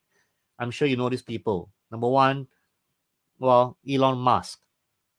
Do you think that when Elon Musk started SpaceX, he and his team knew how to get to the moon, how to build rockets that could land on its own, reusable rockets? When he started Tesla, that these people knew how to build a car, an electric car, 100%. Absolutely not. These people, or rather Elon Musk, decides what he wants to do and finds a way to solve the problem. And that's why he's one of the world's greatest entrepreneurs that ever lived in the last 100 years. If you look at his accomplishments itself, SpaceX, he single-handedly challenged NASA to the space crown. One man challenged the entire NASA organization, largely made up of PhDs, scientists, the world's greatest minds in that organization. One man beat them to the game. Who is NASA today? Whose rockets is NASA using today? SpaceX. Isn't that interesting, right? Let me give you another example. Jeff Bezos, your great American founder of Amazon.com. Do you think in 1984, I believe when he bought his domain name, Amazon.com, he knew exactly what Amazon was going to be? No, he decided that he was going to build the world's greatest e-commerce store, and he went out to get it done and solve problems along the way. Jack Ma, of course, is another person. Alibaba, right? Famous story. Spoke to 24 people. 20 said no, 4 said yes, and the 4 today are, multi-millionaires. The rest is history. And Alibaba is one of the largest firms in China, raking in billions of dollars in e-commerce. I don't need to convince you anymore, my friends, right? Decisiveness, big deal. How decisive are you? Of course, all successful entrepreneurs are driven by goals and deadlines, tasks and objectives, but those are downstream. Fundamentally is the attitude of can-do, and the belief that the gods out there will guide you along the way, being decisive and translating everything into goals and deadlines and discipline. Now, unfortunately, mindset can't get you across the finishing line. If it could, then all we need to do is to sit down and meditate, ladies and gentlemen. Well, we need systems, because systems, therefore, influence 30% in terms of success. We're looking at build or buy. We're looking at in-house or outsource. And it's all about implementation. And when I say in-house or outsource, I mean, do you want to learn these things in-house, or do you want to collaborate and outsource? Do you want to build your own Facebook ads formula, or do you want to buy a Facebook ads course? It's up to you. There's no right or wrong. Some people choose to build, some people go in-house. But whether you build, buy, go in-house or outsource, obviously, it's still about implementation. How good are you at implementing? Because without implementation, results cannot follow. Now, let me bring you in a little bit deeper into a little bit more entrepreneurship. And it's my intention to go this angle and go this route, because I kind of suspect a lot of other speakers will be talking about traffic acquisition, SEO, paid search, and all these things. And, I think that anybody who comes onto this channel would have earned the right to come on board, listen to these people as well. But let me give you a perspective from where I come from, right? And share with you some entrepreneurial strategies and tips. To me, I've learned the very hard way about looking at business success with this following equation and formula. I'm going to share this with you right now. The fundamental business equation is as follows. There are really two things that all businesses, including your business and my business, need to look out for. It's this on the left-hand side. It's called customer acquisition costs. Because without customers, we don't have a business. We all need customers. And of course, I'm not referring to stock trading or forex and finance. Those are investment vehicles. I'm referring to business vehicles that generate income by serving customers. So CAC on one side and LTV on the other side. I told you I was going to talk about this, right? Lifetime value. So most people look at business the traditional way, profit, loss, expenses. Well, it was more useful during the industrial age. It's useful for accounting purposes, but for business growth and scalability, you really need to look at business from these two elements. Why?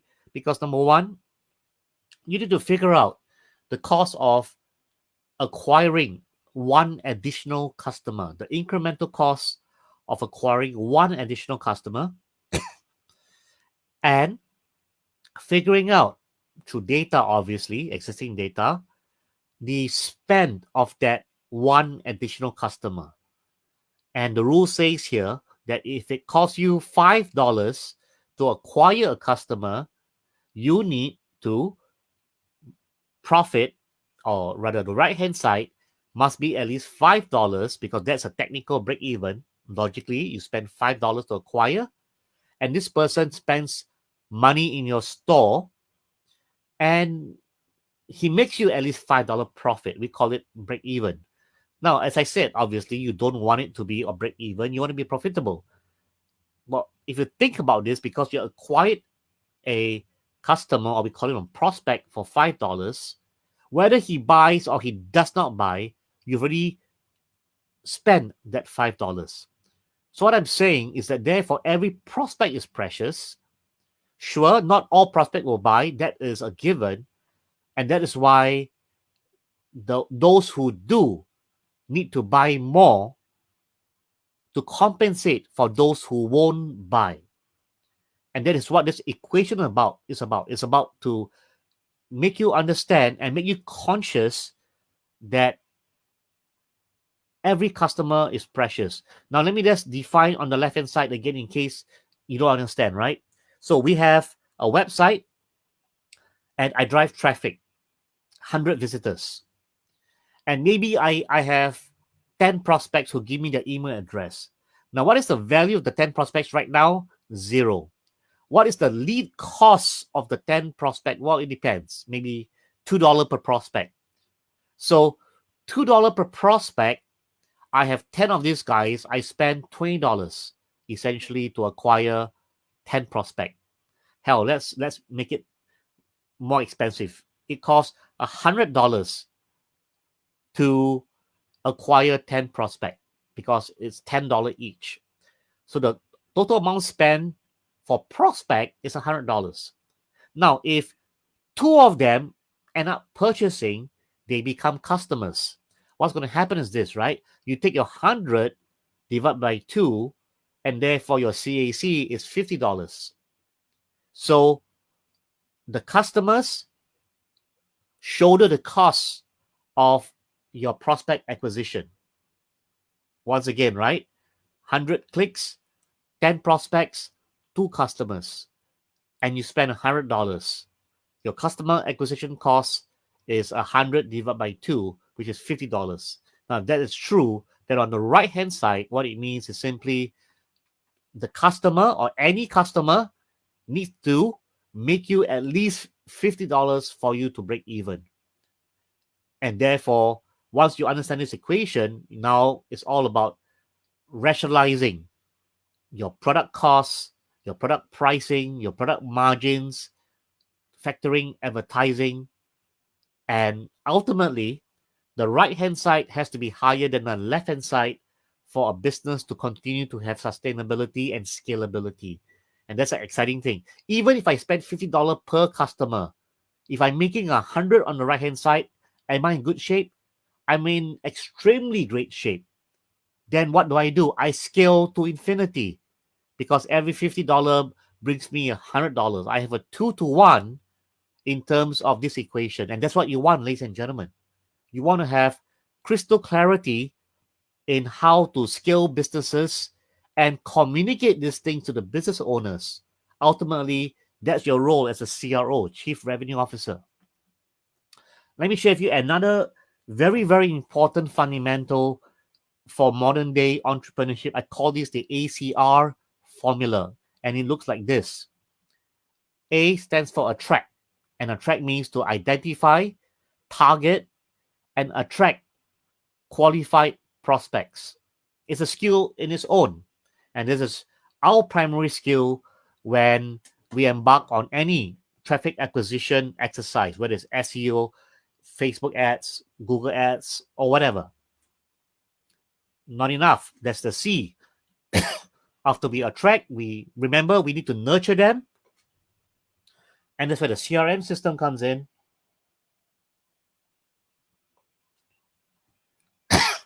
So we focus on converting the prospect to a customer.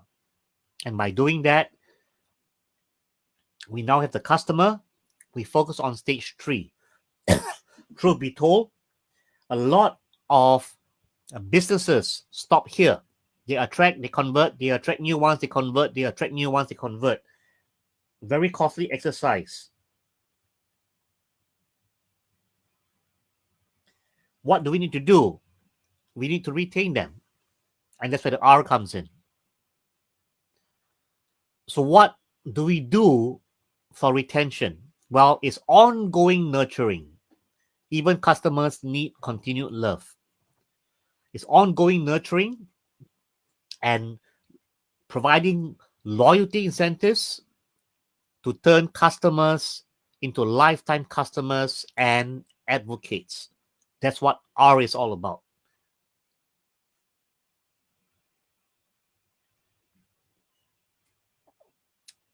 Now, I want to share with you old and new school of thoughts. I'm sure many of you are familiar with this one called the traditional funnel. Awareness, interest, consideration, conversion, as I already mentioned. To me, there is a danger in fixating on such a funnel because you see there's no end path beyond conversion. And it leads you to falsely believe that conversion is the be-all and end-all of your marketing activities, and you end up stopping there. Very, very dangerous, my friend. You really need to look at the funnel in this new paradigm. And I call this get customers, grow customers. So there's an amplification at the conversion and post-purchase itself. The post-purchase is arguably more important for mature companies because they have a large customer base and bulk of their revenues come from existing customers. I mean, take every subscription service on planet Earth right now, Netflix, Microsoft. What's happening? Well, Netflix and Microsoft are making a living through subscription. My Microsoft 365 is a yearly subscription. I'm an existing customer. Do they need to sell to me? They don't, right? Adobe is on subscriptions. Netflix is on subscription. Amazon Prime is on subscription. What are they doing? They are focusing on growing customers, not so much getting customers. Then why are we all fixated at getting customers? Well, because it is what it is. When you're dealing with a new company, that's what happens. You start with getting customers. That's what it is. But I'm saying, right, and this is where I'm coming from. See, I'm going to share with you a little secret here about the companies I choose to work with. At my stage in life, because I'm not young anymore, even though I think I look young, I generally avoid working with new companies, especially those with no customers or little customers or whatever. Why?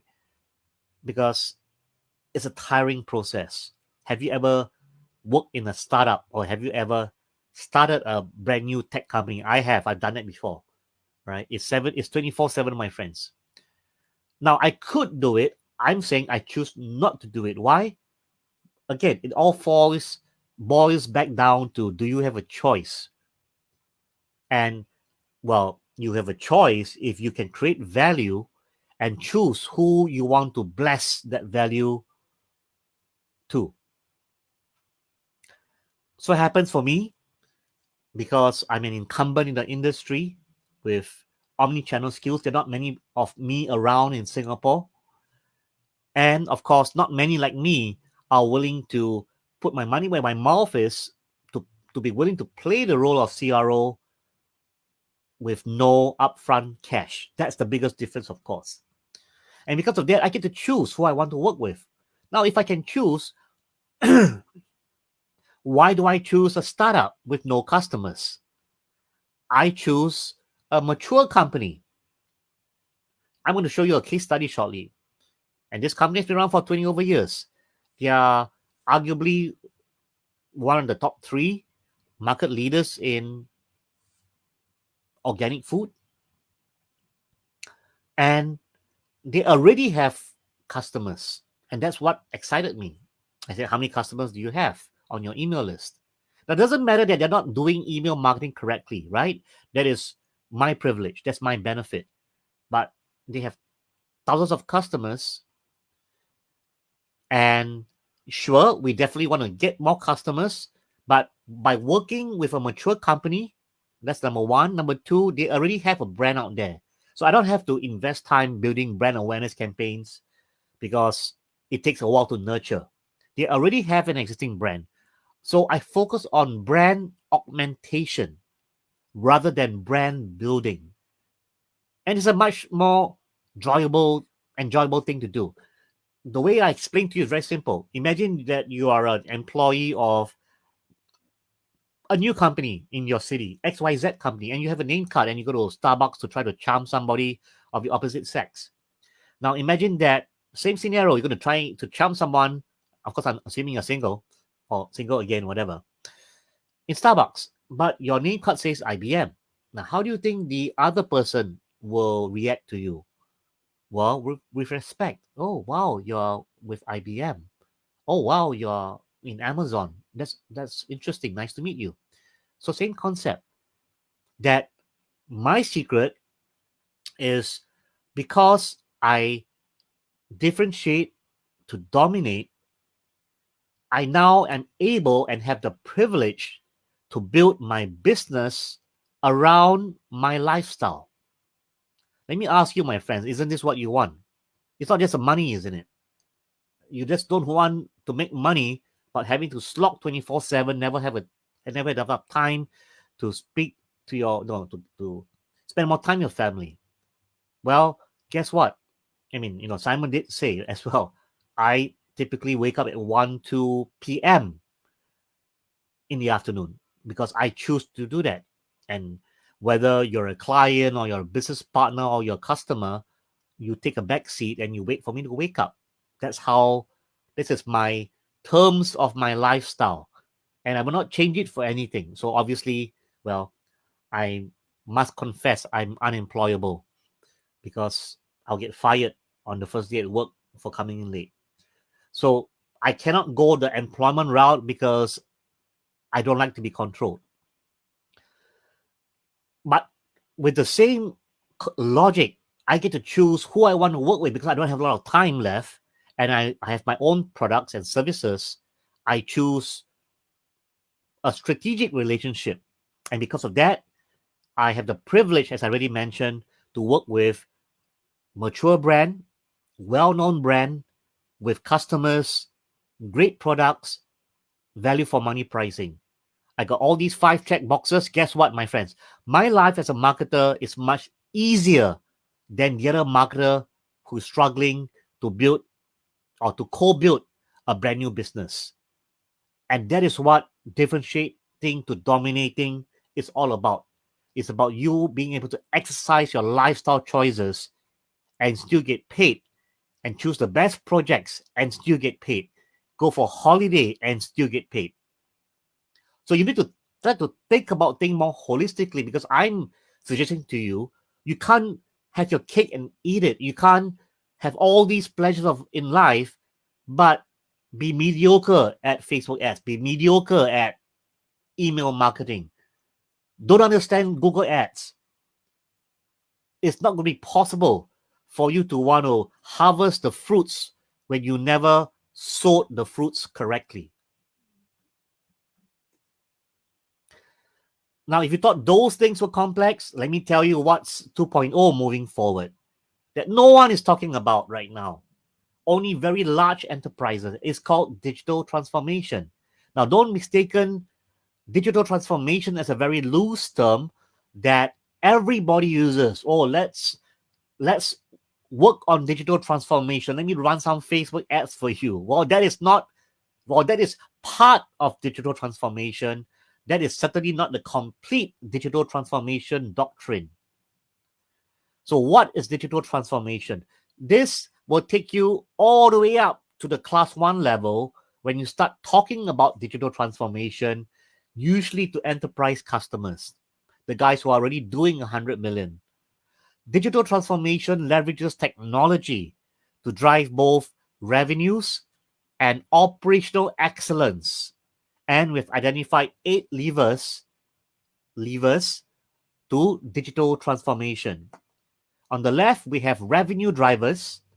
On the right, we have operational excellence. Obviously, we don't have time to go through this. I'm just here to share with you the brightness of the future, what scope hasn't been covered yet, the road less traveled. But this is where, as I said, if you have the right mindset to be on top of the game, to be connected to people who has a view of the future, you will not be left behind. I know you probably, again, can't read this. I'm just going to read this out quickly. For revenue drivers, we have 4. Demand generation, coverage and choice, client purchase process, customer experience. For operational excellence, we also have 4. Process efficiency, asset usage, agility, business and service model innovation. For revenue drivers, we call these the business driver levers. For operational excellence, we call this business enabler levers. And we say this only after we understand the levers to digital transformation can we properly formulate our digital transformation strategy. And needless to say, each of these levers have their own tasks, goals, and objectives. And there's a framework for this that you can use to execute, or what we call implement this in larger organizations. So is there a future path for us digital entrepreneurs? Absolutely, ladies and gentlemen. But you must understand that you need to stay ahead to lead the pack. Now, as I kind of end my presentation, I just want to share with you, where do we get started, right? Where do we get started and how do we take our first steps? Well, the good news is that there's a method to the madness. And if there was no system and there was no prioritization, we would all go crazy, right? Because the web is just complex, overwhelming. And suddenly it seems that our goals become unattainable because where do I start? Well, let's start with acquisition. If you're totally new, your first day in digital marketing school, the right thing to learn is traffic generation. Learn how to acquire and convert. And it starts with you understanding the various traffic channels, direct traffic, mailing lists, blogging, social media, media buy, content network. And again, I know this is still overwhelming, and I'm basically going to now share with you, from my personal viewpoint, the 5 most important traffic channels in the right order: email marketing, Facebook marketing, search engine optimization, Google search and display network, content network, primarily for high level retargeting. So I would say, and again, everyone will have their opinion. The reason why I put email marketing in front is very simple. In a mature organization, they don't even need traffic. They already have customers. They just need customer nurturing because we want to build LTV. So I'm saying, right, as a marketing ninja, if I go into an existing company with existing client base, and even though they had a crappy email system of 3,000 customers and you're sending out crappy monthly newsletters, it doesn't matter.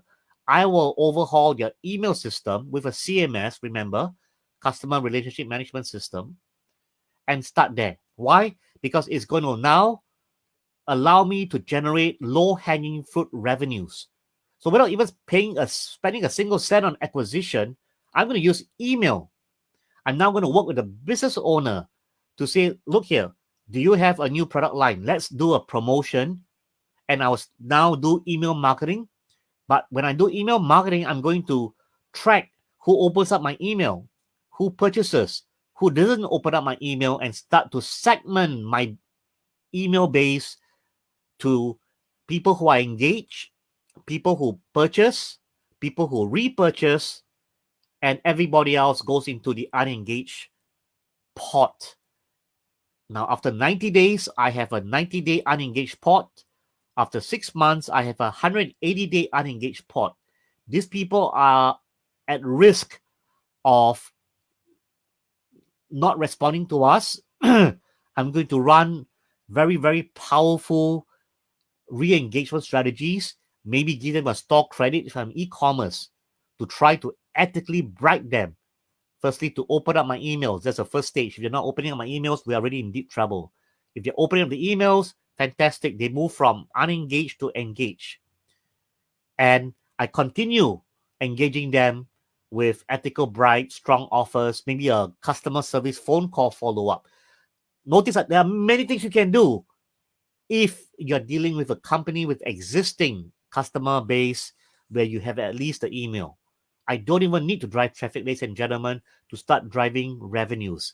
And that's the reason why you need to take a more holistic perspective when it comes to traffic acquisition, and not listen to the Facebook gurus of the world who will mislead you to believe that Facebook marketing is the latest thing since sliced bread. Well, it is, but it is also not. It really depends on the life cycle of the business, which is why when you speak, it's important for you to qualify, because it's not true that the most powerful combination of traffic is Facebook ads plus funnel. That is absolutely not true. It is true under certain circumstances. Remarketing is a concept you need to master in your lifetime, because the biggest mistake beginners make is this: they spend money acquiring 100 visitors. Back to the same old scenario, 10 become prospects, go into your email list to buy. What happens next? Well, you now run a traffic campaign again to acquire another 100 clicks and 10 prospects, 100 clicks and 10 prospects. Guess what? This is a very expensive way to build your list or anybody's list. Why? because it costs a lot more to bring in 100 new visitors than it is to convert the 100 that were already on your page. 10 responded, but 90 did not respond. You need to figure out why that 90 did not respond. And among the 90, which one of them can be saved? In other words, you need to figure out who is curious and who is serious and sort them out as well. There are tools, there are technology, there's know how to do all these things in the whole scheme of remarketing. And therefore, we look at the new form customer journey in terms of the funnel. Even if you want to use the traditional funnel, you must also understand that things have changed. The web right now is more self-service. And therefore, if you look at then, you realize that maybe 20 years ago, 10 years ago, there's a lot of hard selling, where the salesman will try to convince you to buy. But today, you have an infomercial to do that. You have research findings, you have YouTube. Why? Because today we are in a self-service culture where whatever you want to find out about a product or a service or a person, you pretty much could search whether Google or YouTube and find your answer. So is your organization or is your client organization properly outfitted with enough marketing collaterals? Because today people don't like to be sold. I mean, people are weird, but we always knew this because we learned about the saying, people like to buy, but they don't like to be sold. Go figure this out, right? Ultimately, one of the levers that we looked at in terms of digital transformation was referring to demand generation, and digital marketing is a subset of demand generation because that's what you're doing, right?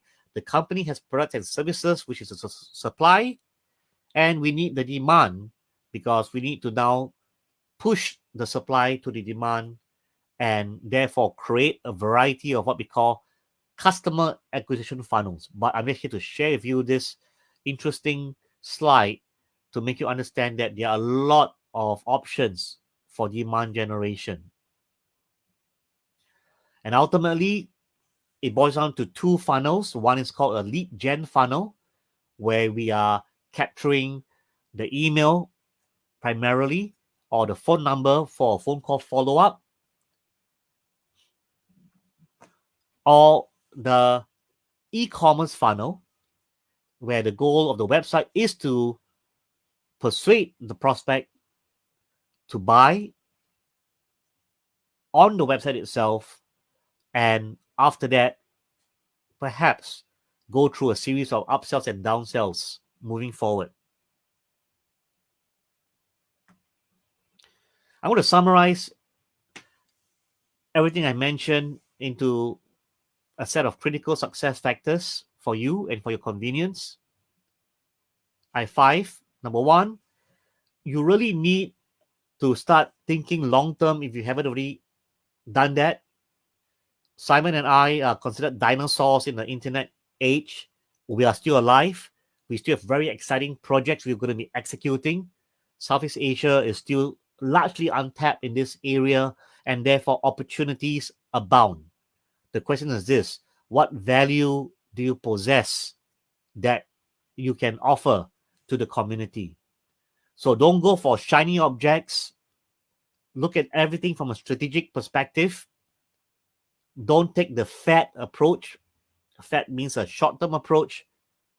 Go for a long-term need approach.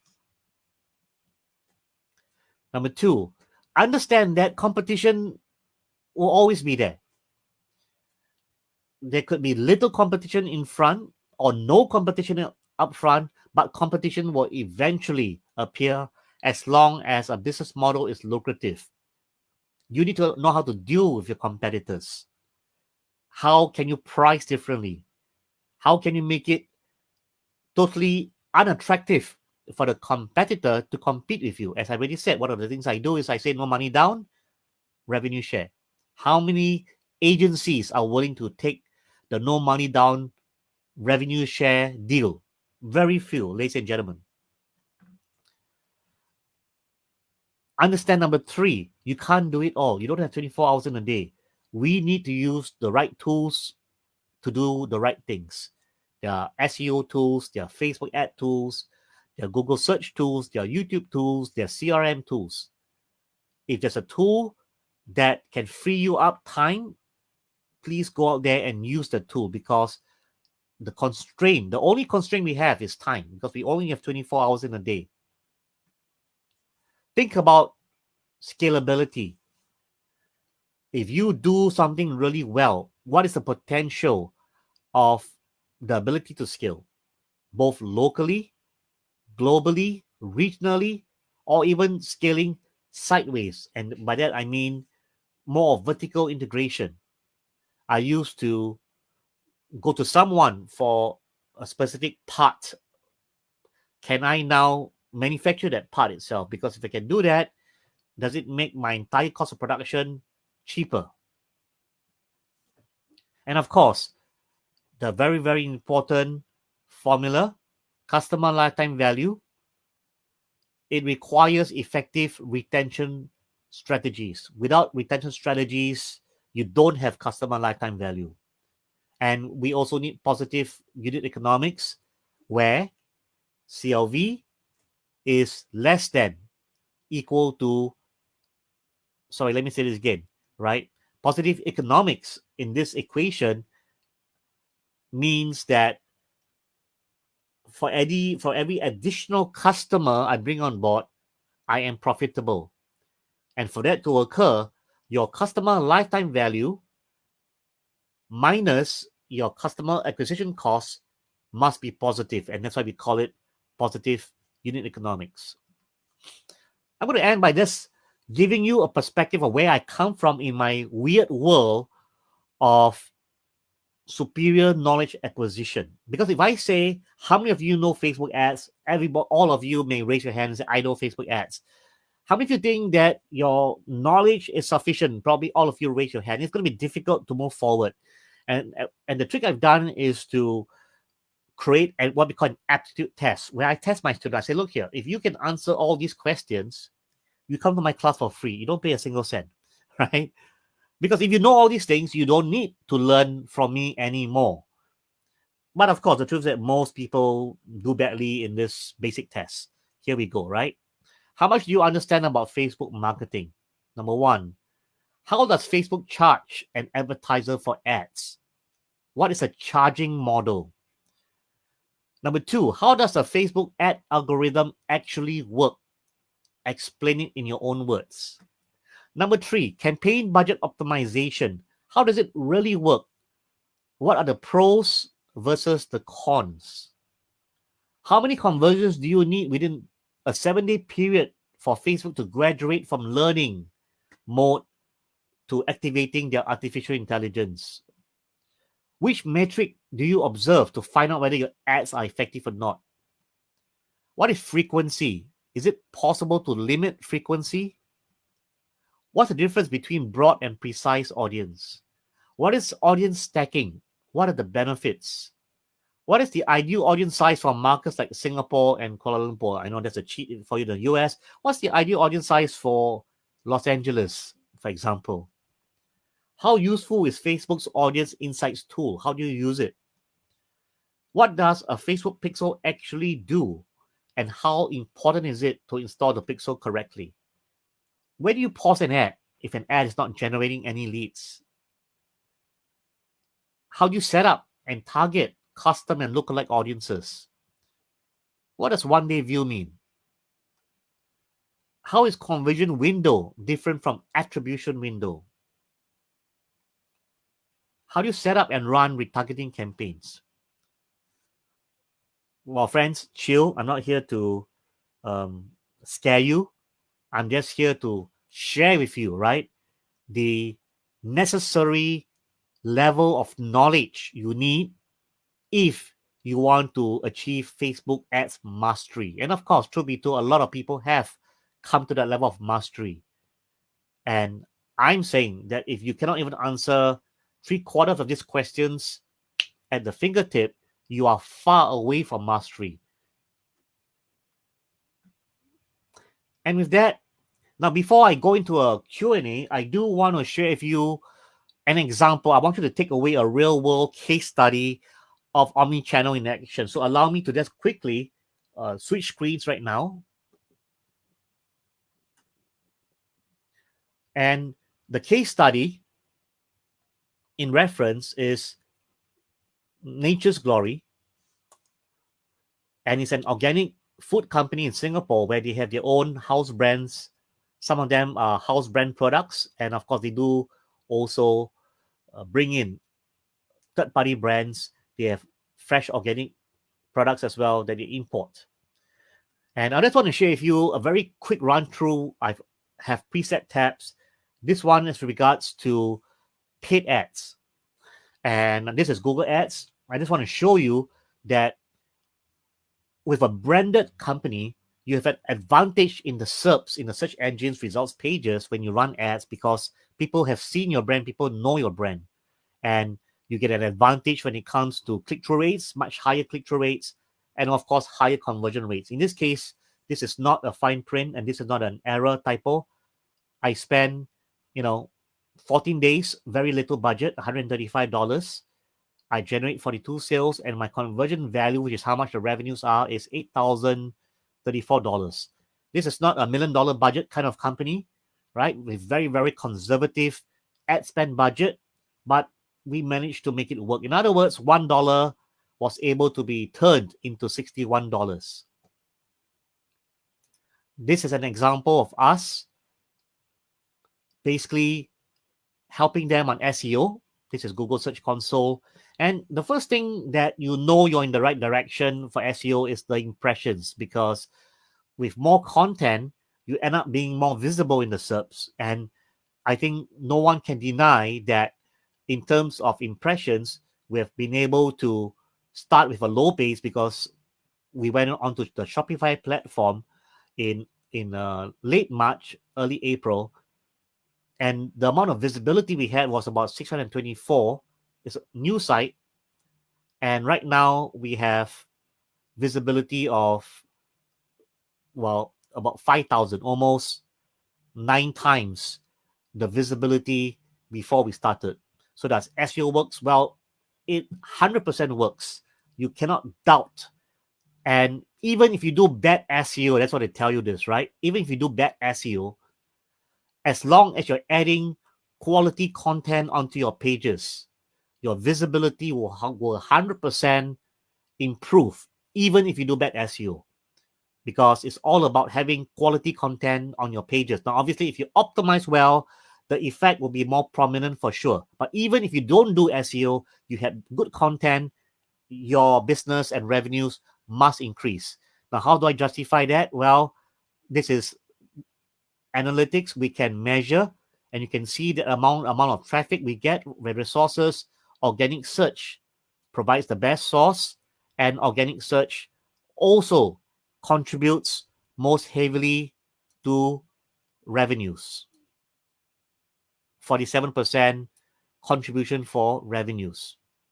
But as I said, right, so I've shown you Google Ads, I've shown you SEO. I want to show you email marketing. We use this thing called Prevail.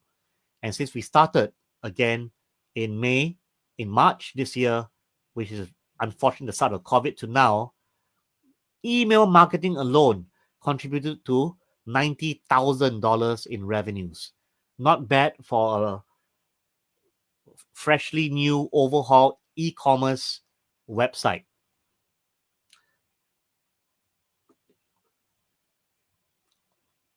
Well, friends, that's all I have for you. I'm going to now turn you back to the host, Simon Leong, and I hope you guys have been inspired, and I'm happy to take questions at this point. If that was any indication of the power behind the expertise behind Mr. Fabian Lim, I think you've just seen this, right? Because for many of us, we are brand new to internet marketing. Maybe we want to master 1 or 2 strategies, but as you can see from Mr. Fabian Lim, he is definitely not just the master of 1 or 2 different things. We call him Jack of all trades, right? Because he absolutely is the master of every single internet marketing strategy that we can really think of. He's shown you omni-channel marketing, his brand new strategies. He's shown you social media. He's shown you Facebook. He's shown you Google Ads. He's shown you everything that you would need to know as an internet marketer. And if there's anybody that I would go to when it comes to anything internet marketing related, it would be definitely Mr. Fabian Lin himself. So definitely for the next 10 minutes or so, while we still have him here, leverage on his time while we have him in this room, because he is going to be answering certain questions that definitely will be life-changing. But as you can see, Mr. Fabian, you have definitely changed so many people's perspectives. OMG, this is like the presentation I need to perfect, right? If you can perfect this presentation, you will probably be a millionaire by now. Look at this. Christine is in gratitude. This is gold, right? Information that is definitely indeed very, like, people are smiling, right? Additional smiles. Yes. Authentic expert you are, Mr. Fabian. Thank you, Mr. Fabian. Truly incredible. Thank you so much, Fabian. You have so many new fans, and why not? Simon, I'm an overnight success after 20 years. Come on. After 20 years, and we say this, right? So many different in so many different ways. And I believe, you know, with all the different strategies you've also shown, a lot of these also came before our time with GrooveFunnels. So you showed us, you know, your email marketing software, which you can actually get with GrooveMail, right? You've shown us a lot of different things. Perhaps if you wanted to create your own courses and upload them somewhere else, you get them with GrooveMember. Everything that Mr. Fabian is showing you, they can be integrated directly within GrooveFunnels. So it is so incredible just how life-changing the right technology can be. Absolutely. When you have the right trainer, when you have the right coach, when you have the right mentor. So if you do, right. So if you do have any additional questions for Mr. Fabian while we still have him here for the next 5 minutes or so, make sure that we leverage on that time. Either that, or I think you just did such a great job with your explanation. People don't even know what to ask. I don't even know what to ask, right? Complete mind blown, because you've been showing us so many new things. And a lot of these, you know, I mentioned this last time, we've worked together for over 10 years. I've traveled around the world with you. I've attended all of your classes. I've taken your tests. I've even trained on your behalf for your courses, right? I know your previous content inside and out. And I will tell you, this is all completely brand new, all adaptable for 2020 and beyond, as we adapt into the new normal, as things change and will continue to change for the foreseeable future. And just when you start to get comfortable, it's going to change on you again, right? So with that, it's definitely imperative that we must connect ourselves with the right mentors, with the right trainers, with the right coaches, especially in this community where we have so many people who are at that level, right? At that particular level, we say here in Singapore, Malaysia, atas, right? All the way up here. But they are so humble that they are so down to earth that when you meet them in person, they're willing to talk to you. Shake your hand, not now, right? But of course, when everything is all clean and everything, shake your hand, sit you down, talk with you, help you, hold you by the hand. I've seen Mr. Fabian sit down with people who had previously been saying bad things about him, online, offline, right? Trying to ruin his reputation, right? Trying to destroy him for no apparent reason, just because that's just the kind of person that they are. And Mr. Fabian turned that around and reached out his hand, ended up helping these individuals. So that's the kind of connection that we're dealing with. Reach out to Mr. Fabian while we do have you. You know, definitely there's one or two questions, if you don't mind, to answer. Oliver is asking, Mr. Fabian, I own a digital marketing agency. What would you suggest to get started to get my first clients? Good question, Oliver. You know, as I said, I hinted to all of you that portfolio matters more than income or how you get paid. And the truth is this: when you are new, the reality is that you need clients more than clients need you. And that's the truth. And therefore, I would take the very humble approach to acknowledge that I'm new. Say, look here, I've invested a great deal of money over the last 6 months to learn about digital marketing. I'm excited to execute it. And obviously, I'm not going to ask you to pay me. I'm asking you to allow me to work on your project so that I build experiential learning. And all I'm asking from you is, a pat on the back if I do a good job and a video testimonial to endorse the things I've helped you. Would you be willing to agree to this? So my point is that when you're new, my friends, money should be the furthest from your mind. What you want is an opportunity, and work with your local business to get the opportunity in exchange for what we call social proof. And social proof comes into the form of a video testimonial, a heartwarming video testimonial, and you build your portfolio one at a time in this manner. By the time you get to your third job, you now deserve to get paid. So now you offer to overhaul the website. And you say, look here, I have some clients, but I'm still new, but I want your portfolio. I want to show people what a modern functioning website should be. Now the market rate out there is $2,000. I'm just going to ask for $300 because I want to showcase your new website as a portfolio. Would you be willing to do that? As I said, if you understand, deliver value first, or always over deliver compared to the monetary gain you're going to get, you'll be on the right track. And I wish you all the best. Absolutely agree with you. Now, I think a lot of people share the sentiments of Mr. Peter Edwards. Got nothing to ask because we don't know what to ask. Still recovering from all this knowledge bomb that you just dropped on us. Really brilliant info. Thank you very much, Mr. Fabian Lim. And we see many people who share very similar sentiments. It's just absolutely mind-blowing, all the amount of content that you have shared with us today. Thank you very much. So one last question then. And this is actually something that I believe all of us are very interested in learning about from Mr. Kevin. Do you have any extra room for mentorship students? Or perhaps a better way to ask is, if we want to learn more about you in the first place, if we want to reach out to you, if we want to see what else we can learn based on your array of expertise, what is the best way to find you online? What is the best way to learn about your programs? And how do we actually get in touch with you? So I have an easy answer. The first thing to get my name right, it is Fabian Lim. It's not Fabian Lim. It's not Fabian Lim. It's Fabian Lim. And if you know my name, you add a .com. It's fabianlim.com. That's my home base.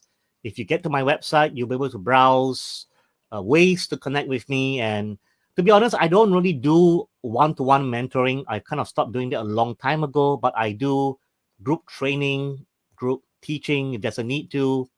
And if you want, go to YouTube. I'm now going to be reaching out to the world via YouTube, uploading a lot of my videos for free, and just sharing the community. So go to YouTube, look for Fabian Lim, and subscribe to my channel, and I'll see you on the other side.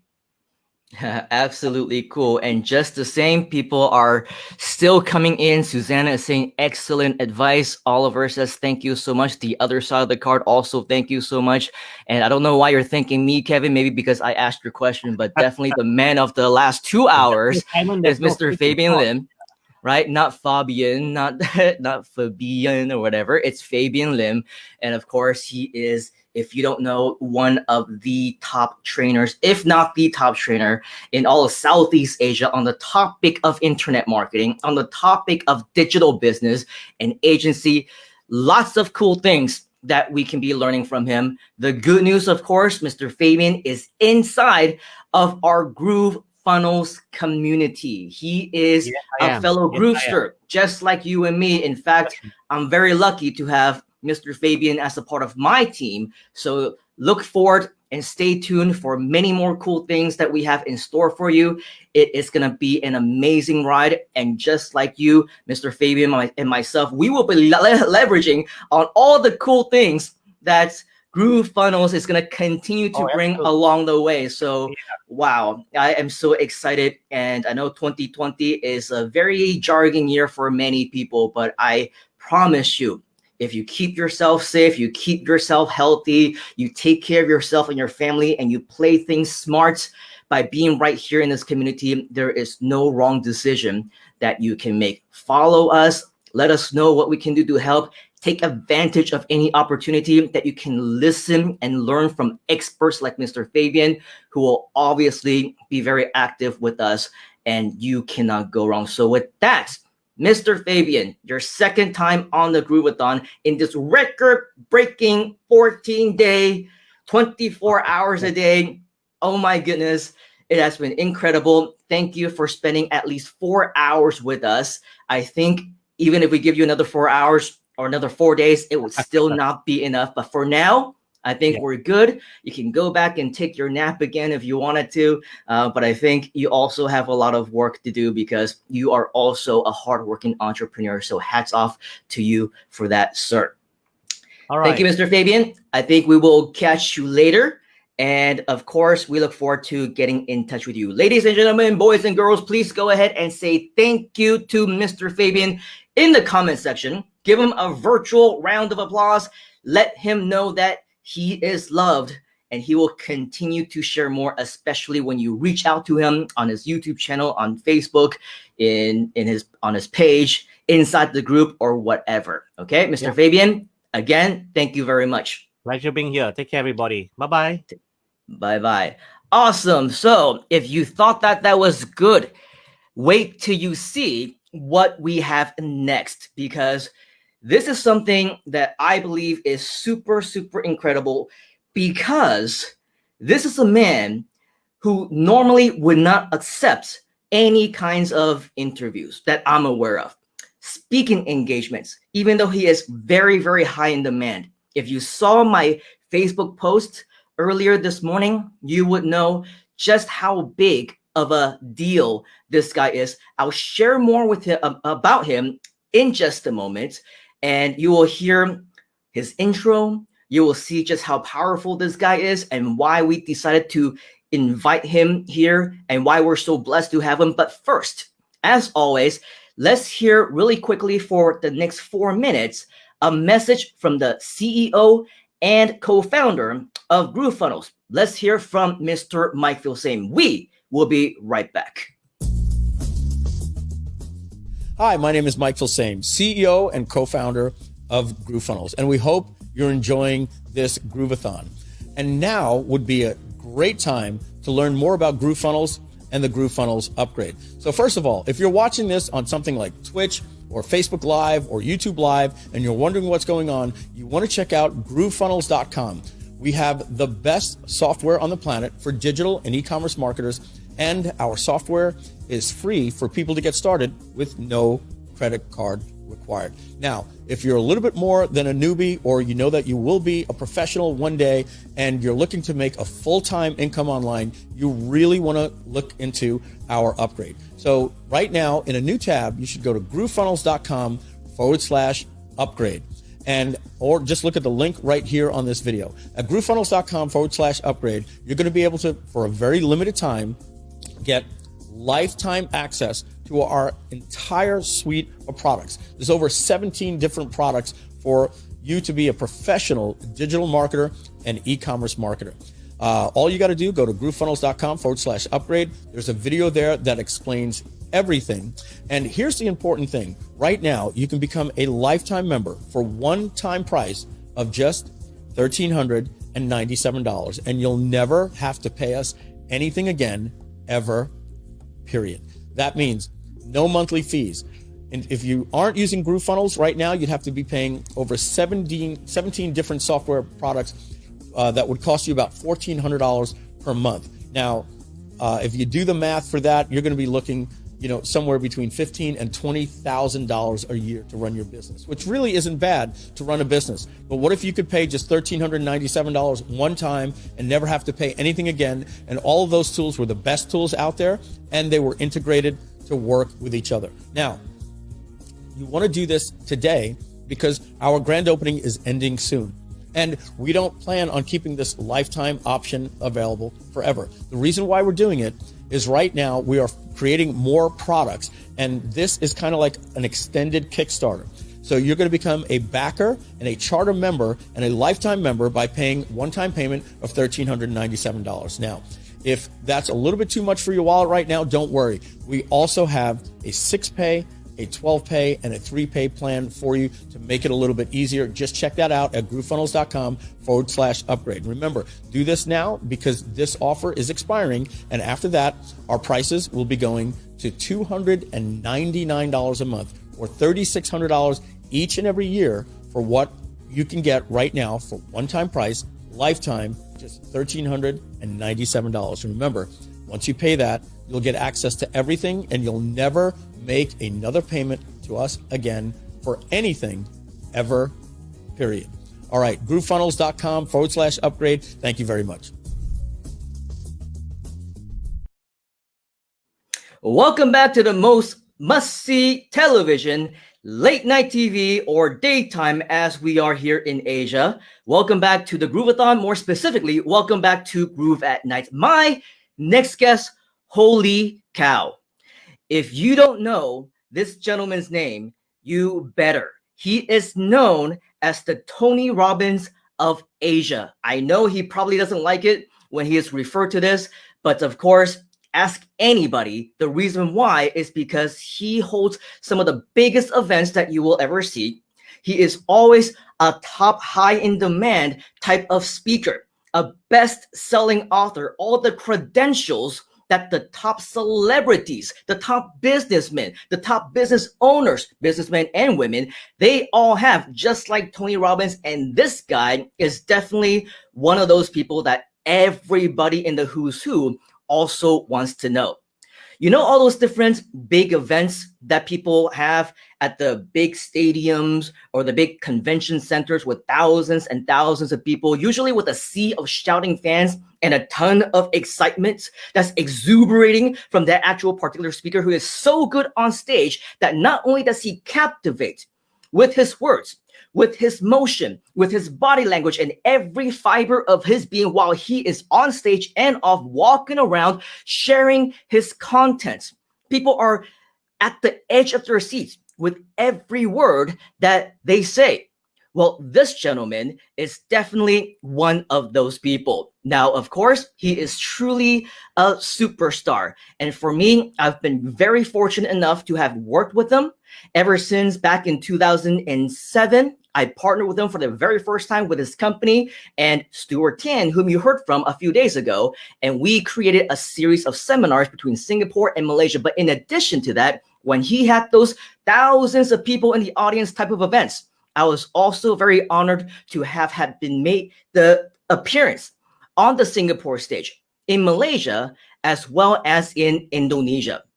There are so many people that I was actually nervous going onto the stage, which was pretty crazy considering that I've been doing this for 15 years. Not once have I ever been nervous speaking in front of the audience outside of maybe the first month or two as a professional speaker. The moment that I had the opportunity to speak in this gentleman's big stage, I could not contain myself. So this just goes to show the testament of the power behind this guy and why we call him the Tony Robbins of Southeast Asia.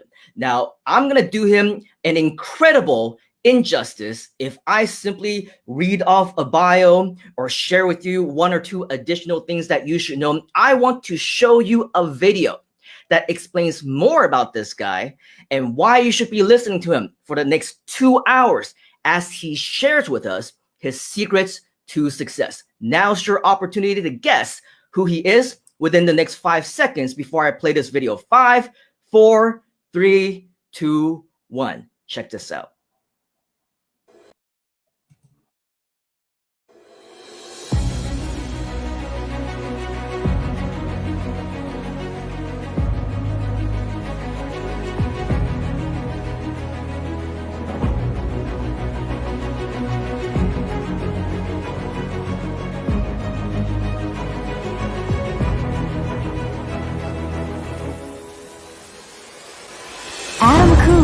entrepreneur, a best-selling author, and Asia's #1 success coach. A self-made millionaire by the age of 26, Adam was ranked among the top 1% of academic achievers at the National University of Singapore and was a pioneer in the University Scholars Program. Since 2002, Adam has touched the lives of over 1.2 million people in more than 60 countries through his live programs, seminars, books, and online training.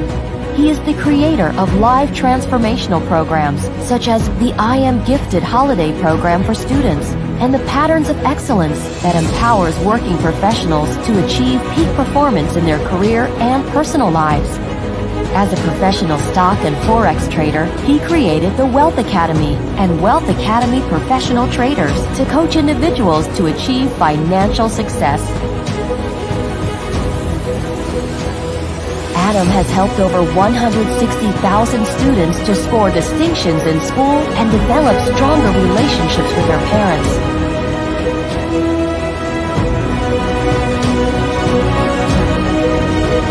He has coached top sales professionals and entrepreneurs to turn around their businesses, and even former bankrupts who have achieved financial freedom.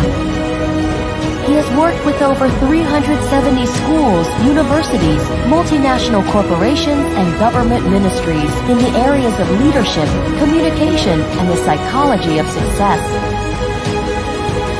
In 2007, Adam was ranked among the top 25 richest Singaporeans under the age of 40. Adam was also conferred the NUS Business School Eminent Business Alumni Award and NUS Outstanding Young Alumni Award for being one of Singapore's top business leaders. As a renowned financial mentor, Adam has won the Most Preferred Investment Speaker Award twice in a row, voted by thousands of retail investors at the Share Investor Awards. He is one of the most watched trading mentors on YouTube, clocking over 3 million views on his trading tutorials in just 2 years. Adam has authored over 16 best-selling books that include I Am Gifted, So Are You, Master Your Mind, Design Your Destiny, Secrets of Self-Made Millionaires, Profit from the Panic, and Winning the Game of Stocks. His books have been translated into 12 languages and have sold over 500,000 copies worldwide. His achievements have been featured in every media, like the Straits Times, the Business Times, Today, Lianhe Zaobao, Berita Harian, Channel News Asia, Channel 5, Channel 8, The Hindu, The Star, and even on Vietnamese and Brazilian news. Let me tell you something. I have achieved what I achieved in life, not because I'm smarter than you, not because I'm more talented, but because when I want something, it's a must. If you're willing to do whatever it takes, you will always find a way. And now, here to share with you his strategies and insights, Mr. Adam Khoo.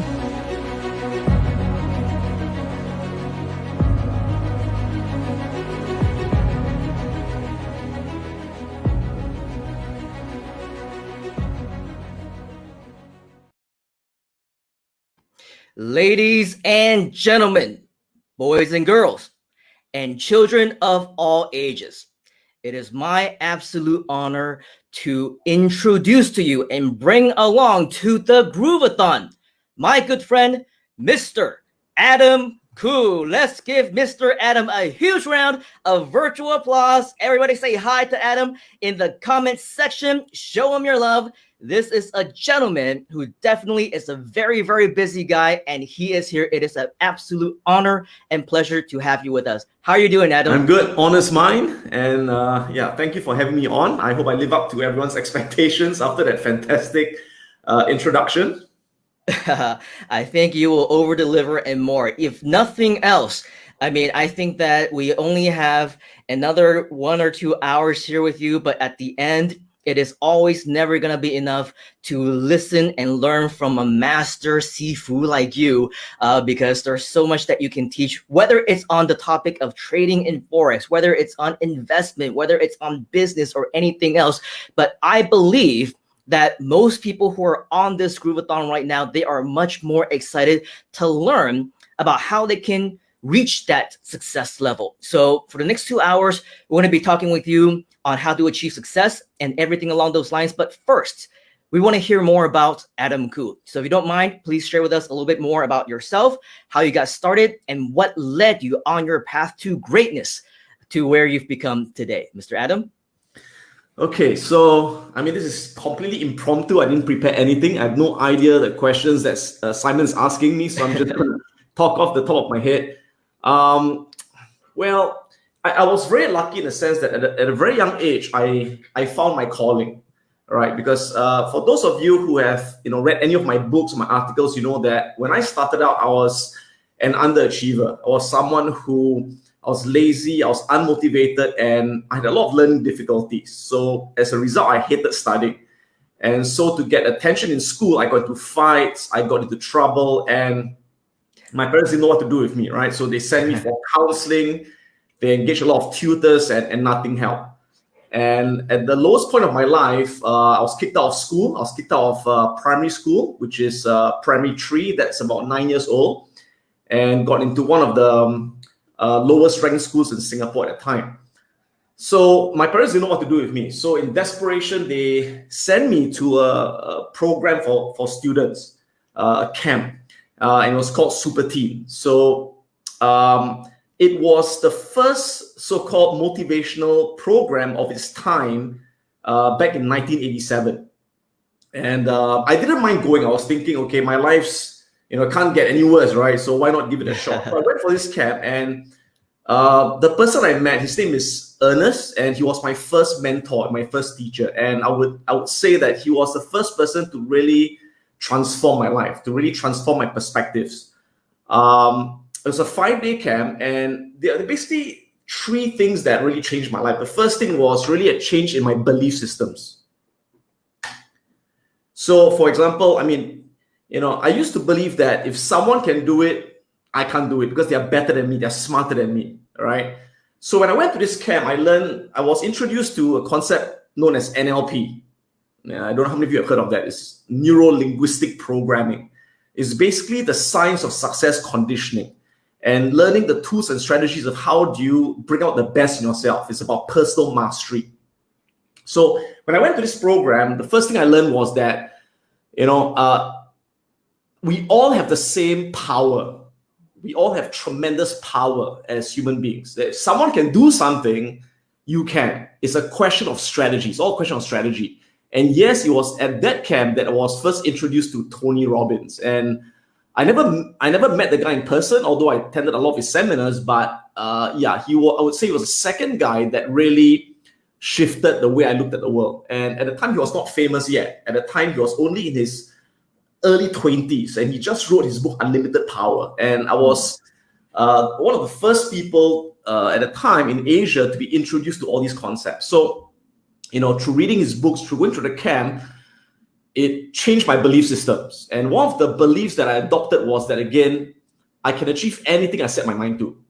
So I set a whole bunch of goals at the time. And the first goal was to top my school, because I was at the bottom of the school. I said, I'm going to top my school, and I'm going to make it to the National University of Singapore. And, my parents were saying, we admire your ambition, but you got to be realistic, right? Because in Singapore, it's very competitive. In Singapore, to get to the university, you have to be the top, 5% in the whole of Singapore, And I said, I'm going to go to NUS. And one of my other goals was, I said, I want to be a millionaire by the age of 26. So I set all these crazy goals. I put it up on my wall, and I would have this vision board, And the second thing I learned is that it's all about strategy. So initially, I thought that the reason I couldn't do well in school was because I just was stupid. I didn't have a good memory. Okay, so I learned that the reason I couldn't remember was not because I had a bad memory. I was using the wrong memory strategy. The reason when I was reading, I fell asleep and I couldn't understand was not because there was something wrong with me. It was because I was not reading in an effective way. So I started learning a lot of these accelerated learning strategies, things like how to speed read, how to condense information, how to make notes, how to memorize information using mnemonics and all that. So I began to realize it's all about strategy, right? And of course, the third thing is this. I mean, you can believe in yourself. I can do it.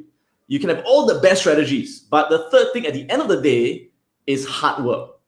Yes. You can't avoid hard work. I'm sure all of you have heard this before. It's 1% inspiration, 99% perspiration. So it's about getting yourself to take action. Okay. And I was lazy at the time. And so I later learned that, there's no such thing as laziness. The reason we are all motivated at something. For example, I was lazy at studying, but very motivated at magic. I love to perform magic. I was really into magic. I really love playing computer games. I could play for hours, and no matter how many times I die on Super Mario Brothers, I would replay it till I save the queen. Right? So I learned that, it's not that we are lazy. We're just motivated at something else. So the question is, how do I get motivated at studying? Okay. And the reason I was not motivated was because I had no goals. I didn't know what I wanted to do in my life. Like my father would ask, where will you be 5 years from now? I say, I don't know, at home.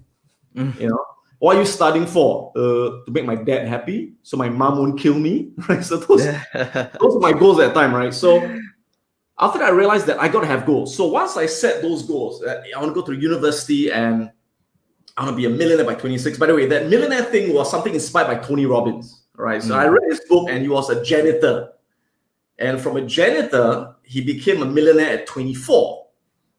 So I said, hey, if Tony Robbins can do it at 24, I can do it at 26. I gave myself 2 more years. Can you guess why? Why? Because of national service in Singapore. If you go to the army, yes, 2 more years, right? so that was it, right? So I went back to school and I really worked really hard. I learned, all these NLP skills, how to motivate myself, how to, one of the most important things in achieving what you want is state management, is the ability to shift your emotions, your emotional states, right? So a lot of people, they say, I know what to do. I know how to do it. I don't feel like doing it, right? Because of procrastination, of fear, of frustration and all that. So I had that, right? So I was lazy. So using NLP, I learned how to shift my internal representations, my physiology, to get myself motivated in an instant, to get myself confident, right? So with that, I took massive action, studied really hard. So I did the whole thing, right? I taught my school. I went to Victoria Junior College, went to the National University of Singapore, top 1% in the university, the scholars program, and the whole thing, right? Yeah. So as I was doing well academically, I told myself that, all right, I'm going to do really well academically, but it doesn't guarantee that I'm going to be, financially successful. And that was one of my goals. So while I was studying, I decided to, start my own business. And the first business I started was a mobile disco business because my passion was in music at the time. So I started a mobile disco business in the old days with those vinyl records. Remember that? Yes. With the vinyl records and the equalizer, and we had those speakers, and we had the smoke machine and the helicopter lights and all that. So I saved up $2,000 by selling stationery for my friend's father, doing a lot of odd jobs, doing part-time waitering during school holidays. I saved up $2,000 and bought my first mobile disco machine. It cost $2,000. Wow. And that's how my business got started at the age of 15 years old. Right? I don't know if Fabian shared this, but Fabian has a very similar background to mine, although we never met till much later, right? Fabian was actually also in the mobile disco business, and Fabian was also a magician. So actually when we chatted, we found that we had such so many things in common, but we never met till much later. So anyway, bit off topic, right? So from there, I started that first business. And the other thing I did was I started tutoring people. Okay, because my friends would come up to me and they say, you are failing in school. How are you now scoring straight A's? How are you now topping the school? And I would then share with my friends. I say, I'm using this thing called mind map. You've heard of mind map, right? Mind mapping. And I would share with them my memory techniques and all that. And they were like, wow. And so my friends began to apply what I taught them, and they started to see results. And when I saw that, I felt great. And that's when I realized my calling, that I would love to be able to inspire people, be able to, teach them something that would change their life. And at the time was helping my friends to study. So I remember at the time I would take paper and I would write articles. For example, I'll write an article on how to set goals, an article on how to improve your memory, an article on how to prepare for exams, and I'll photocopy them and pass them out to all my friends in school. And one day my teacher came up to me, and she was my geography teacher. She had a 2-period session, 45 minutes each. And she came up to me and she said, for these 2 periods, I'm going to let Adam take the class. I was like, what? And I was in secondary 3, so I was like 15. And she said, Adam, I need to go up there and take my period. And I wanted to share with the students how you managed to top the whole school. Right? So I went up there and I taught them all these techniques that I've learned. Believe in yourself, use mind mapping and all those things, right? And they were like, wow. And the girls there were like, oh my God, he's so cute. So that really reinforced again that whole calling that I meant to do this. Yes. Yeah. Reinforces. So when all people ask me, they say, Adam, how did you decide to go into the education business? How did you how do you decide? And the answer to that question was, I never saw it as a business initially. It was always a calling. And the business part came a lot later, right? So even before I graduated, I already started my company, although it's a one-man show. And my company involved both doing the mobile disco business and going around doing talks and training to other students in other secondary schools and junior colleges and all those things. All right. So I did it for some time. And the next progression was towards training adults, because before there's all teaching kids, right? And what happened one day was that one of the senior vice presidents of AIA, American International Assurance Group, right? He said, hey, you know what? My nephew went to your program, a lazy guy, and now he's motivated to study. What did you do? How did you do it? I said, well, I did all these things, right? And he said, if you can motivate kids to study, Adam, can you motivate insurance agents to sell more insurance? I said, I don't know. Okay, never did it before, but I'm willing to give it a shot. So again, one of the things that I learned in this whole NLP thing was that you got to dare to do things you've never done before. When you're committed, you will always find a way. So I said, why not? I'm going to give it a shot. And for my first assignment, AIA, this was when I was I was about 23, 24 years old. I was just about to graduate from university, in fact. For my first assignment, AIA, they sent me to Shanghai for their Platinum Premier Agents Conference. These were the top insurance agents in the whole of Asia, and they were all meeting in Shanghai in a conference. It's about 300 of them, right? And here was I, a 24-year-old, given a 1-hour slot to go up there to inspire them on how to, be top salespeople. Yeah, I did that. It was free. I wasn't paid. It was pro bono, right? When you first start, no one's going to pay you, right? So I think I did a pretty good job, because after that, AIA came to me and gave me my first corporate training contract. And I did not officially get my degree from university yet.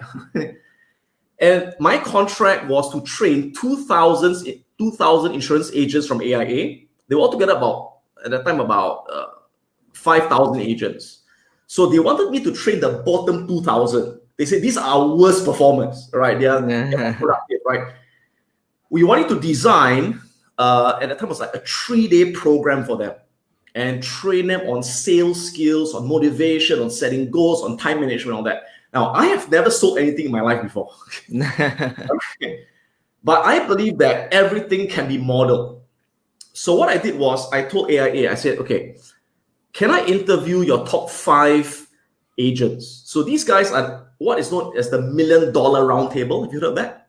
Yeah. But there's something on top of that known as the court of the table. So to qualify for the court of the table, you are the top. Okay, to be the $1 million roundtable, you're about the top, I think, 3% of insurance agents in the world, something like that. To be the court of the table, you're the top 0.5%. So these insurance agents are all multi-millionaires. The best of the best, right? So I told AIA, I said, okay, I want to interview the top 5 agents in the whole company, and I want to model their strategy. How do they generate leads? How do they convert the leads? How do they handle objections? How do they present themselves, right? Because NLP is all about modeling excellence, that we believe that find someone who's the best in something, you can model their exact strategy. So I set out these 5 guys, well, mixture of men and women, right? So I modeled them and I created a sales strategy, an entire sales program over 3 days. And I taught about 2,400 agents at 40 per batch. So it was extended over a couple of weeks. And I still laugh at how much I was paid at the time. I was paid something like about $1,000 per 3-day batch. Oh no. That's okay, right? I mean, I was no one, right? I had no qualifications. I was a young kid, right? And they all look at me, who's this young shit? Who's not even out of school, right? So I did the training and we had a post-mortem. 12 months after that, their productivity of that group went up by something like about 27 percentage points. And from that moment, I got calls from Prudential, Great Eastern Life, and all the insurance agents called me, right? So that's how I started the whole corporate career, where I became a trainer for all these companies, and then later I got called by by Apple and all the top MNCs. So that's how I got into corporate training. Again, understand I don't do this anymore. That was my previous life when I first started. Right.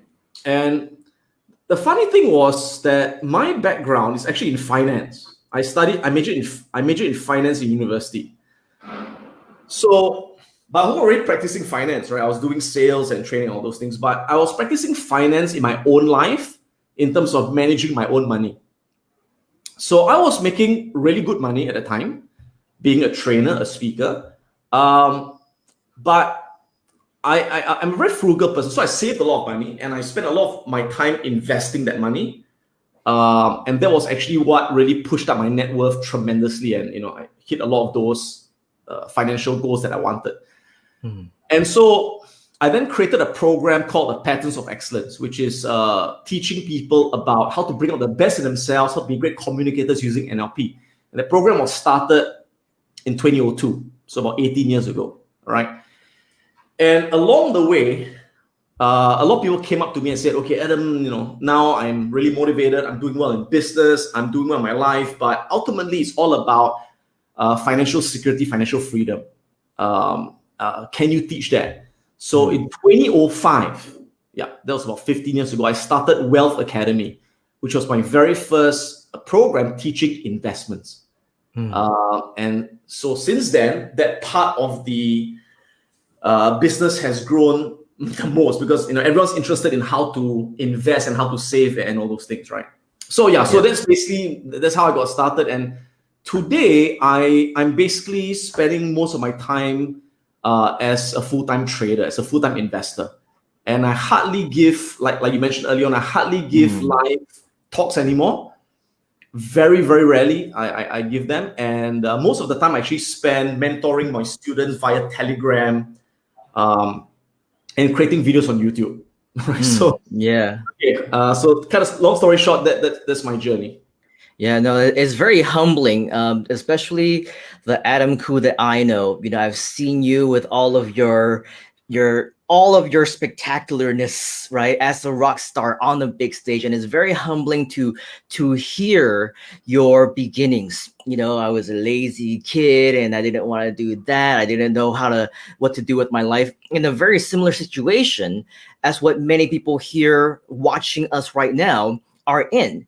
So it's really cool to see that, not everyone at the Adam Khoo level started off becoming a rock star when they were born, right? Everybody starts somewhere. And one of the other things that I respect about you is you have the capability, you have the skill to be that dynamic speaker, to share on stage, to be that trainer. But you mentioned, especially during these times, you're saying, I actually do not speak much anymore because I spend my time actually implementing what I teach. And one of the biggest differentiations between you and what I believe some of the other, so-called gurus out there or whatnot, during these times, especially during these times, they take what they've been doing previously, their seminars, they were speakers, whatever, and now they're forced to go online. They're forced to teach what they have been teaching offline, but now they do it online because that's their business model, right? But here you are implementing the things that you've been teaching, things that you are known for. And I believe there is just so much we can learn about from you, whether it's NLP, right? Whether it's the topic of trading, whether it's different things like forex and investments. And you just mentioned your YouTube channel, which the last time that I checked, I just went to your YouTube channel just because, holy cow, 600,000 subscribers.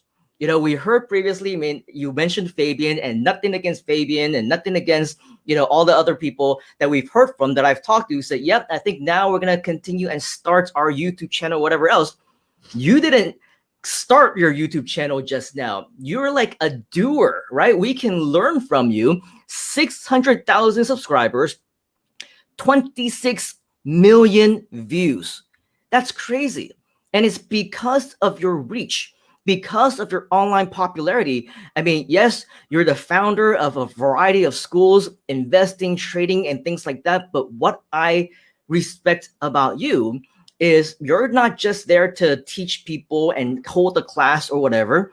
You actually mentor them, as you just mentioned, right? Through Telegram, coaching, you're actually in touch with them. It's you, right, who's actually communicating with them. And from what I saw on your website, over 6,000 students from over 110 countries. This is a global impact that you're making to a lot of people in this world. And for many of the fellow, we call them Groovesters as part of the GrooveFunnels community, a lot of us also have dreams of being able to reach that amount of people, to be able to make impact in people's lives. But in the end, of course, you need to be the master of your own craft first, right? You need to actually know what you're doing. You need to actually know how to trade before you teach people how to trade. You need to know how to invest and get results before you teach people how to do that. You need to actually have a significant amount of YouTube subscribers to teach other people how to become YouTubers the traditional way.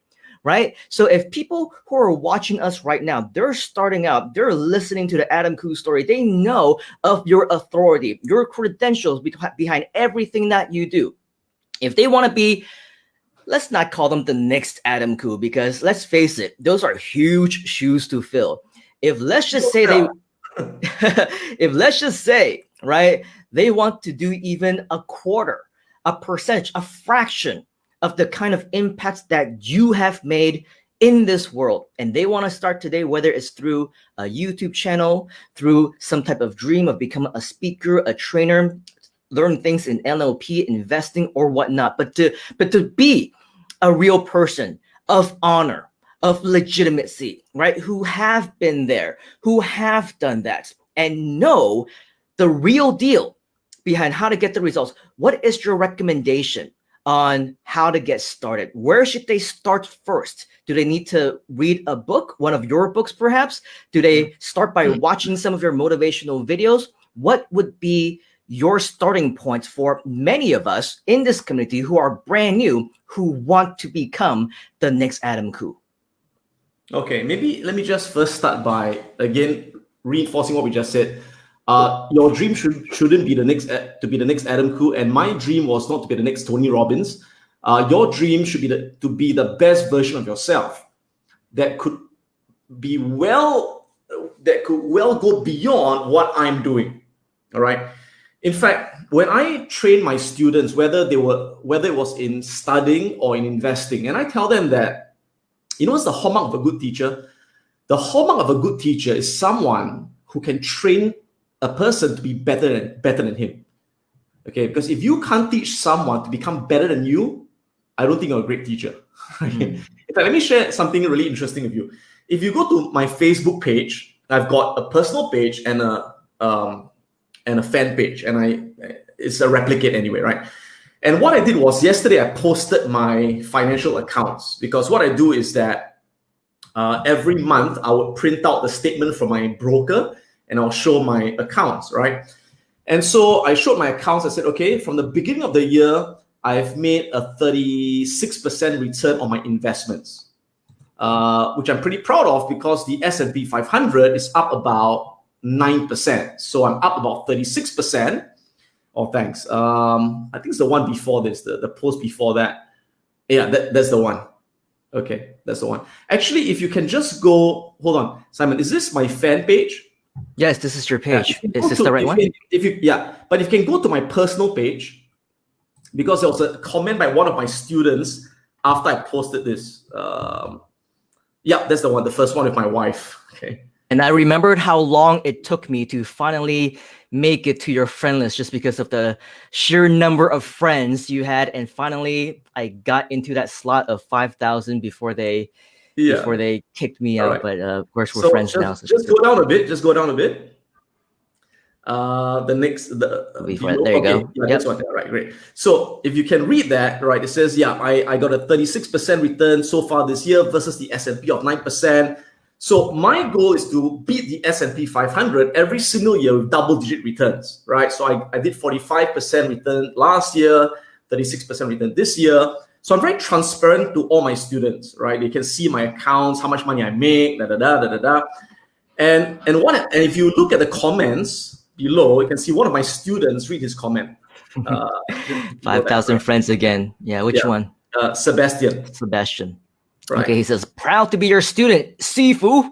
It's been a good 4 years after graduation. Positive every year. Here's my result slip. Got a bit more adventurous on my other account. And you can open up the comment. He shows his accounts. Hold on. I think you just... Is there a way to...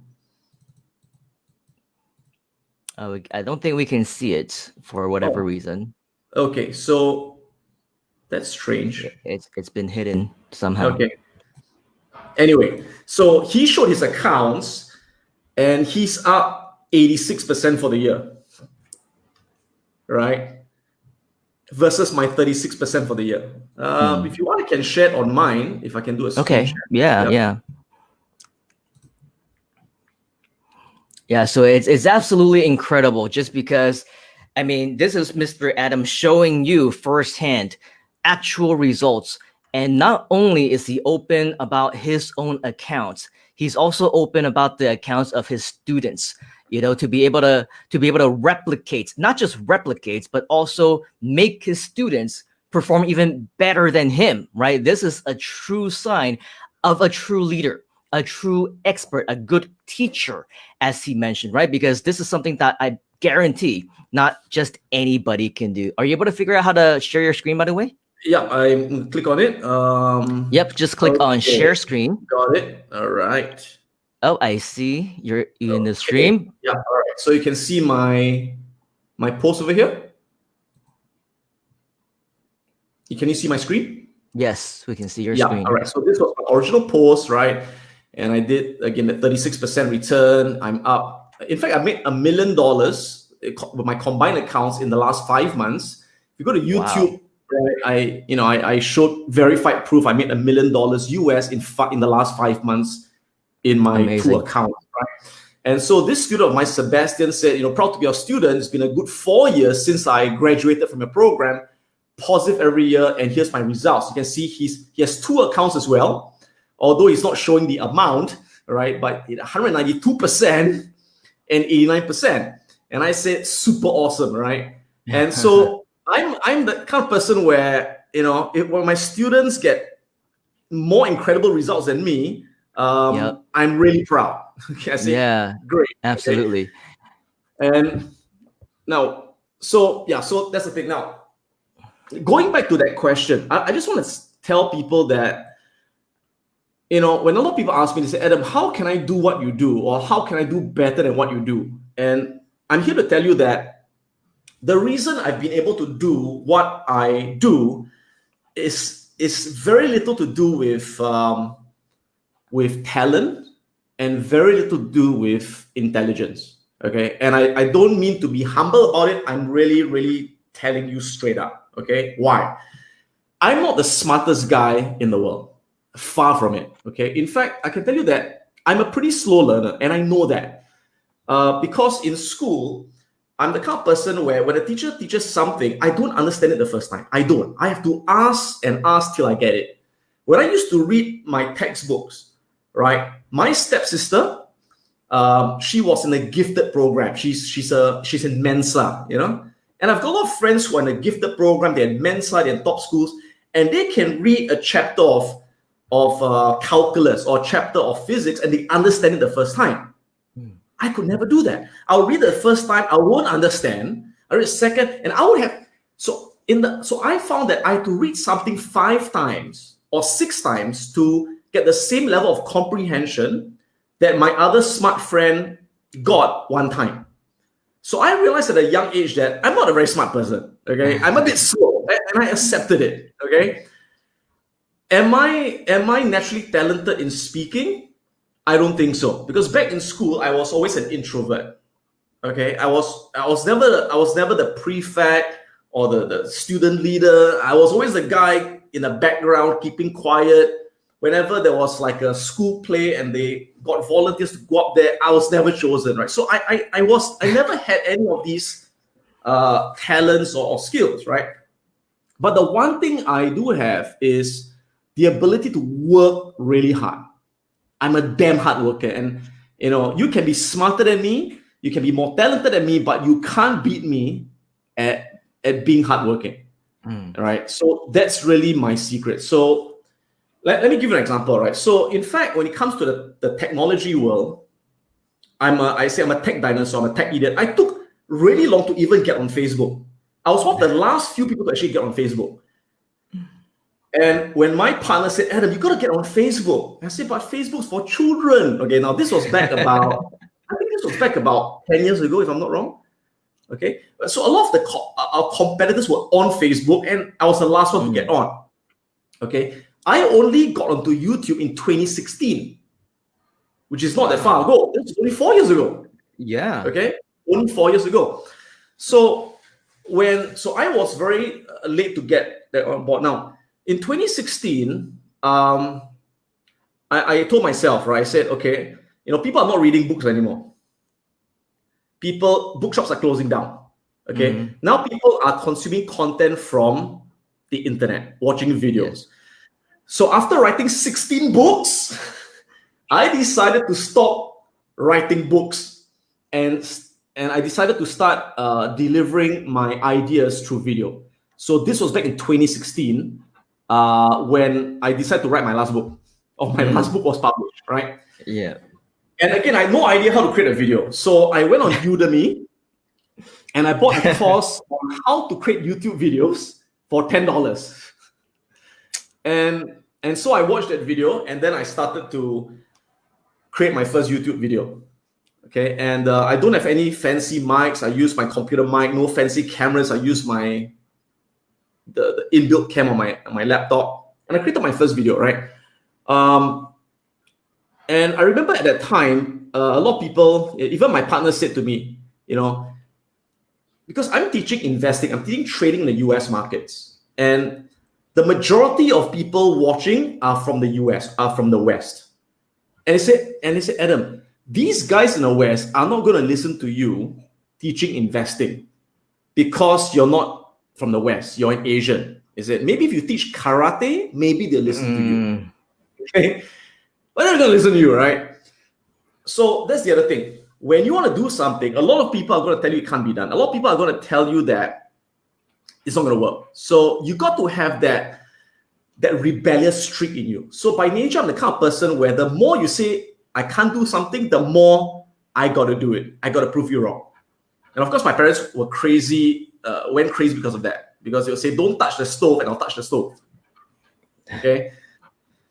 But turns out that's a pretty good characteristic if you want to be an investor or entrepreneur, because you know people are going to tell you that you can't do something, and that needs to drive you even more.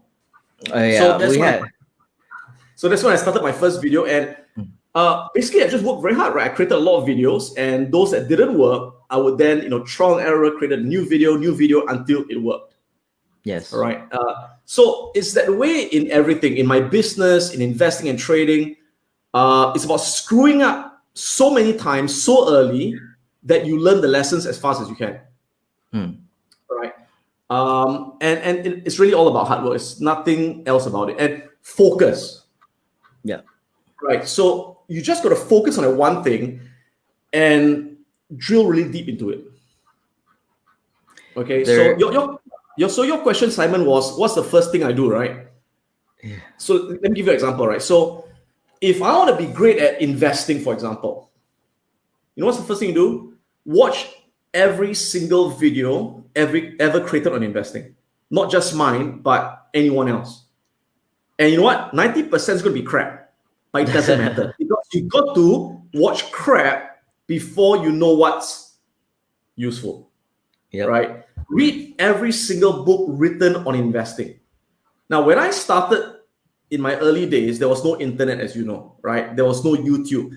So it's all about books. So I literally read, I would say, almost every book written about investing and trading. And every time I read a book, I would make sure that I apply what I learned immediately. I would make notes and apply it. That's it, just hard work. Yep. Incredible. So I think when it comes to, and Fabian's watching us from YouTube, I don't know if he heard you talking smack about him. Just kidding. Just kidding. Nobody said anything about Fabian. We said good stuff about Fabian. This is all good. Yeah. Fabian saying Adam Koo is a good buddy of mine. We're all good buddies. So that's awesome. Yes, no, I absolutely agree. When it comes to starting out, everybody starts out somewhere, right? And when it comes to figuring out what your next logical step is, and you have so many good nugget after another that I simply didn't want to cut you off, right? Because everything that you shared is simply gold. Because for all of us who are just starting out, we're going to go through different phases in our lives where let's not talk about people who talk smack about us, who says that we cannot do things. At some point in that process, we convince ourselves that what they're saying is true, right? And that's a really big hurdle that internally we need to go through. We need to get past before we can do anything. I mean, when you started your YouTube channel, and I think what's really interesting and really respectable from you is you just went ahead and did it. Yeah, you're not going to be the only one who's thinking, oh, I'm from Singapore, I have a Singaporean accent or whatever, and maybe people aren't going to listen to me or whatnot. When I started to teach also about YouTube marketing, when I talk about, becoming a YouTuber, but not in the traditional way of a talking head of teaching or whatever, the reason why in Southeast Asia, a lot of my courses, we teach you how to become a YouTuber without actually showing your face, without talking, without even creating your own videos. Why do we do that? Number one, most people are lazy, as you mentioned, right? But number two, and most importantly, people are just not confident to be in front of the camera. They're not confident that what they say would be accepted by people from around the globe. They're not sure with their Malaysian accent, with their Singaporean accent, with their Indonesian accent, Vietnamese accent, Thai accent, whatever, that people from the West or around the world would be able to understand them. So they talk themselves out of doing something spectacular. And if you had done the same thing, if you had the similar mindset, of course you wouldn't, because you're Adam Koo, right? 16 books under your belt, best-selling author, multiple-time best speaker. And if you had done that, though, all those 600,000 subscribers, let's not just say for you as your own achievements, you would be doing 600,000 people who are subscribing to you right now a disservice, because you are preventing them the opportunity to learn from you. And yes, it's great that we start early, 4 years. I mean, it's not early by any means, but at least you're earlier than starting this year, right? At least you had a 4-year head start, which got you all those people, subscribers who are watching you right now. But in this day and age, especially in the times of 2020, right? More and more people need this information more than ever. And we're now finding ourselves. We need to find new opportunities. We need to see what works for us. We need to know and learn from masters like you how to get started. And so my next question to you is, if we are going to continue on in these times of 2020. And with your knowledge of the different things that you have mastered over your life, you know, from NLP to perhaps digital marketing, to learning how to sell, to learning how to speak, all those things that you were lazy to learn in the first place, right? What would you think is a major skill that people should learn right now? Maybe as they explore the opportunities, explore different businesses, explore different things. What would you say is the one thing first that they should learn and perhaps master before they get into the shiny object syndrome and begin trying to do too many things all at once? They're trying to be just like you, right? I want to be a master in NLP. I want to do all of this, all of that. And you talked about focus. How do we know what to focus on first? I think the first thing is you got to work on your psychology. You got to work on your mindset. I mean, this has been said so many times that whether you want to be successful in business, in investing, in trading, in relationships, in health, 70% is psychology, is your mindset. And 30% is the how, is the mechanics. Okay. So the first thing is really work on your psychology. So again, go read all the books by Tony Robbins. Go attend his virtual seminar. Go get all his audio tapes. Okay, hopefully legally, right? Read my books on psychology and all that. So, but again, it can be concurrent. So as you are doing that, as you're working on psychology, and it's not a one-time thing, it's something that you do consistently. All right.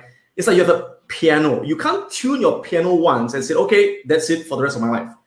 You got to tune your piano every couple of months. Okay. So so start with that and keep inspiring yourself along the way. Then the next question you got to ask is, okay, if you want to create income in today's world, you know, how do you want to create income? There are so many avenues. Okay, I mean, you can make a good living just on a YouTube channel alone. You can create great income through again selling something on Amazon or whatever it is. So there are many ways to do it. And you can also create great income as a professional trader, trading options and stocks. And that's what I do. That's my main thing, right? So there are many ways. So I would say find one that resonates with you. Okay, so like, you know, someone asked me, Adam, you know, should I go into trading? Can I make a good living in trading options and stocks? I said, yes, but is that something you're interested in? When you look at charts, when you look at numbers and financials, does it excite you? If it doesn't, don't force yourself, because you need to find something that fits your personality, that resonates with you. Okay. So if it's numbers, if you love numbers, if you love, you know, finance, great. You know, focus on trading. You can make a great living out of trading. But if you say, you know, I hate numbers, right? But I love writing, right? I love speaking. Then focus on that internet marketing part, okay? And then once you decide what resonates with you, seek out the best in the business. Seek out the best in business, right? You got Fabian, you got yourself. I'm sure there are a lot of other top internet marketers in different niches, right? I'm sure that there's an expert in every niche. Now, I'm not familiar with your niche. You know better than me. But for example, in a niche of trading, then I would like to say that I'm one of the best, right? Yeah. So seek me. And not just me, but seek other people out, right? And the thing is to then model them, right? Model the best in that business and just work at it and just take action. You know, I always ask people this question. When you take action, you learn something, you take action, do you always get results? Yes or no? Okay, so if you guys who are listening in, can you type in your comment section right now your answer? So the question is this: when you take action, do you always get results? Yes or no? Type it in. Yes or no? I'm just curious to see. Do you always get results? And just so that you know, Adam, it takes about 20 to 30 seconds sometimes because of the slight delay of the live stream. So yeah, I'm also very interested to know the answer to this question based on the audience that is watching this right now, just because we have such a wide array. You know, we're live streaming simultaneously on Facebook, on YouTube, on Twitch. And so there's a lot of people who are finding us for the very first time. And we really want to know exactly what type of positions they might be in. And you can start to see some of the answers that are coming in right now. You know, Kevin saying no, right? I'm actually seeing more no's than yes, which is interesting. Yeah. A lot. Oliver says yes. So a lot of it has to do with, you know, your, as you said, right, your mindsets, getting into it, planning the right way. And when it comes to success, you know, which is the ultimate goal of every single one of us who are watching this right now, it doesn't matter if you want to get into trading. It doesn't matter if you want to get into YouTube. It doesn't matter if you want to do digital marketing, become an entrepreneur, local business person, right? At the end of the day, we all have the same goals in mind, and that's to be successful. And through success, it's not going to come overnight. We talked about how some people, they might get overnight success, as in yesterday they were not successful, but then suddenly something happens and they're successful. But for many people, it takes them 5, 10 years, 20 years or more in order for them to get there. And for me, I mean, after hearing your story of, you know, setting your goals, meeting Tony Robbins at his seminar and learning from him, reading different books, consuming information and working hard, right? What would you say to us if we really want to know the path to success? I mean, let's not talk about the best tip anymore or the first thing that you need to do. If you are to, you know, share with a coaching client that you've already been working with and they've been working hard for a long time, but they haven't really found that success yet, what's really that golden nugget that you would say would help them to cross that path to success, to making sure that they achieve those successful goals that they've always wanted to achieve, the accolades that they've always wanted to achieve? Okay, so before I answer that question, let me follow up on what I asked just now, right? So my question earlier on was, when you take action, do you always get results, right? And in my belief system, the answer is yes. When you take action, you always get results. You either get results you want or you get results you don't want, but you always get results. But if you take action and you get results you don't want, you learn something from it. When you learn something from it and you take that learning and you keep taking action again and again, eventually you will get the results you want, right? So the point is to just get yourself to take action, okay? So back to your question, right? What do I need to do to be successful? And it's not one thing, it's not two things, it's a combination of many, many factors. So let me put it into a framework. And this is a framework which I teach in my program. And the first step is this. To achieve success in anything, step one, write this down. Step one is you got to know exactly what it is that you want. The first thing is you got to set very, very clear goals on what you want to achieve. So again, ask yourself, 1 year from now, what do I want? 2 years from now, what do I want? 5 years from now, what do I want specifically? Be as specific as you can in the different areas of your life. So what do you want financially? How much money do you want to make a month, a year? If you want to start a YouTube channel, how many subscribers, how many views do you want to have in a year, in 5 years, right? So write down specifically what you want. Okay, if you want to start a business, what's the revenue going to be in 1 year, in 5 years? Okay, now a lot of people may ask, they say, I've got no idea, right? I don't know, right? So to me, it always starts with the what. What do you want first? And then we find the how. You may not know how to do it right now. It doesn't matter, but it begins with intention. What's your intention? When you have a strong enough intention, you will find the how. But you got to know what you want in the first place. Most people are afraid to ask for what they want because they say, I don't know how to get there. It begins with what you want. It begins with intention. Then your subconscious mind will find the how. Okay? So that's number one. Right now, what do you want? Right? Take the time to write down what, not now, but later on. Okay? Now, the next thing is, I always ask people this question all the time. I ask them, how many of you want to be successful? And I get a lot of hands in the audience, right? Next question is, okay, how many of you are committed to be successful? Oops, less hands. Now, is there a difference? Yeah, a huge difference, right? So what's the difference?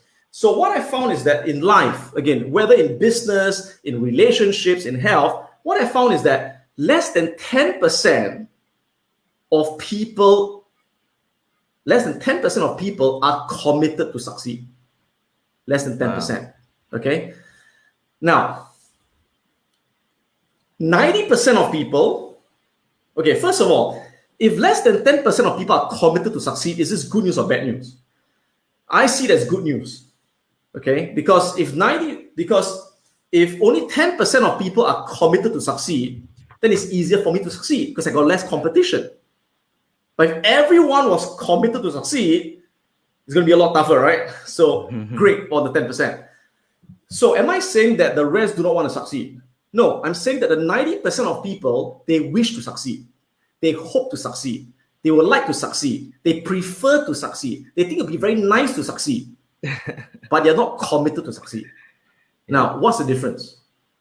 The difference is when you're committed to succeed, it's not a wish, it's not a hope, it's not a like. It becomes an absolute must. And that's the key. Because when something is a must to you, you operate from a very different frame of mind. When something is a must to you, it becomes priority number one. When something is a must to you, you will not allow anything to stop you. When something is a must to you, you will do whatever it takes. You may want to write it down, do whatever it takes. Okay? I don't know how many of you agree with this, but I believe that when you're committed to, when something is a must to you, and you're committed to do whatever it takes, you will always find a way. You always find a way, right? But the trouble with the 90% is they wish to succeed, they hope to succeed. They would like to succeed. Do they take action? Do 90% take action? Yes, only if it's easy. They say, if it's easy, I'll do it. If it's difficult, I can't do it. It's too difficult, right? They only take action if it's convenient. If I got a time, I'll watch the markets. If I've got time, I'll take this course. But if it's inconvenient, I've got no time, I've got no money, no one's going to help me, I'm not going to do it. Yeah. Now, we know that to achieve anything in life is never easy. Because if it was easy, everyone would do it, right? Yep. We know that to achieve anything worthwhile in life is never convenient. It's always inconvenient. There's always a trade-off. You got to sacrifice something. You got to sacrifice your time, your money, your old habits, right? Yeah. So again, you got to ask yourself this question: is it a must, or is it a wish, a should, a like? Okay, and you will never achieve anything in your life. You will never achieve anything in your life until it becomes a must. Yeah. All right. And the trouble is, to most people, it only becomes a must when they hit what we call the threshold of pain. When it's too painful to not change, that's when they change. But why do you have to wait for that to happen? Why do you have to wait for the day you lose your job before you decide, hey, I gotta create passive income. I gotta learn how to sell online, you know? Why do you have to wait for the day when you got cancer before you stop smoking? Why you gotta wait for the day when you got diabetes before you start eating right? Don't wait for the day, right? So make the must now and not when you hit that threshold of pain. Okay, so that's the first thing you got to commit. Number one is you got to commit, right? That's number one. Okay, I don't know if I'm talking too long, but that's number one, right? Keep going, please. Okay, number two, second step is you got to find a strategy. So again, my belief is that whatever goal you set, there's someone out there who have already achieved the goal that you want. And success leaves clues. So whatever goal you set, find people who have already achieved what you want and model them. Learn how they do what they do. Model the best people in that area. Okay. So when one of my goals was to be, an inspirational speaker at that time, I asked myself, I said, who are some of the most charismatic speakers in the world at the time? Tony Robbins, Zig Ziglar, and this guy called Brad Sugars from Australia. So I, again, listened to all their tapes. I watched their videos, attended their seminars, and I learned how they presented. I learned how they use their body language, their facial expression, their tonality. It's all about modeling. When I said I want to be a great financial trader, I want to be one of the best investors, what I do, I went to read all the books written on Warren Buffett, on Victor Sprandio, on all these top traders, Jesse Livermore, right? So it's about modeling, okay? So that's step 2. Okay. Now, step 3 is, again, taking massive action. So step 1 is know what you want. Okay. So a lot of people say, I know what I want. Number 2 is how to do it, the strategy. Number 3 is to just get off your ass and do it. Okay, take action. Okay. Now, sounds simple, right? But what stops people from taking action? What stops people from taking action? Fear, procrastination, laziness, self-doubt. These are nothing more than negative emotional states, right? So I want to go to the gym, but I'm tired. You know, I want to trade options, but what if it doesn't work? Right? So it's all those negative emotions. So again, that goes back to working on your psychology. So you got to learn how to shift your emotions from fear to power, from doubt to confidence. And one of the best tools is, again, NLP, neuro-linguistic programming. And it's a tool on how to reprogram your thoughts and your emotional patterns. Okay, so when you can get yourself to take massive action, again, when you take action, only 2 things can happen. Number 1, you take action and you move towards your goal. And I call that success. So to me, success is defined as not the destination, is the journey. Success is defined as not reaching the goal, but is defined as a process of moving towards your goal. So in other words, as long as you move towards your goal, as long as you're closer to your goal today than yesterday, you are successful. As long as you're getting closer, that's success. Okay, and it's one step at a time, right? But again, if you take action and you don't move to your goal, you get something else. What do people call that? A lot of people call that failure, right? So again, my belief is that there are no failures, there are only results. There's no failure, there's only results. Or there's no failure, there's only feedback.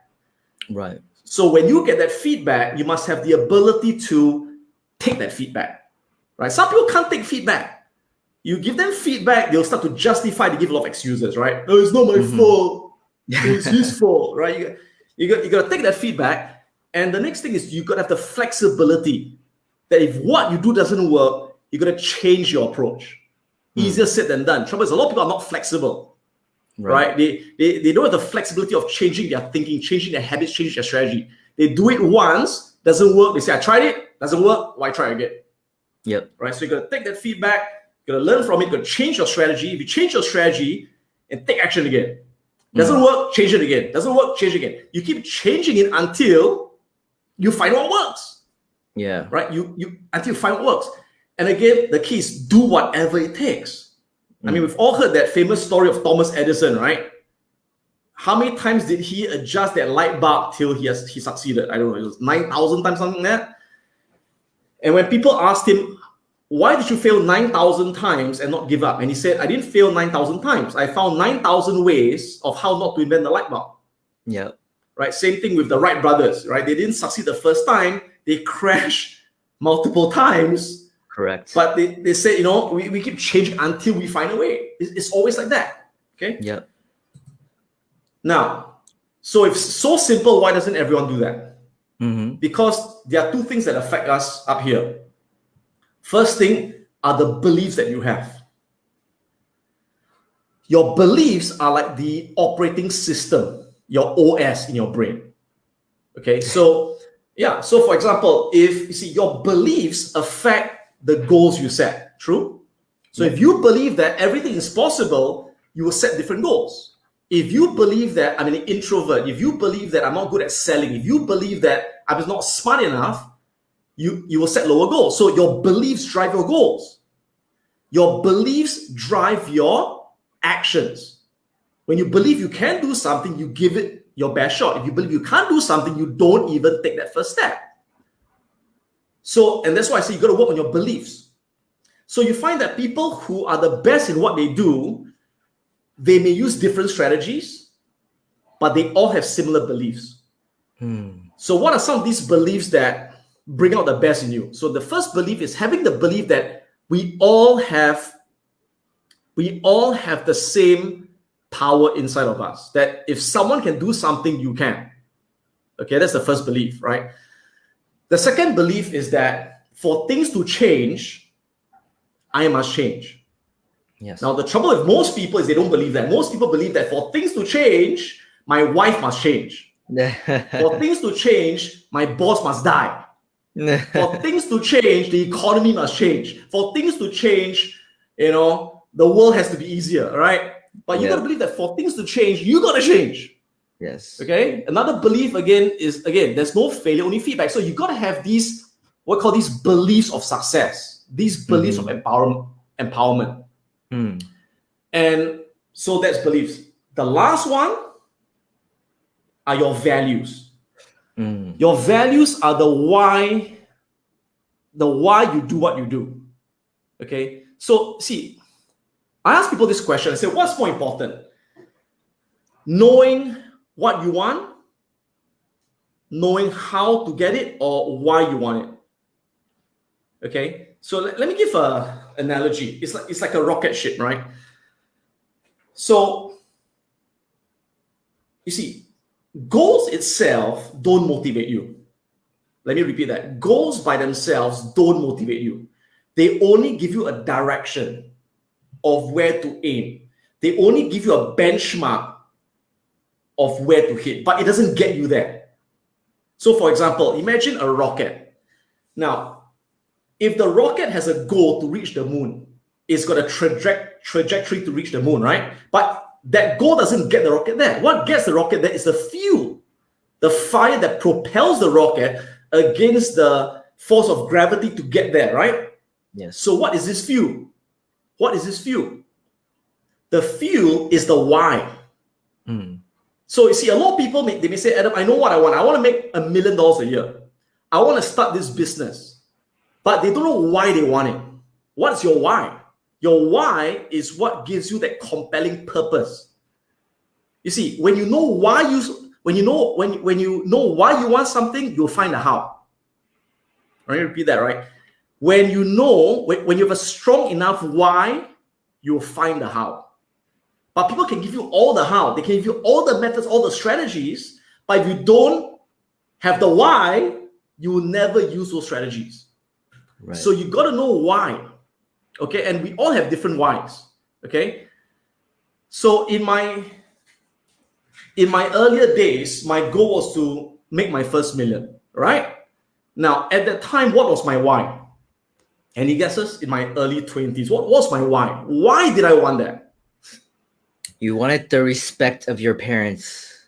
Absolutely, recognition.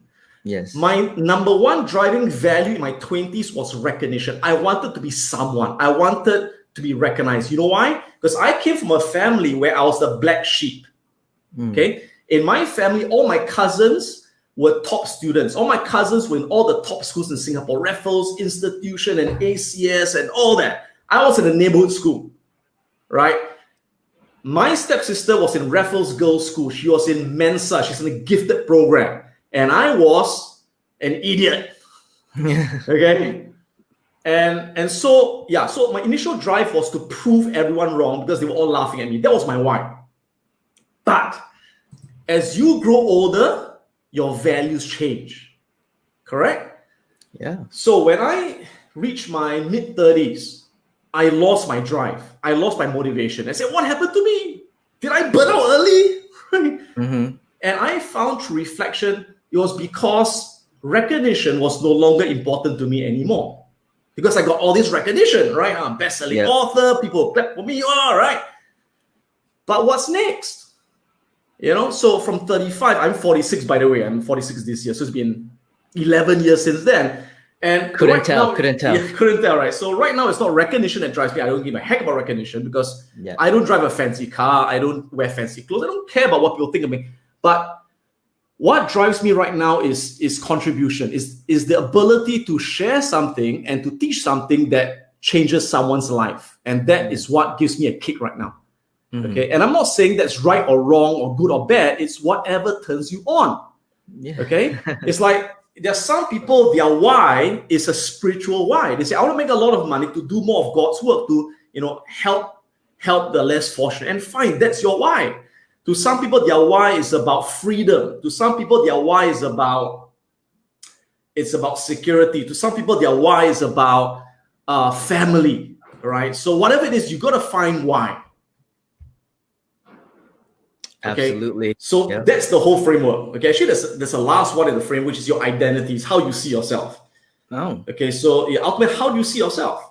Yeah. Right. So you can go for all these great programs, but inside you, if you keep seeing yourself as, you know, I'm not good enough, right? I'm just a loser, like Charlie Brown. You know,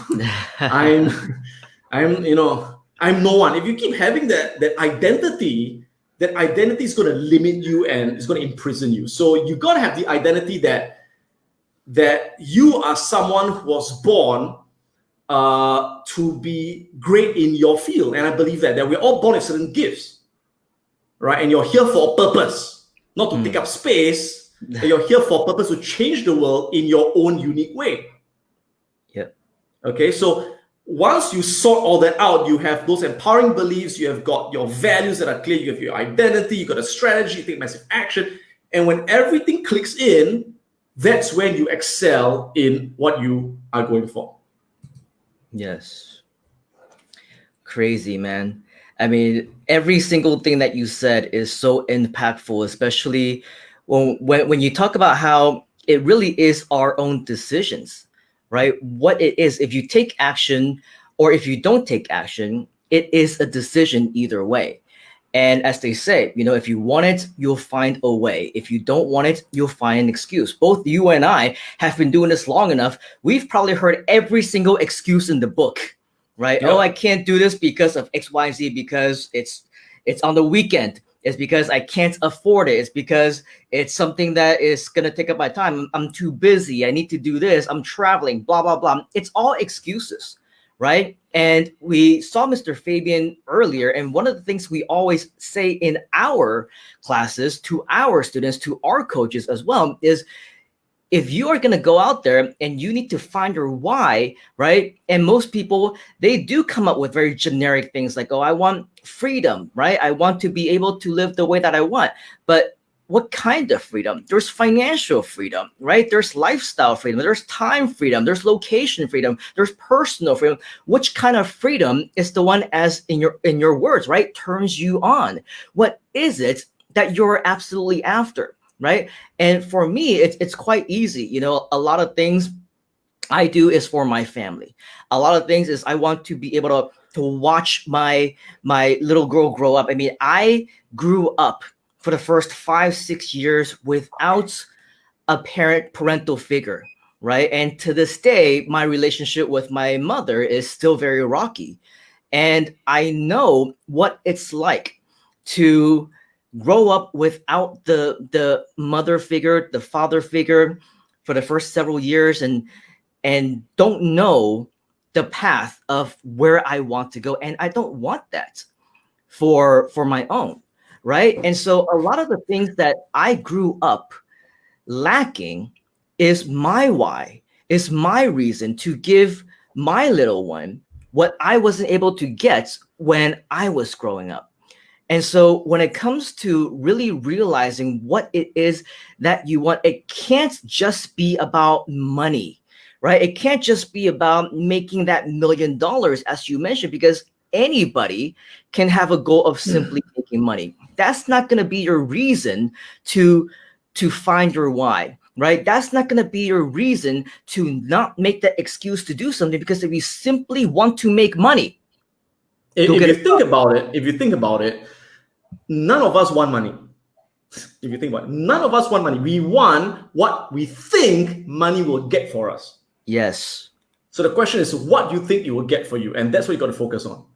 And what you said was very interesting. If you think about it, if you find, for most people, our whys, our strongest whys are born out of our past tragedies.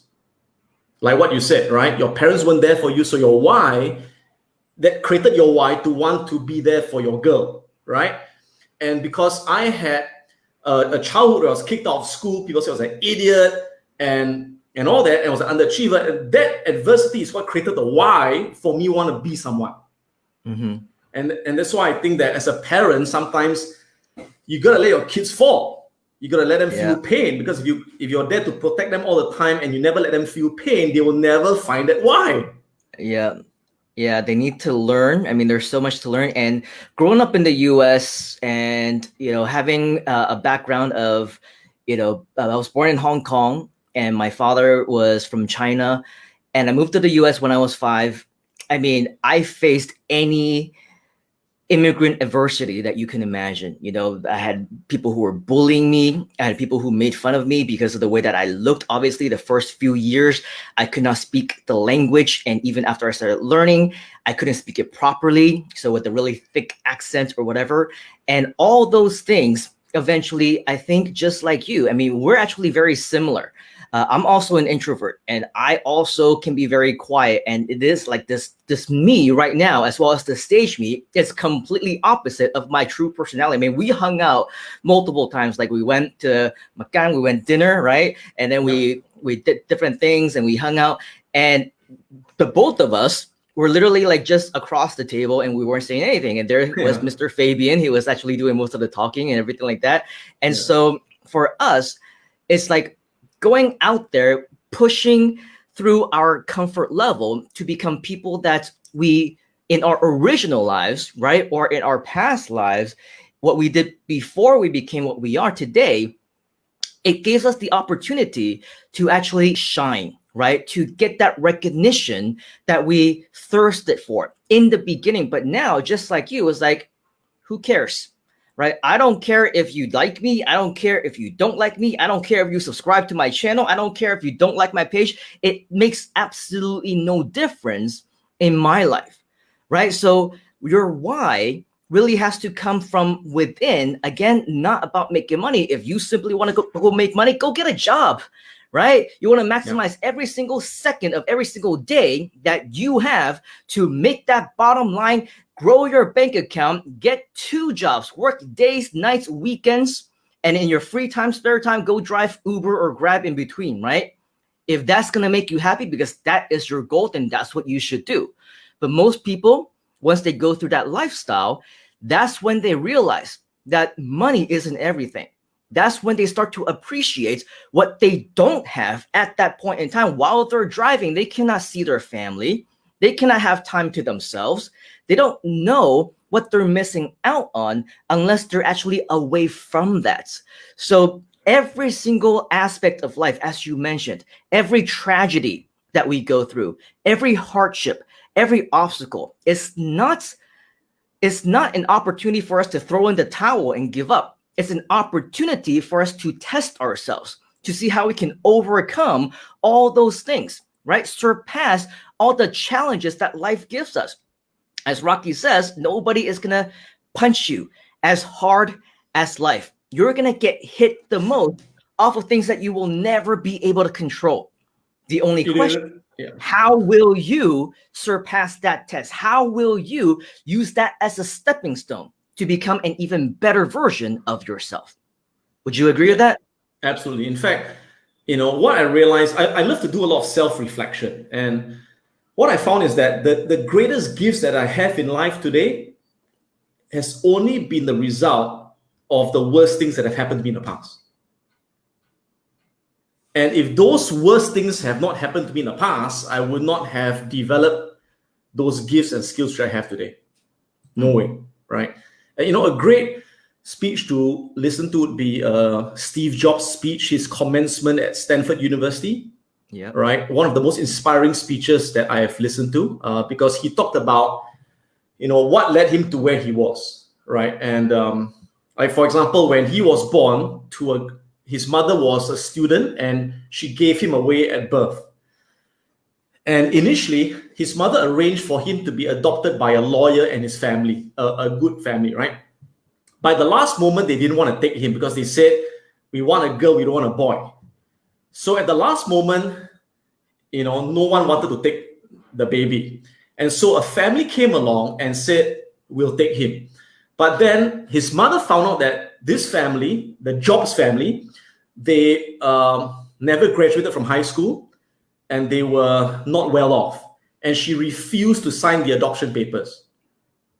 But what happened was at the end of the day, no one else wanted to take him. And in desperation, she signed the adoption papers, but she made them promise that they would send him to college one day.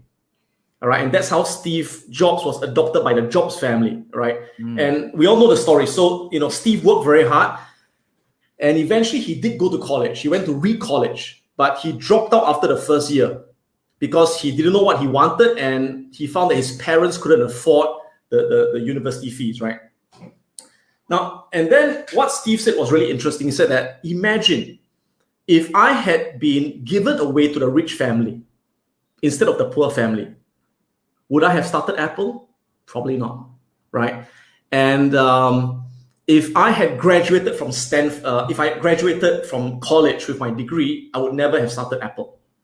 Okay, and a lot of us know the story that, in fact, when he started Apple, he was then kicked out of Apple, and then he started Next, which failed. He then went into Pixar, which almost failed as well, but eventually he turned it around, and then he came back to Apple, and then he turned Apple around. And he said that getting fired from Apple was the best thing that ever happened to me, because it freed me to enter one of the most creative periods in my life. And if I didn't get fired from Apple, today there'll be no Toy Story. If I wasn't fired from Apple, I would not have started Next Computers, and today there'll be no OS X. So everything happens for a reason. Absolutely. Everything happens for a reason. And behind every adversity is a seed of an equivalent and greater benefit. So it's up to you to find that seed of benefit in every adversity. Yeah, no, I absolutely agree that everything happens for a reason. I mean, for both you and I, we've gone through a lot of adversities in our own lives, and everything that all of our viewers need to understand is that in life, when you do get those adversities, nobody can be that inspiration for you except for yourself. You can read all the Tony Robbins books in the world. You can even watch all the, inspirational Adam Khoo videos on his YouTube channel, which is highly recommended, by the way. But ultimately, nobody is going to be that inspiration for you to take action, to actually take that massive action that Adam was talking about, because without action, nothing is going to happen. There's so many people who always say, yeah, you have a wealth of information. We're dropping knowledge bombs. And as we all know, knowledge is power, right?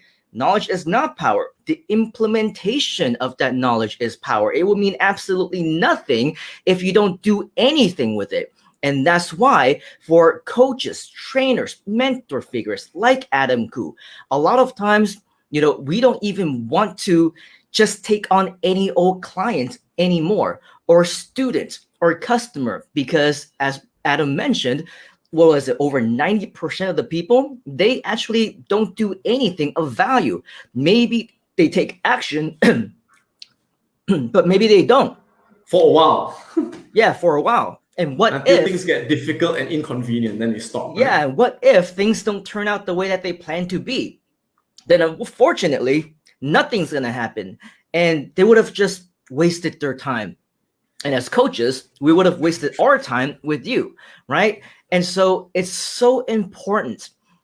Everything that Adam has mentioned, the mindsets, the ability to think for yourself, to find that why, to find that reason, because until you find that why, every little thing would be an excuse. Every little thing would be your own reason to not do something. Oh, I'll wait until tomorrow. I'll wait until next year. I'll wait until the pandemic is over. What if there is no tomorrow, right? What if something happens next week that we cannot control? And, what if something happened? And as we said, I have been doing this for so long. I've heard every single excuse in the book, but the ones that I always kind of shudder the most is when people say, they just procrastinate. They want to do something tomorrow, or they want to wait, or whatever, right? And there are so many things in our lives that we cannot control. You want to continue to work in your job until you find a better situation. Well, welcome to 2020, right? Where people are losing their jobs left and right. Businesses are closing down, and most people will never be able to get back on their feet just because they weren't prepared. But at the same note, let's not talk about current events. How many of us are guaranteed even to have a job in 5 years? Or how many of us are guaranteed in 10 years to even have the capability to work anymore? None of us can predict the future, right? And so it is imperative that we make the decisions on what we can do now in order for us to prepare on what's to come. Now, of course, Mr. Adam, he doesn't have to prepare for the future because he's already well off. He was a self-made millionaire ever since he was in his 20s, right? But if, let's say, just to use this YouTube example, if he hadn't started his YouTube channel 4 years ago, and most of us who are starting our YouTube channel now, right, or within the last 12 months, you need to go through those growing pains. Again, overnight success does not exist. You're going to need to put in the work. You're going to need to put in the hours, the flight time, right? The efforts, and all of that actually takes a lot of time. And if you ultimately figure that, oh yeah, I'll do it when I'm ready, I'll do it when I really need to, right? It's too late. It's too late, folks. You have no idea how much time you have wasted just by not taking action, just by making excuses, and just by not doing what you were told at the moment that you know you should have been doing it, but you made excuses not to. So everything that we've been talking so far with Mr. Adam, who definitely, I believe, there's no better person to be talking about, success, about mindset as you, because you are the living, breathing epitome of a successful entrepreneur, businessman, trader. Everything that you touch that we know of turns to gold. And so I believe in just a few moments, we definitely want to take an opportunity while you are still here to ask questions, to take questions from the fort, to let them know that you are still here with us for the next 20 or so minutes. Put a Q in front of the question if you have any burning question that you want to ask from Mr. Adam, because while he's here, I guarantee, I don't know how much you charge for your consultation. I charge USD $1,000 an hour. I'm sure yours costs way more than that. Definitely worth every single cent in all of its value. But while we have him here, he's going to be more than happy to answer a few questions from us. But before that, I also want to know from you as well, because you talked a lot about, NLP as well. And I believe NLP is obviously another whole skill all on its own. But if there's one single thing that you would take away from your lessons in your life in NLP, that let's not talk about convincing other people. Let's not talk about sales. Let's not talk about convincing or persuading other people to do what you want them to do. How did you use NLP, the one thing that encouraged you yourself to, that self-hypnotize yourself, let's just say, for lack of better terms, to actually push through and say, I want to prove everybody wrong who said that I couldn't do something? How did you let NLP actually push you towards that path? And what would be the number one element in NLP that convince yourself to be the best that you can be?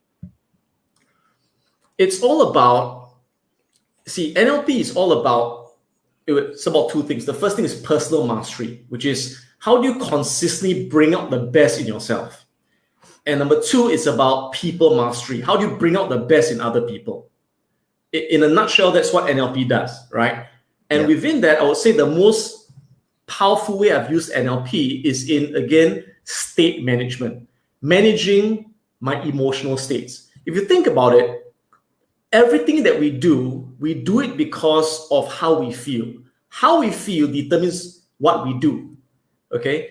That as human beings, oftentimes we're not driven by logic. We're driven by emotions. It's like many times we tell ourselves, logically, I know that I should exercise, but I don't because I don't feel like doing it. Yeah. Logically, I know that I should stop smoking, but I don't because I feel like taking that cigarette, right? So it's all about emotional states. So in NLP, you learn how to use your own internal language to program your neurology or your mind in order to feel and behave a certain way.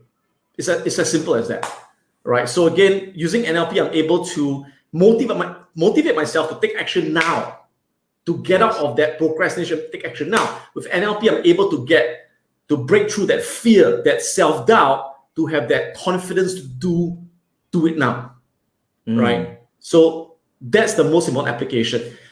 If you go to my YouTube channel, I've got many playlists, right? And I've got an entire playlist just on NLP. Which, and how do we find your YouTube channel? We just go to YouTube and search for Adam Khoo. Yeah, just go to YouTube. You can show it on the screen. Are you gonna show it on your screen, or should I? You can show it on your screen. No worries. Yeah. Okay. Yep. Go on. Okay. So just type Adam Khoo on YouTube.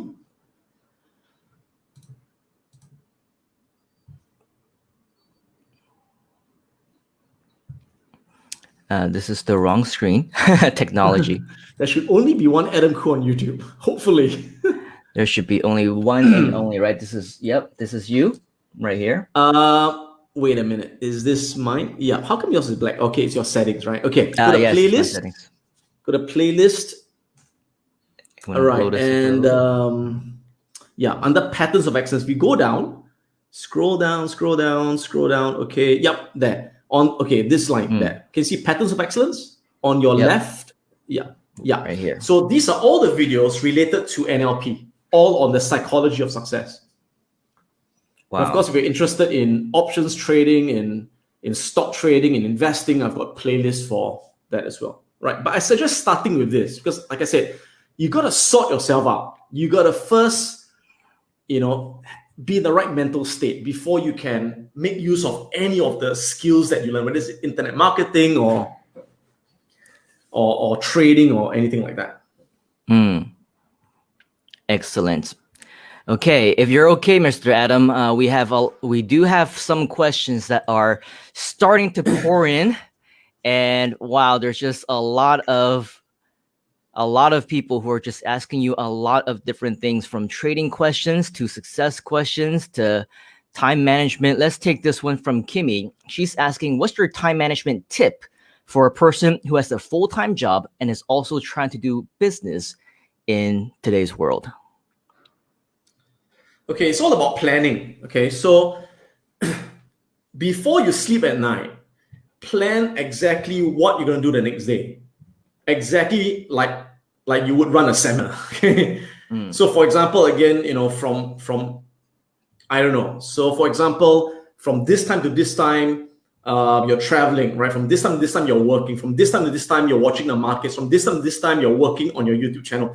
So always plan the next year's schedule, the next day's schedule the night before, okay? It's as simple as that. Plan. Most people don't plan. Most people, they say, okay, when I call time, I'll do it. But if you say that, you'll never have the time. You won't have the time until you make the time. So you gotta make the time, right, and plan it. The other thing is to understand that we all have time. The trouble is we all waste time unknowingly. Like, for example, take traveling. Do you know how much time we actually waste traveling? Whether you're driving yourself or you're on the bus, on a Grab, all that time you can be spent learning something, either through an audio book or reading something or on your computer on emails, right? So for me, I always ensure that I make use of every bit of time I have. If I'm driving, I'm listening to an audio book. If I'm in a Grab, I'm on my computer answering emails or working on a project. So always finding time in every nook and cranny, right? Another thing is that we spend a lot of time, we waste a lot of time waiting. Waiting for someone, waiting for a meeting. And most people, what do? They play their game on the phone, they idle chit chat. So again, if you add up all these pockets of time that you waste by waiting, by traveling, you will easily have 3 additional hours a day, easily. And if during those 3 additional hours, you're working on yourself, where you're learning something from a book, from a video, from an audio tape, or you're doing planning, you're setting goals, you know how much accumulated additional time you have in a week, a month, a year? Right? So you have the time. It's all about planning. Wow. Awesome. So from time management, now to money management. Chris is saying that money management is the key to business, and you sir is the one to answer that. So he is just asking for a general money management tip, if you have any, for Chris. For self or for business? It's very different, right? Money management is usually for self. Why don't we say for self and then give another tip for business? Okay. So, I mean, if you want to be wealthy, I mean, this is not something new. If you read, the classic books like Think and Grow Rich and The Richest Man in Babylon and Robert Kiyosaki, and you read all those books, the same thing, but it applies. You want to be rich? Really simple. Spend less than you earn. That's it. You got to be frugal. Now, frugal and stingy is different. I'm a very frugal person, okay? I don't wear fancy clothes. I don't buy branded clothes. I don't wear jewelry because to me, it doesn't make me happier. All right. I don't drive a fancy car. Okay. So by doing that, by living frugally and simply, I'm able to spend a lot less than I earn. And because of that, every month I have got excess disposable cash, which I then use to consistently invest in income producing assets, in assets that grow in value. Now, of course, there are many assets you can invest in. My specialty is in equities, in shares of companies. That's my specialty in trading the market. So from there, I then grow and compound my wealth, all right? So in fact, when people take my trading course and say, Adam, teach me how to trade, teach me how to invest, I say, yes, I can. But before that, you got to ensure that you have savings. If you don't have savings, what are you going to use to invest? Exactly. Right? And in order to have savings, it begins with having that habit of, again, being frugal, spending less than you earn, and only spending on what's necessary. Because a lot of us, we spend on shit that makes us excited for a while, but we don't use it a day later, right? Yeah. Okay, I'll give it very simple. Now, maybe I'm a bit extreme, but I'll never spend more than $1.50 on coffee. Okay, I don't understand how people can spend $5 or $8 on coffee. It doesn't make sense to me. I just can't get myself to spend $6 to $8 on flavored water. It just doesn't make sense. Okay, so stuff like that, I think a lot of it is common sense. Just be mindful of how you're spending. Don't spend unnecessarily, right? Yeah. Okay. Now, of course, I think this is something that many people also want to learn from you as well, not just because of what you've demonstrated over the course of the past close to 2 hours, but also if they know anything about you, if they've seen you on the stage, even if they just saw that quick introduction video of you being that powerhouse, we all want to learn from you. Is there any practice that you do before speaking to a large audience? How do you prep yourself mentally, psychologically, physically to be able to perform and wow the crowd, just like how you have been able to do time and time again? Yeah, I used to do a lot of preparation in my early years, right? But I stopped preparing in the last 15 years. I've been doing this for over 30 years, right? Close to 30, 28 years actually, right? So in my early days, what I did was, before I went on stage, I would do a lot of preparation. And the first preparation I'll do is I'll make a lot of notes. And the thing about making notes is you don't write speeches. You don't write it linearly, okay? Because when you write a speech and you memorize it, you become very robotic. You don't become natural, right? So the way to make notes is to only put down point forms. And I use a mind map. So you can use like graphic organizers like a mind map or cluster map, where you have those ideas drawn in a visual diagram. So that it's something you can visualize easily in your head, this mind map with all these points. So that's the first thing, right? The second thing is I do a lot of mental rehearsal, visualization. So in the past, before I go on stage, I'll close my eyes and in my mind, I'll see myself on stage and I'll see myself like a movie speaking with the gestures and the tonality and the excitement and delivering the talk, and then I'll imagine the audience's reaction. And I'll play that movie again and again and again, like, 50 times, okay? Because think about it. If you were to give a speech the first time, probably screw up. We all do, right? But if you were to deliver a speech 50 times, 100 times, you will get good at it eventually. So why not do it 50 times in your head before you actually do it physically? Because your mind can't tell the difference between what is real and what is vividly imagined. So it's a lot of mental rehearsal, a lot of visualization. Okay. Yeah. And I can tell you that the key to being engaging in speaking is it's not just the words you say, it's your tonality and your body language. Now, this is not something new. People have been talking about it for years. Words only account for 7% of your communication. 7%. 38% is your tonality, because that's where your emotions come from, your energy comes from. And 55% is your body language, right? And that's why even though Trump may talk crap at times, although he may lie, but people believe him because of his body language. Believe me. Believe me. Yeah. Okay. So, I mean, all right, a lot has to do with body language. Yeah, and I have to agree with that as well, because obviously if we have, it doesn't matter how amazing of a message that you have, if you're just on stage and you're, you know, monotone and you know, you have all these things to say, but don't really know how to say it. It's really boring, right?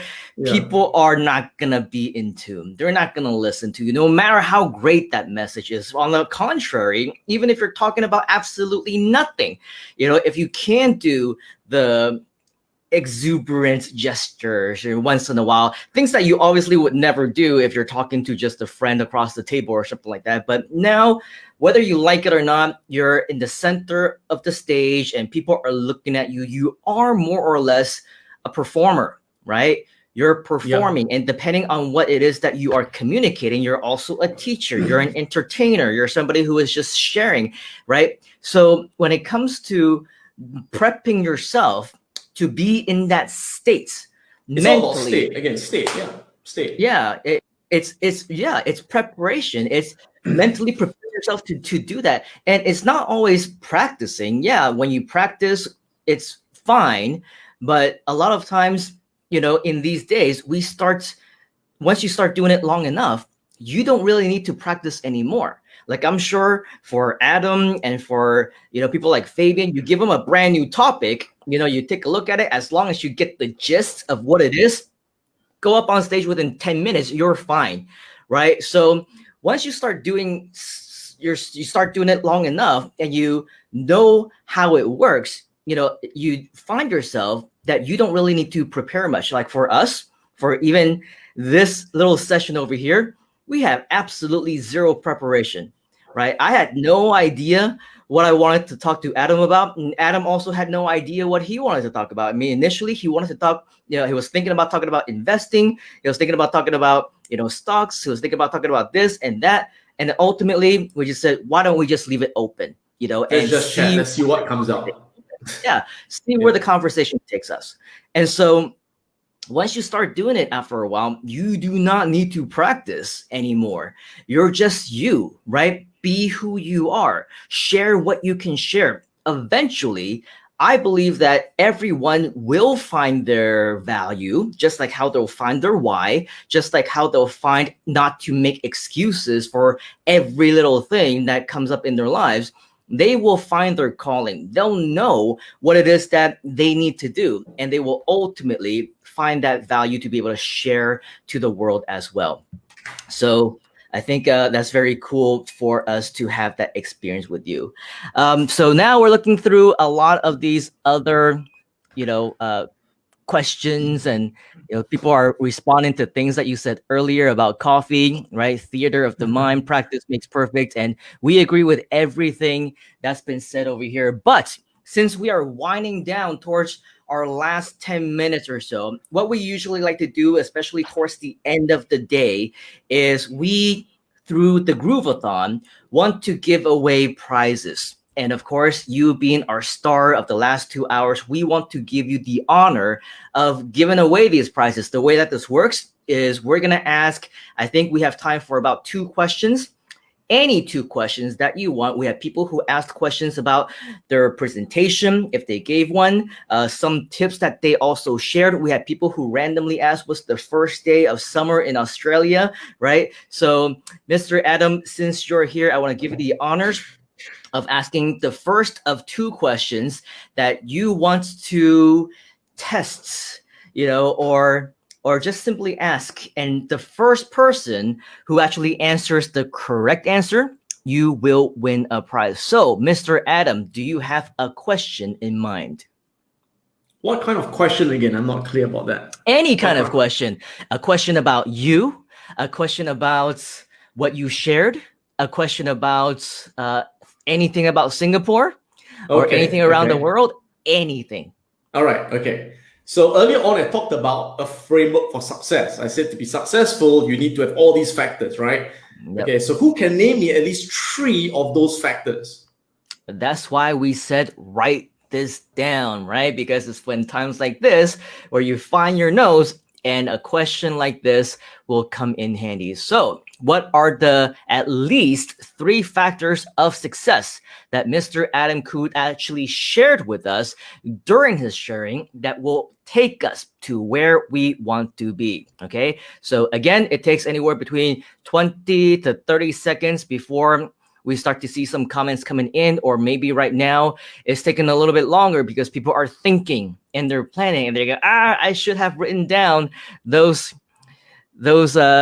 strategies. But now we start to see them coming in. If you can start to see from the ground, from the top, the first one that you see with the right answer, or with the answer that you are happy and satisfied with, you can say the name. And also the first one, right? Okay, the first one. Okay, so we've got Elvis Alwali with goal, strategy, and identity. Yeah, is that right? Yep. Yes. All right. Congratulations, Mr. Elvis. I'm assuming you're Mr. because of Elvis, but I also know a girl whose name is also Elvis. So Elvis, congratulations. Goal, strategy, and identity. You have just won a $50 gift certificate to the Groove store. Go ahead and email your full name as well as this session for your prize to prizes@groovedigital.com. Prizes@groovedigital.com. Congratulations, Elvis. We do have time for one more. So any other question that you can think of, Mr. Adam? Okay. I earlier mentioned that in order to empower yourself, you need to have certain empowering beliefs. And I mentioned, I think, 2 or 3 of these empowering beliefs. So who can remember one of those beliefs? One of those beliefs that I talked about. Just one. So this is just one. This is an easier one than even last time, because last time we had to answer 3, and this time is just one. So the psychology and beliefs, right? Yeah. This is something that we absolutely need to write down. We absolutely need to know, because when it comes to success in life, we are definitely just limiting ourselves. And once you can get past that, I believe we can do anything, just like what Mr. Adam has just shared. Okay, so we start to see some comments coming in. The first one, once again, that you see that is a satisfactory of an answer for you, Mr. Adam Khoo. Who would it be? I don't see the right answer yet, so I'm still waiting. We are still waiting for the right answer. Would you mind asking the question one more time? What is one belief that would empower you to be successful? What's one belief that will empower you to be successful? So I give a couple of beliefs that are empowering. One belief, only one, yeah, that will empower you to be successful. One belief that will empower you to be successful. Okay, they are starting to come in. I saw the answer. Oh, yeah? Julian Bock. Will you read out the answer, please? For things to change, I must change. There it is. For things to change, I must change. Congratulations, Julian Bock. Go ahead and email your full name as well as this session that telling us that you won your prize, $50 gift certificate to the Groove store. Prizes@groovedigital.com. Again, that is prizes@groovedigital.com. Congratulations, Mr. Adam Khoo. Thank you so much for your time today. I believe 2 hours, even though we had not planned it whatsoever, you still over-delivered. We can see that just from all the different comments that have been coming in nonstop over the last 2 hours. I wish we had more time with you to talk about nothing, yet still be able to talk about so much that is so valuable to our fellow Groovesters who are watching us. Any last words that you would like to share with our Groovesters? How can we get in touch with you? What's the best way to find out more about you and all those great things? The stage is yours with your closing comments, Mr. Adam Koo. All right. So yeah, thank you for all the comments. They are really, really encouraging. So what you could do is go on to YouTube and again, go to my channel. I've got over 200 videos of really valuable content. So go milk all that content from my channel, right? So I've got, again, a playlist on stock investing, a playlist on trading, on options trading. And of course, like I said, you want to start with the psychology, the playlist on the patterns of excellence. If you'd like to find out more about my courses, my investing and trading courses, you can go on to piranhaprofits.com. Piranha is in the fish, piranhaprofits.com. And of course, you can also find me on Facebook, either on my fan page or my personal page. I don't really do Twitter. I don't really do Instagram. So Facebook's the main social media to get me on. Awesome. So I think we definitely have many people who would definitely take you up on your invitation to connect, just because, we have many people all around the world who consider themselves to be the big gurus and things like that, and they would never ever open up their personal self, their social media, or to even invite anybody to connect. And so as part of our community, of course, we only invite the best of the best, which includes you, but also those who are down to earth just like you. Unbelievable, to let us into your world of success, NLP, anything that has to do with trading. You have just opened up your everything to us, including the opportunity to personally connect with you. So we very much thank you for that. Everybody, please give Mr. Adam Koo a huge round of virtual applause. Give him a big few emoji claps or things like that. Say thank you. Connect with them. This is the man right here, the Tony Robbins of Asia, Mr. Adam Koo. Thank you so much, sir, for being here. All right. Thanks, Simon, for having me. Yes. Take care, everyone. All the best. And may the markets be with you. Yeah. Nice Star Wars reference. That is Mr. Adam Koo. We definitely want to have him back. We are very glad to have him as a part of our community, and so many cool things that he has shared with us.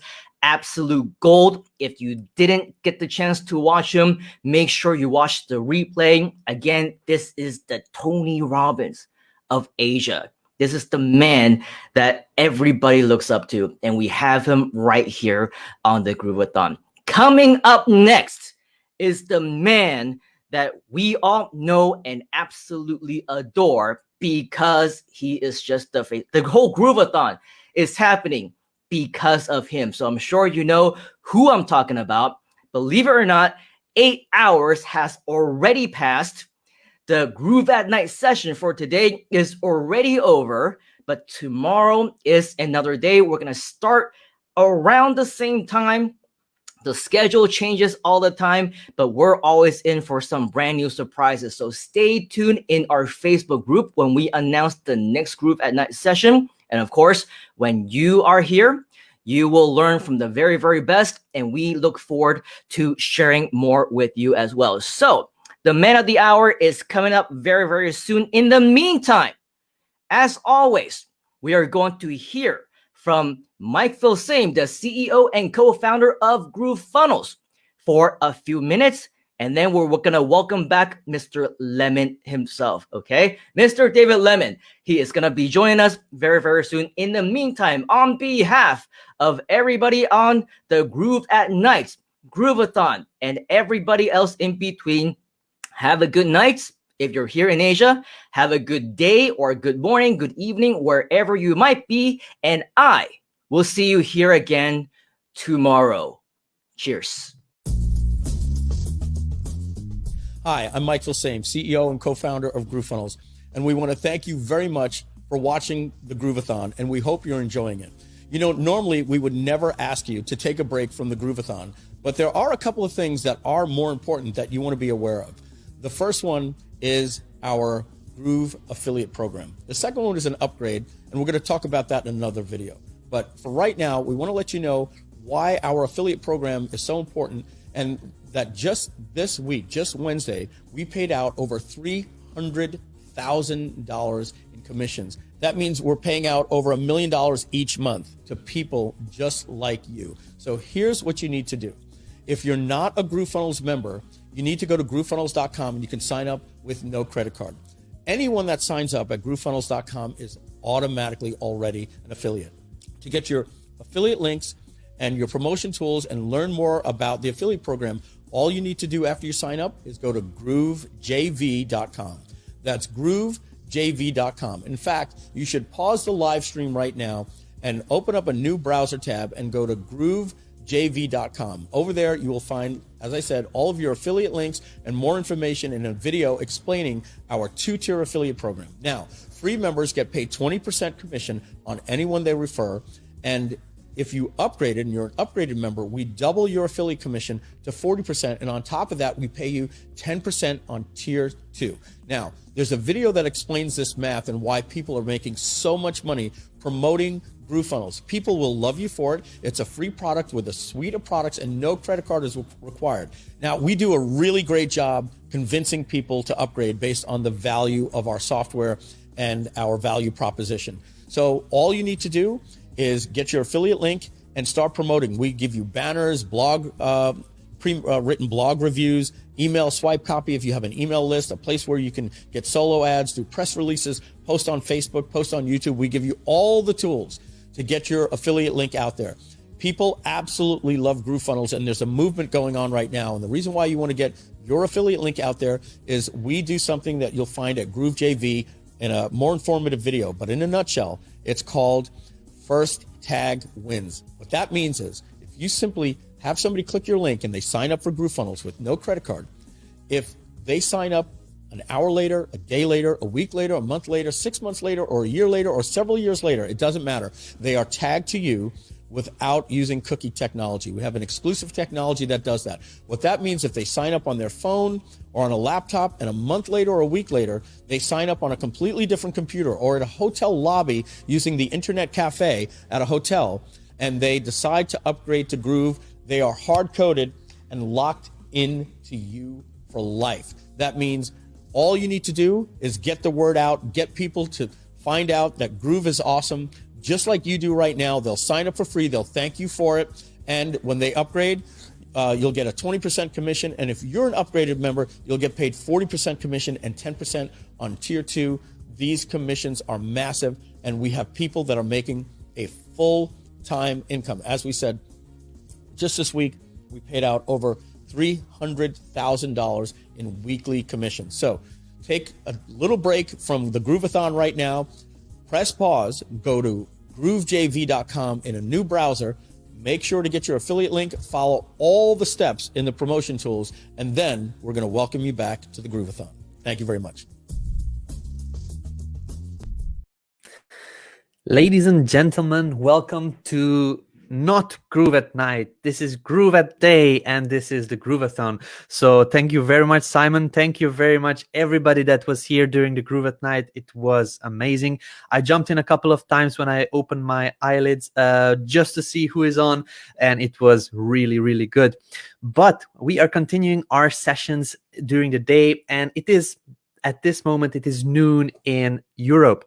And I do have a guest here from Europe that is one of the world's expert on creating brands. So how to create your brand, what goes in it, how to do it, how you can do it with the tools that you have on your hands. And this will be talked about today. So let me introduce and help me welcome the next guest. And this is the one and only founder of the app that you have as a bonus when you sign up for GrooveFunnels. This is the one and only Bertrand. So please help me welcome Bertrand here to our stream. Hey Bertrand, how are you? Hey David, how are you doing? I'm doing good. Thank you very much. Really good. So Bertrand, we have you here for the first time. Our viewers are learning more about every bonus that they are getting, and Usign is one of those bonuses. So just before we start teaching anything, could you just shortly introduce yourself? Who are you? What is the Usign? What is this? What people can do with it, and what they actually get when they sign up for GrooveFunnels? Well, first of all, David, thanks for having me. Thank you for taking the time to have me today. Thanks to the Groove team as well, to Mike, Deb, Donna, and everyone pretty much.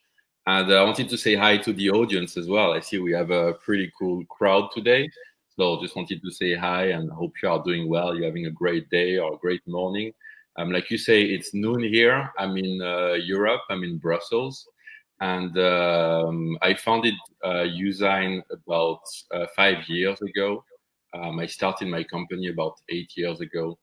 And, since then, I've pretty much been working full time on Usign. At first, I didn't really know what I was doing in a sense.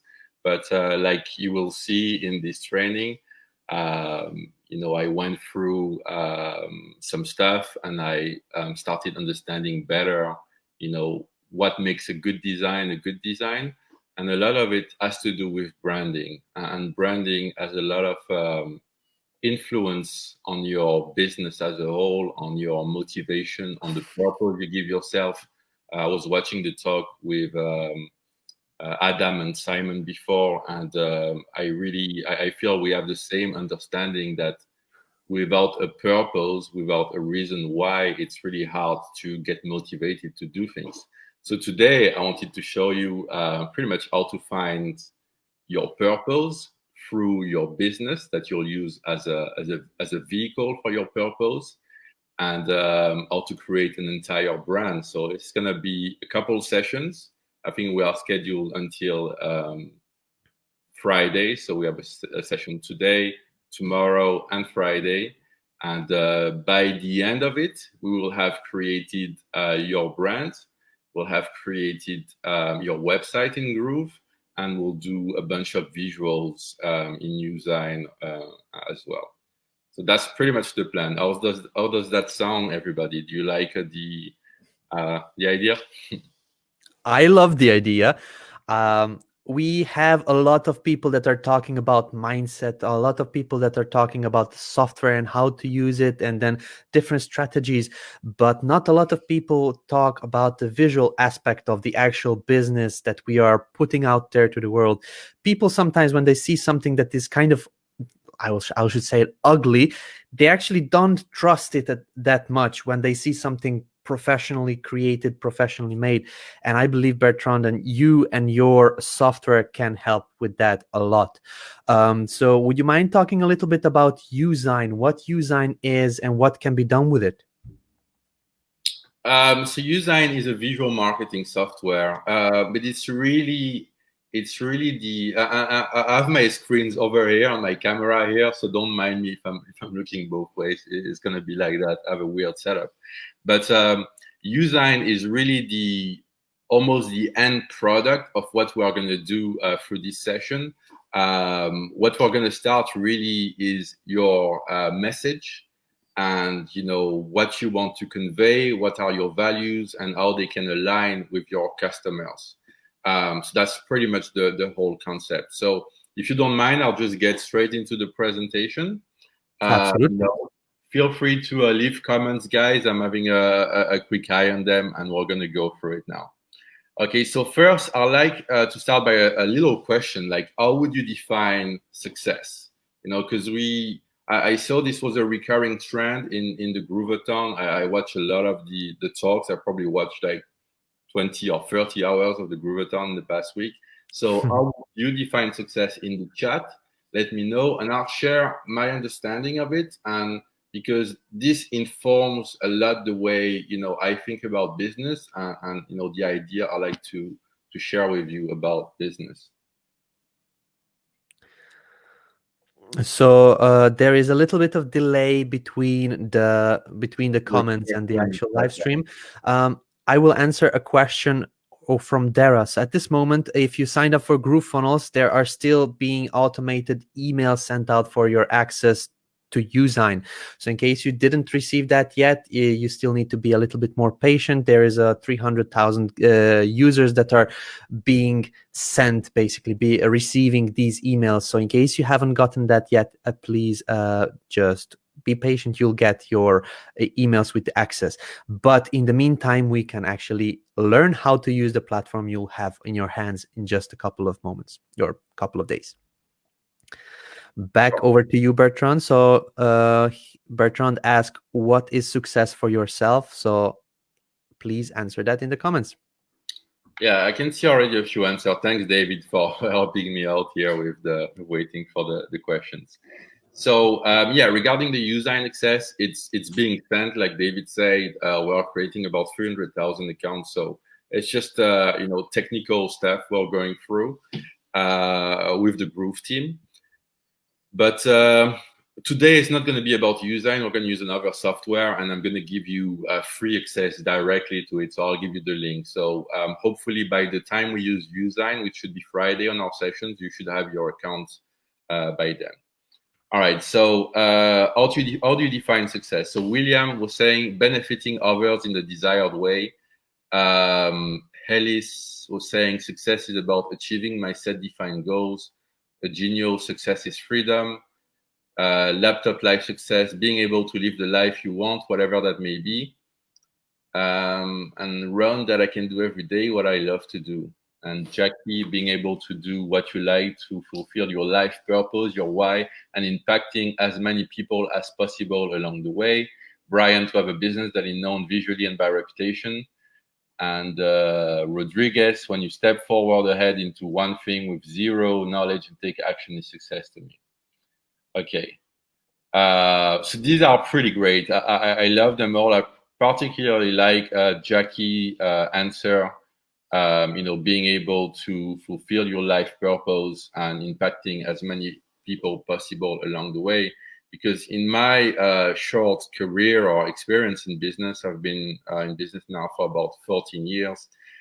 Success to me is the ability to help people and ideally make a living out of it. And that's really what it comes down to.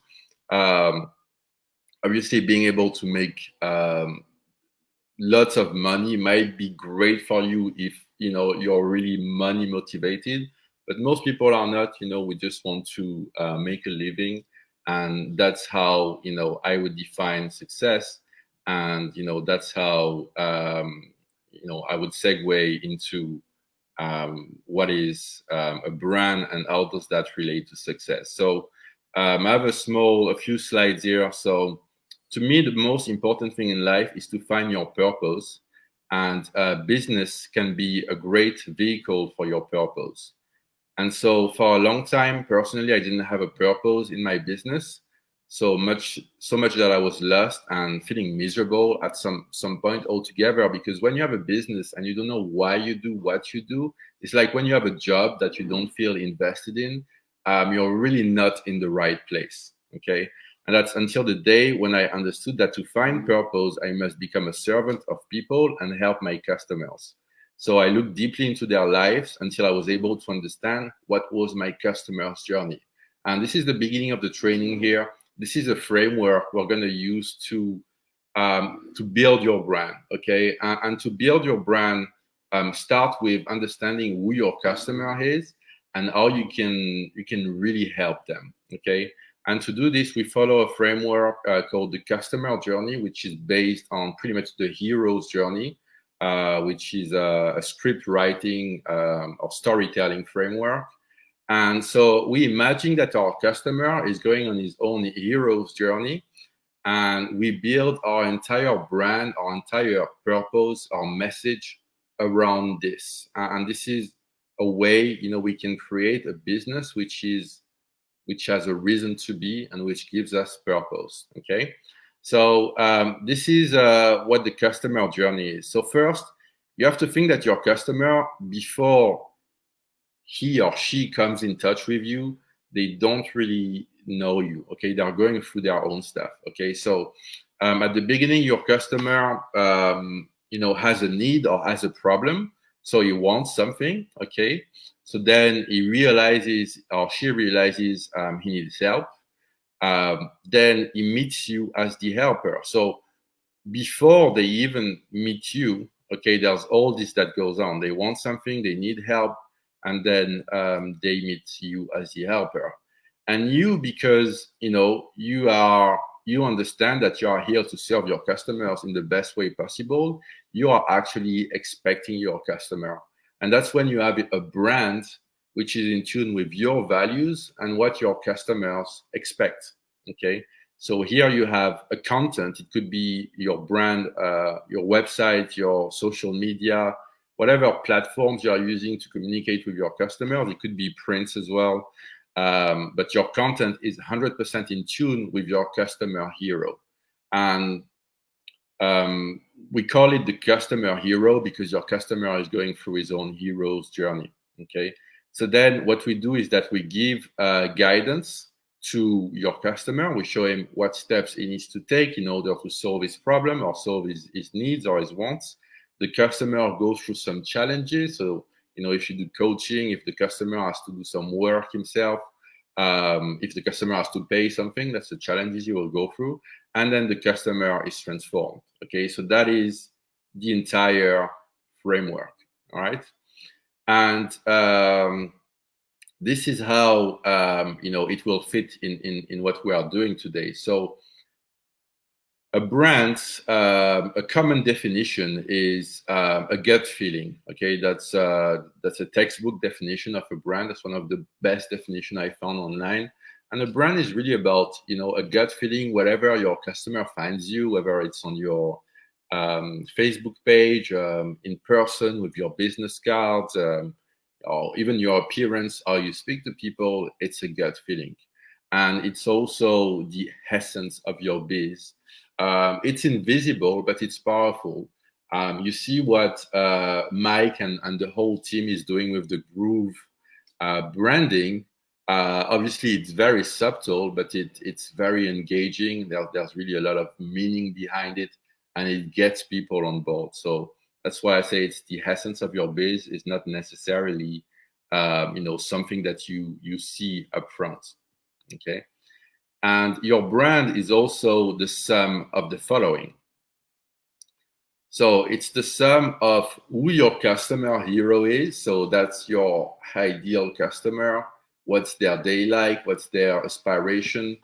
What do they want in life? What do they want in life in relation to what you're offering?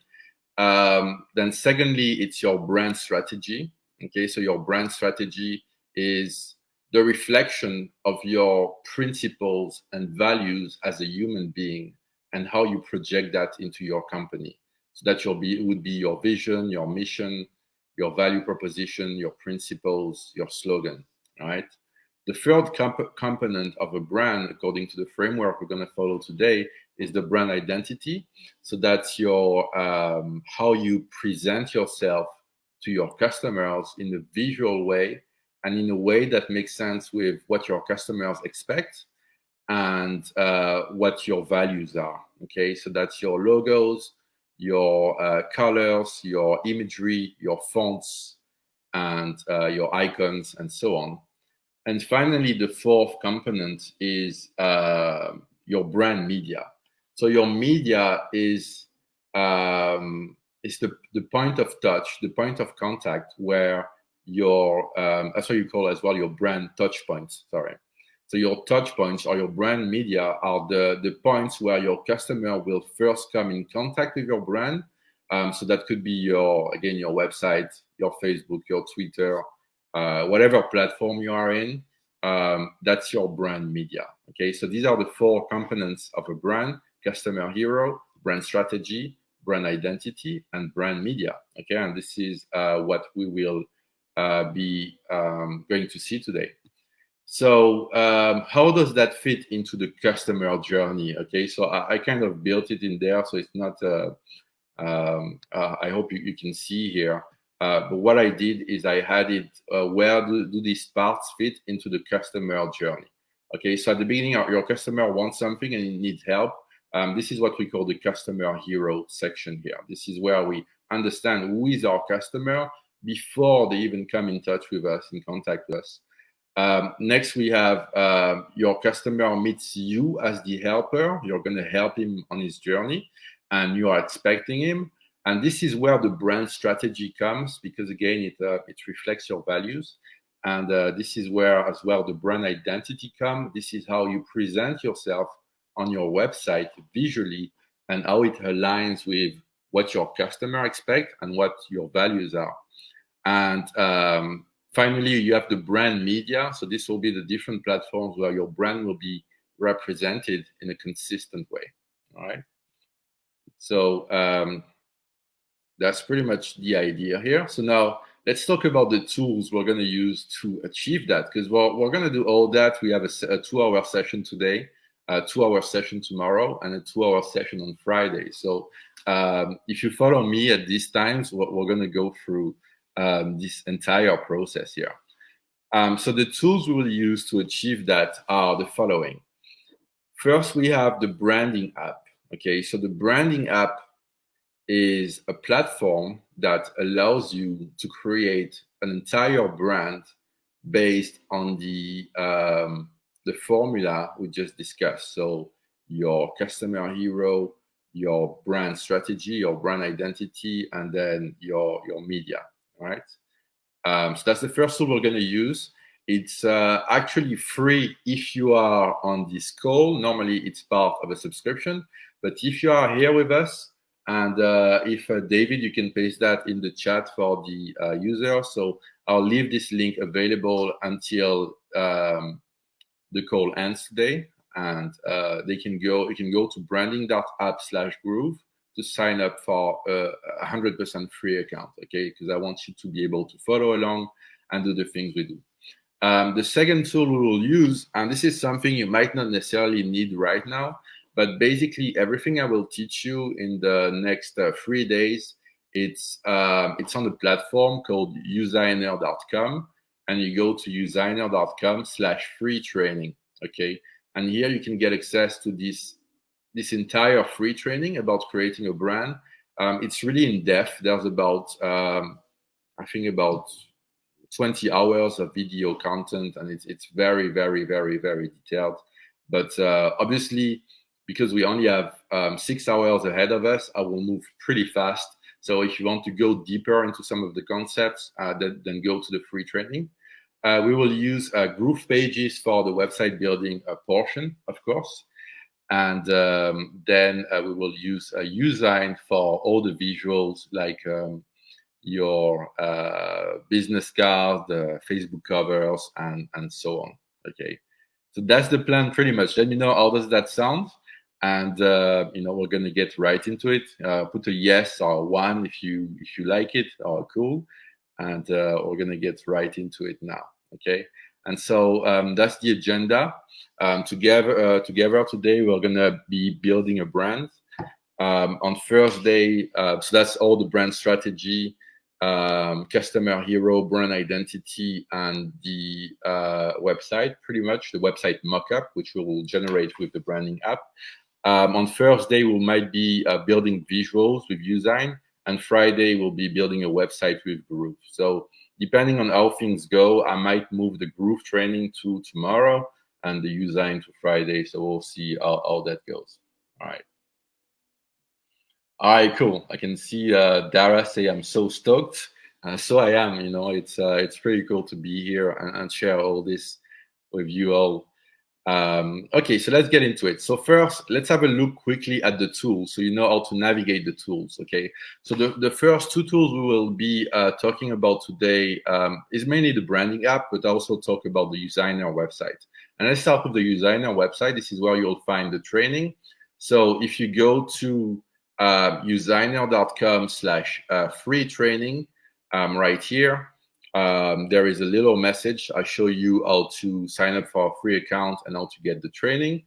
And then this is where the training is under the free 30-day challenge. Okay, and when you go here, just click on continue, or click on enroll if you're not enrolled yet.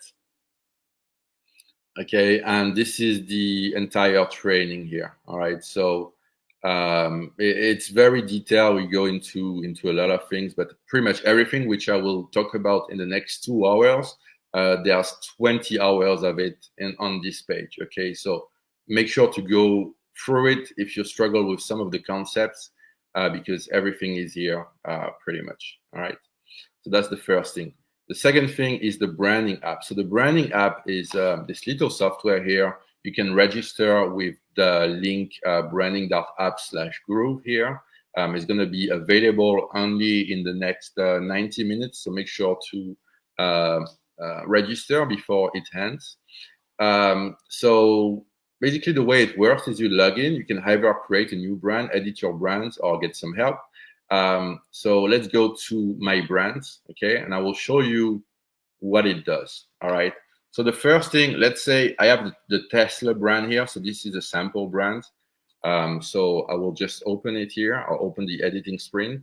So as you can see, it's structured the same way as we talked about. First, there is the customer hero. Okay, this is the first section. So there's a few fields to fill, okay, with your customer name, age, occupation, location, and so on. Next, there is the brand strategy. Okay, so that's your the problem you're trying to solve, the solution, competition, positioning, your vision, mission, brand affirmation, value proposition, and slogan.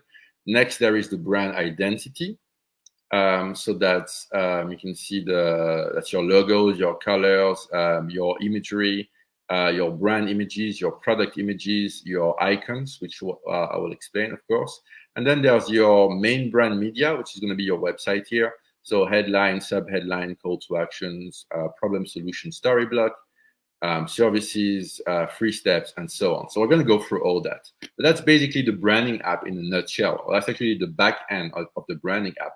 So once you fill all of this, and there are 70 steps on this page, okay? So once you fill all of this, it generates this page automatically, okay? So this page is kind of a brand book, okay? So it summarizes everything about your brand in a pretty nice and very stylish way.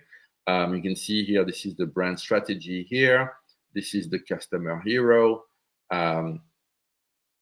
This is the brand identity, the logos, the colors, the fonts, the imagery, and so on, okay?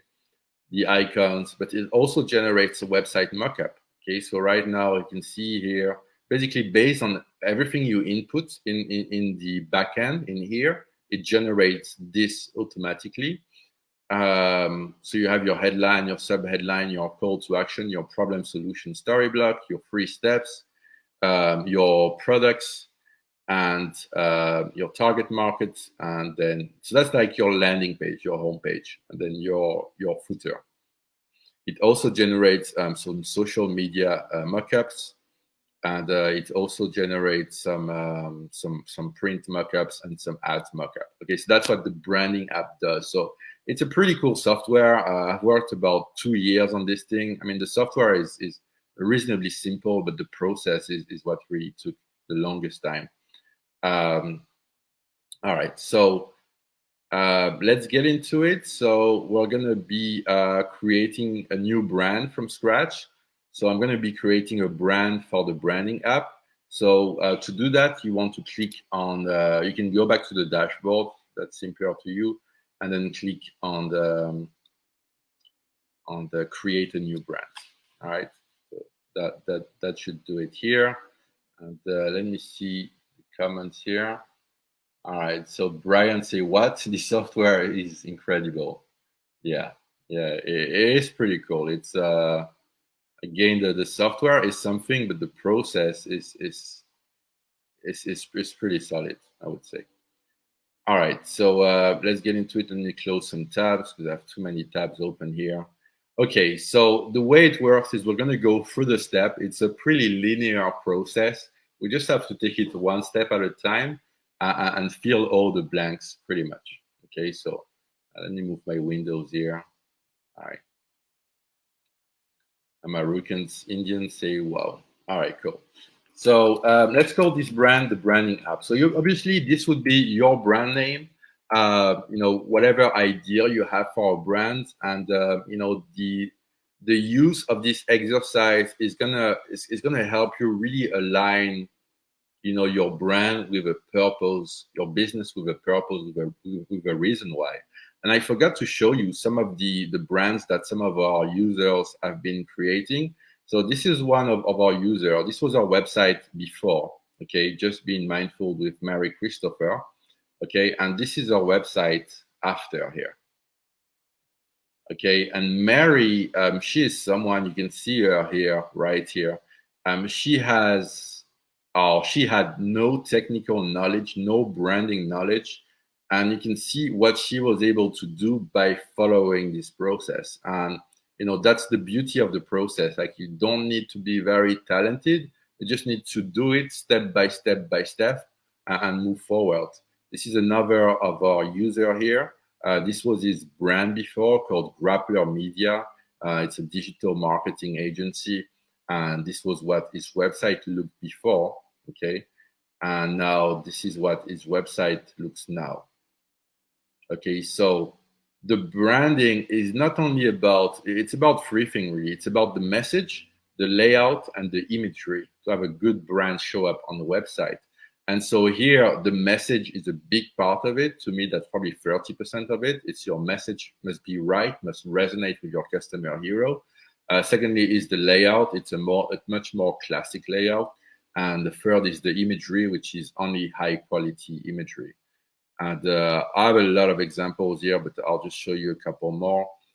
This is another customer called CBD Zoo. They sell CBD pet products. This was their website before. So not bad, but not really on brand. And this is their brand now. Okay, so much better message, much better layout, and much better imagery. And that makes a better brand, all right? So this is what we want to achieve for you.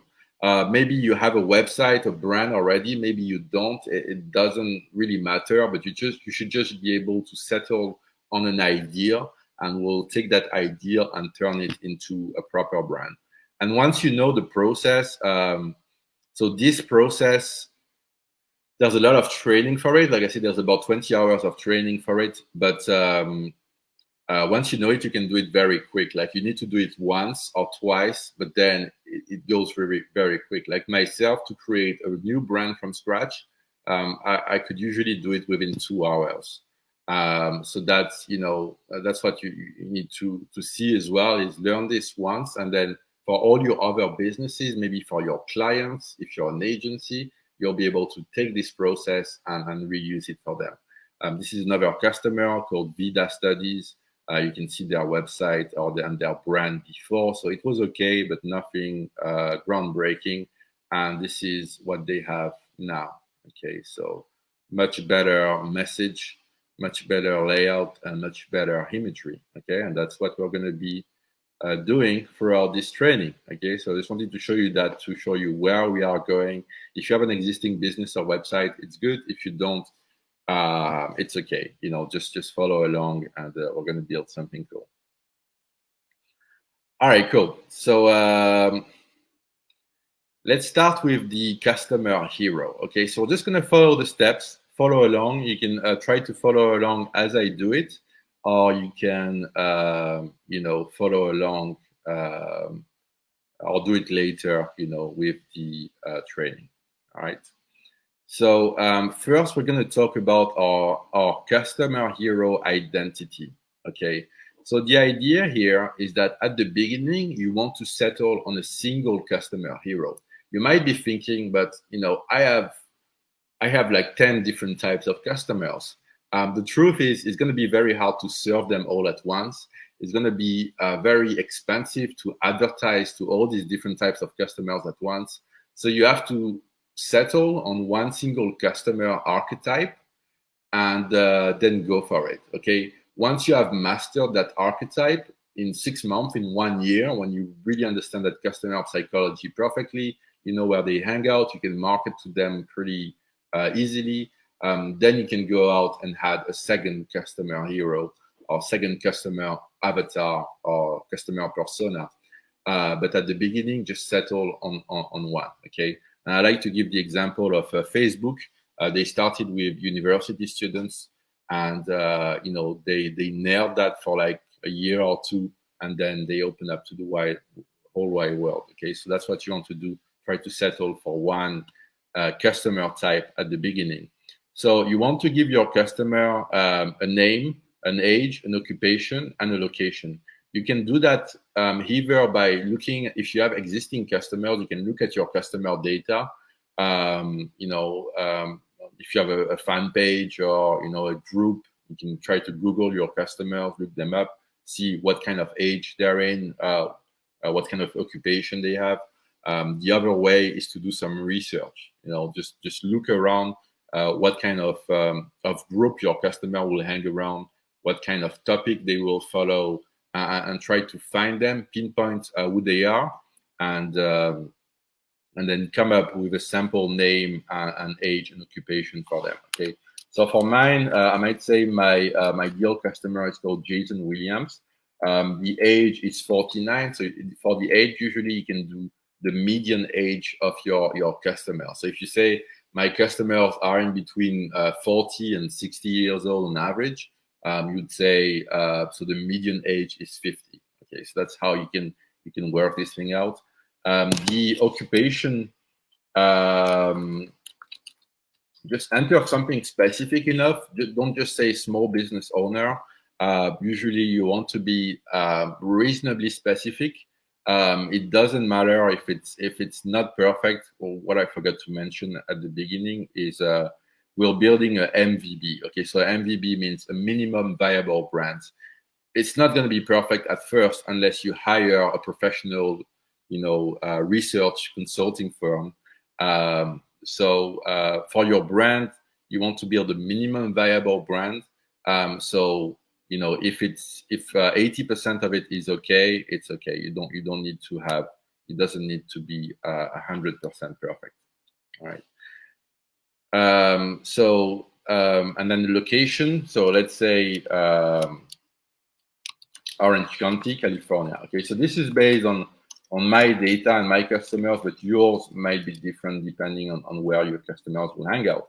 Next, you want to find a picture of who your customer, how your customer looks like. So I have some here in one of the folders, the branding folder. There you go. Imagery. All right, so I have one here. I'll just upload it here. But basically, one way to find the picture is to go to some places like Unsplash or pixabay.com or any of these free library of images, and just type the age group plus the gender of your ideal customer. Okay, so I could say 40-year-old man here.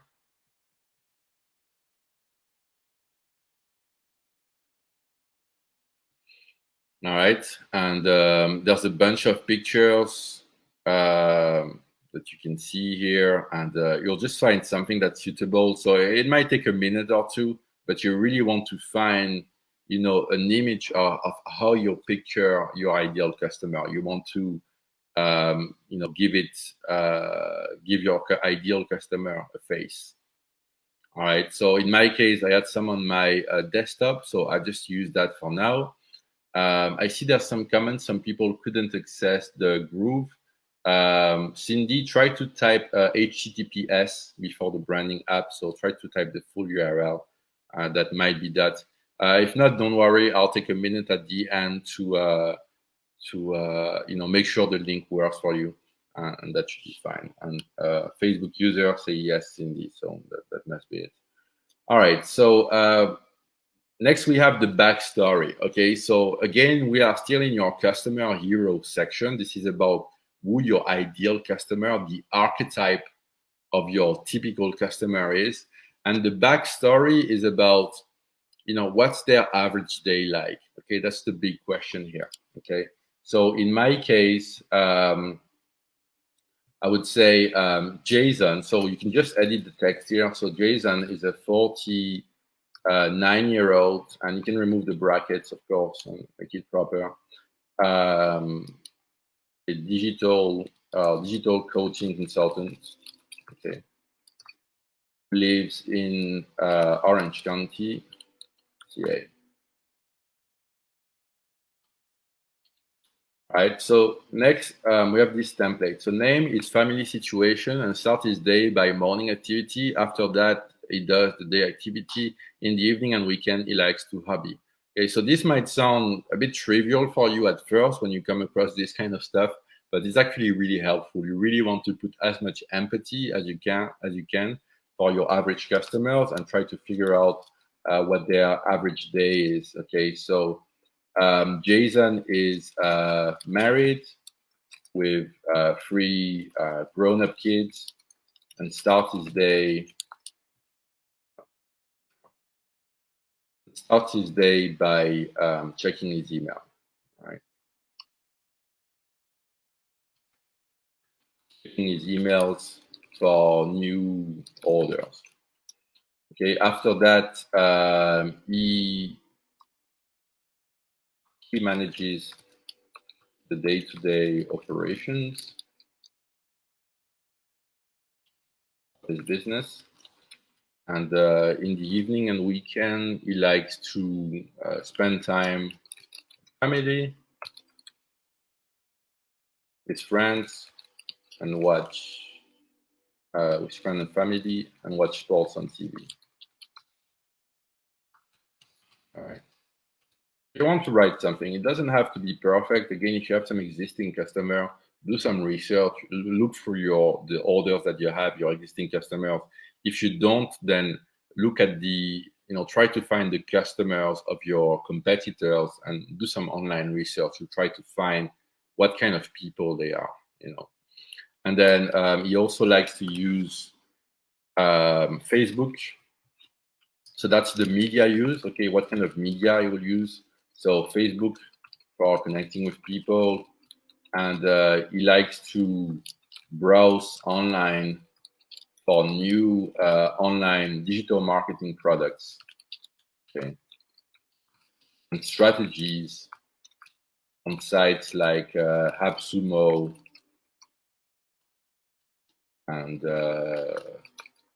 YouTube, for instance. All right. That's the backstory. So as you see, it doesn't have to be a lot. So one key piece of advice: don't write a novel here. Keep it very short and sweet. Keep it very simple. Don't write more than what I have here. Okay, it should be maximum 3-4 lines. There's 5 lines here, so it shouldn't be more than that. Okay. The main thing here, throughout this exercise, the entire branding exercise, you want to use the less words possible. Okay, try to be really straight to the point and try to be very, very, very careful with the word you use. All right. So I hope that makes sense. Now let's move on to the next part, which is the call to adventure. Okay, so the call to adventure, if you remember in our little wireframe here, it's when your customer realizes. So we just talked about the backstory. This is kind of this part, but then he realizes he wants something and he needs help. Okay, so this is the call to adventure. Okay, so let's write it down here. So Jason wants a big aspiration. Okay, so this can be more or less difficult to figure out. One of the techniques you can use is the so that formula. So you can say, let's say you're selling,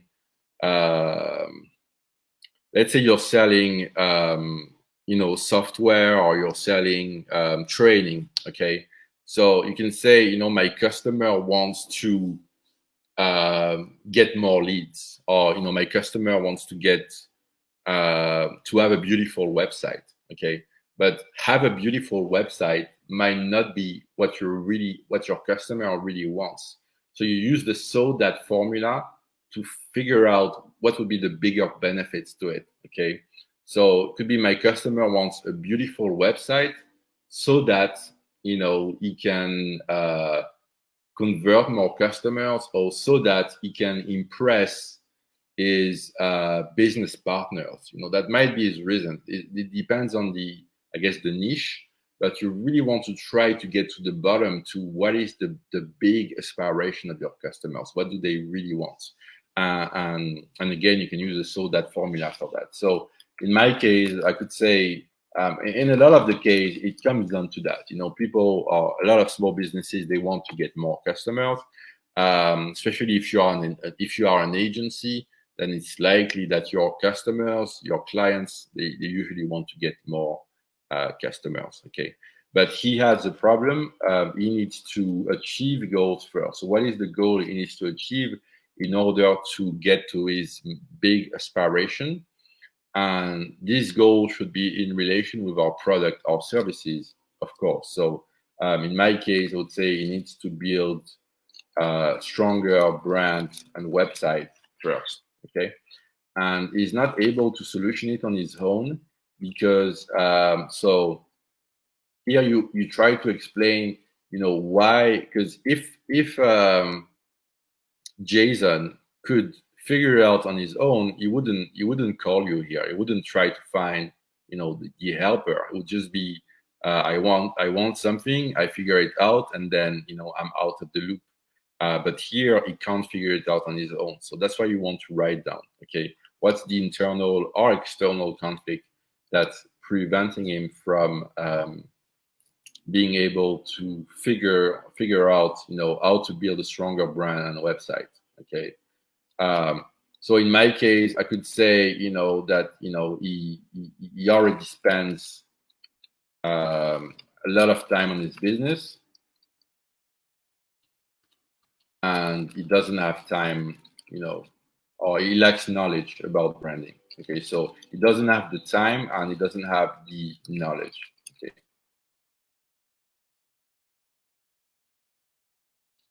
Right, and then this isn't fair, and anyone would root for him, because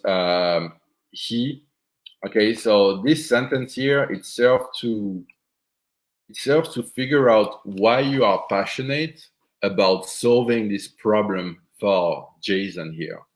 And it's kind of a trick question as well, because if you get here and you can't figure out how to fill this, it might mean that you're not really invested into helping out Jason, and maybe this is not your higher purpose. Maybe you don't feel highly motivated to help this person.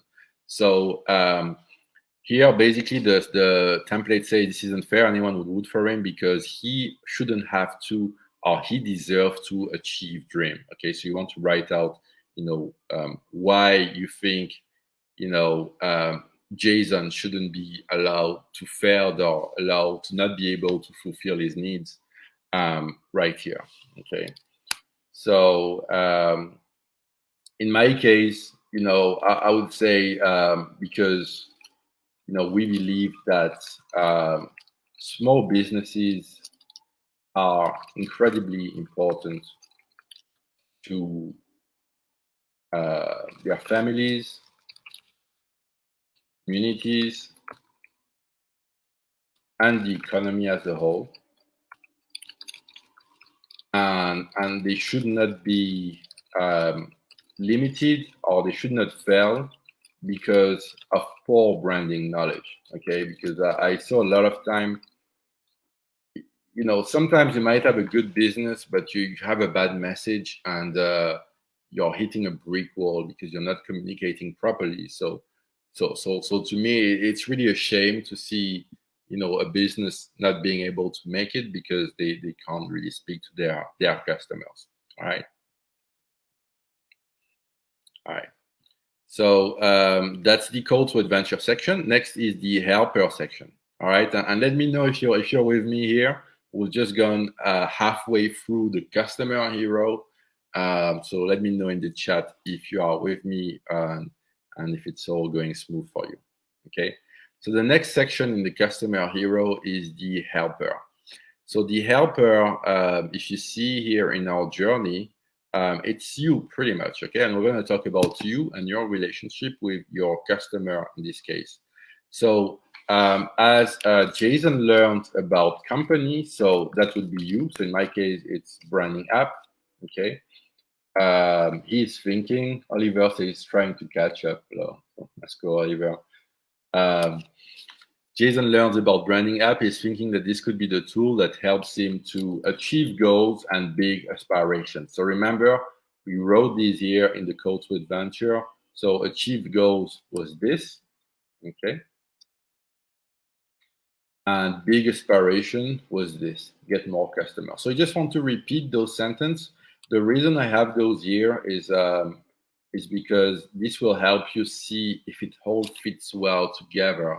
And again, don't beat yourself up if it's not all working at first. We're building a minimum viable brand. That's what you want to start off with. And usually the first version of your brand will be kind of 60% of a draft. Okay, it won't be the 100% full finished polished product, but if you're 60% or 70% there, it's already going to give you, it's already going to help you a lot. All right. So Jessica says this is awesome, and Facebook user says yes. All right. So in fact, branding app in that case, confusing brands, seems to get a Spain and as convincing as social proof. Okay, so here you just want to state what kind of social proof you will use to convince Jason that you can help him. Okay, and usually there's two main types of social proof you can use.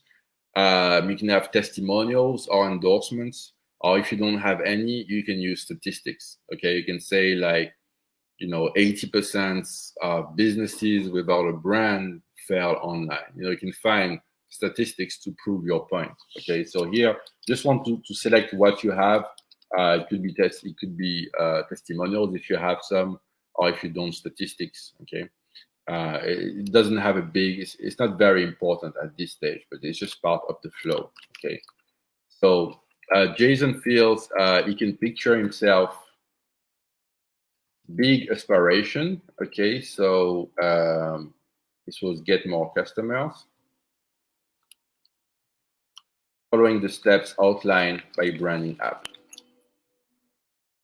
All right, and so the steps are, so this is how you define the steps. Okay, so this is a little tip here, which will, with everything we do, will work with the brand identity, the website, everything works together as part of this process. So it's important we kind of get those things right. And obviously I explained that in depth in the training, but here I'm just going to give you how it works, the outline. Okay, so the step one should be the first step in your funnel. All right. So you are signed up to GrooveFunnels, so I guess you are familiar with what a funnel is. And so step one is usually the first step in your funnel. So that could be schedule a free consultation, sign up for a free trial, download a free ebook, whatever step, or contact us or visit our store, whatever step you have that you need people to take in order for them to get closer to their goals. Okay, again, here we have the content in tune with our customer hero, and this is the guidance. Okay, these are the 3 steps that we're going to give now to our customers. What are the 3 steps you need to take in order to get to where you want to be? Okay, so this would work in most cases if you're selling products or services. And there's a second case scenario. This is if you're selling e-commerce products, and I will show you how it works in a second. But let's say the first case scenario, if you're selling physical products or digital services. So step one, first step in your funnel. Step 2 is your service, okay? And step 3 is gonna be your customer big aspiration, all right? And that's how you define those 3 steps. So in my case, for instance, step 1 would be sign up for the branding app, okay? All right. Step 2, my service, or my main the main service I offer is the training. So take the training and use the software. Okay. And step 3, the big aspiration is it's going to be, create a brand, that attracts customers. Okay. Or I could simplify that. I could say create an amazing brand. So these are the 3 steps pretty much. And I will simplify that as well. You want those steps to be quite short, and you want them to be about the same length. All right. And again, so the first step is the first step in your funnel. The second step is the service you offer. And the third step is the big aspiration where you want your customer to be after, he's gone through your training. And in the training that you can get for free on the designer website, we give you a lot of examples of those that you can take inspirations from. This is one of the sections where if you see examples of other businesses, we have about 10, 15 examples for each sections. You'll be able to get some ideas if that doesn't make sense to you. If you're selling physical products and there's no really steps people need to go through, what you would put here is your product's benefits. Maybe your product is eco-friendly. That could be step 1. Step 2, it's natural, and step 3, it's handmade. Okay, that could replace the steps here if you have a regular product, a physical product. Okay, so this gives Jason a renewed confidence that he can aspiration get more customers without worst fear. So here you want to define what would be the worst fear of your customer. So in my case, would be without having to spend thousands on branding and web design services. Okay. These services, this kind of services can be pretty expensive. So in the case of customers, it might be the worst fear. It might be something else as well, but that's, again, we're working on the draft here. It doesn't have to be perfect at first. Your brand, as part of the branding app, it's something you should come back to at least once a month and try to fine tune based on the information you have. At least this part on the customer hero, which is pretty tough at the beginning when you don't fully know who your ideal customer is. So he's nearly ready to start training with the helper, but he has some questions.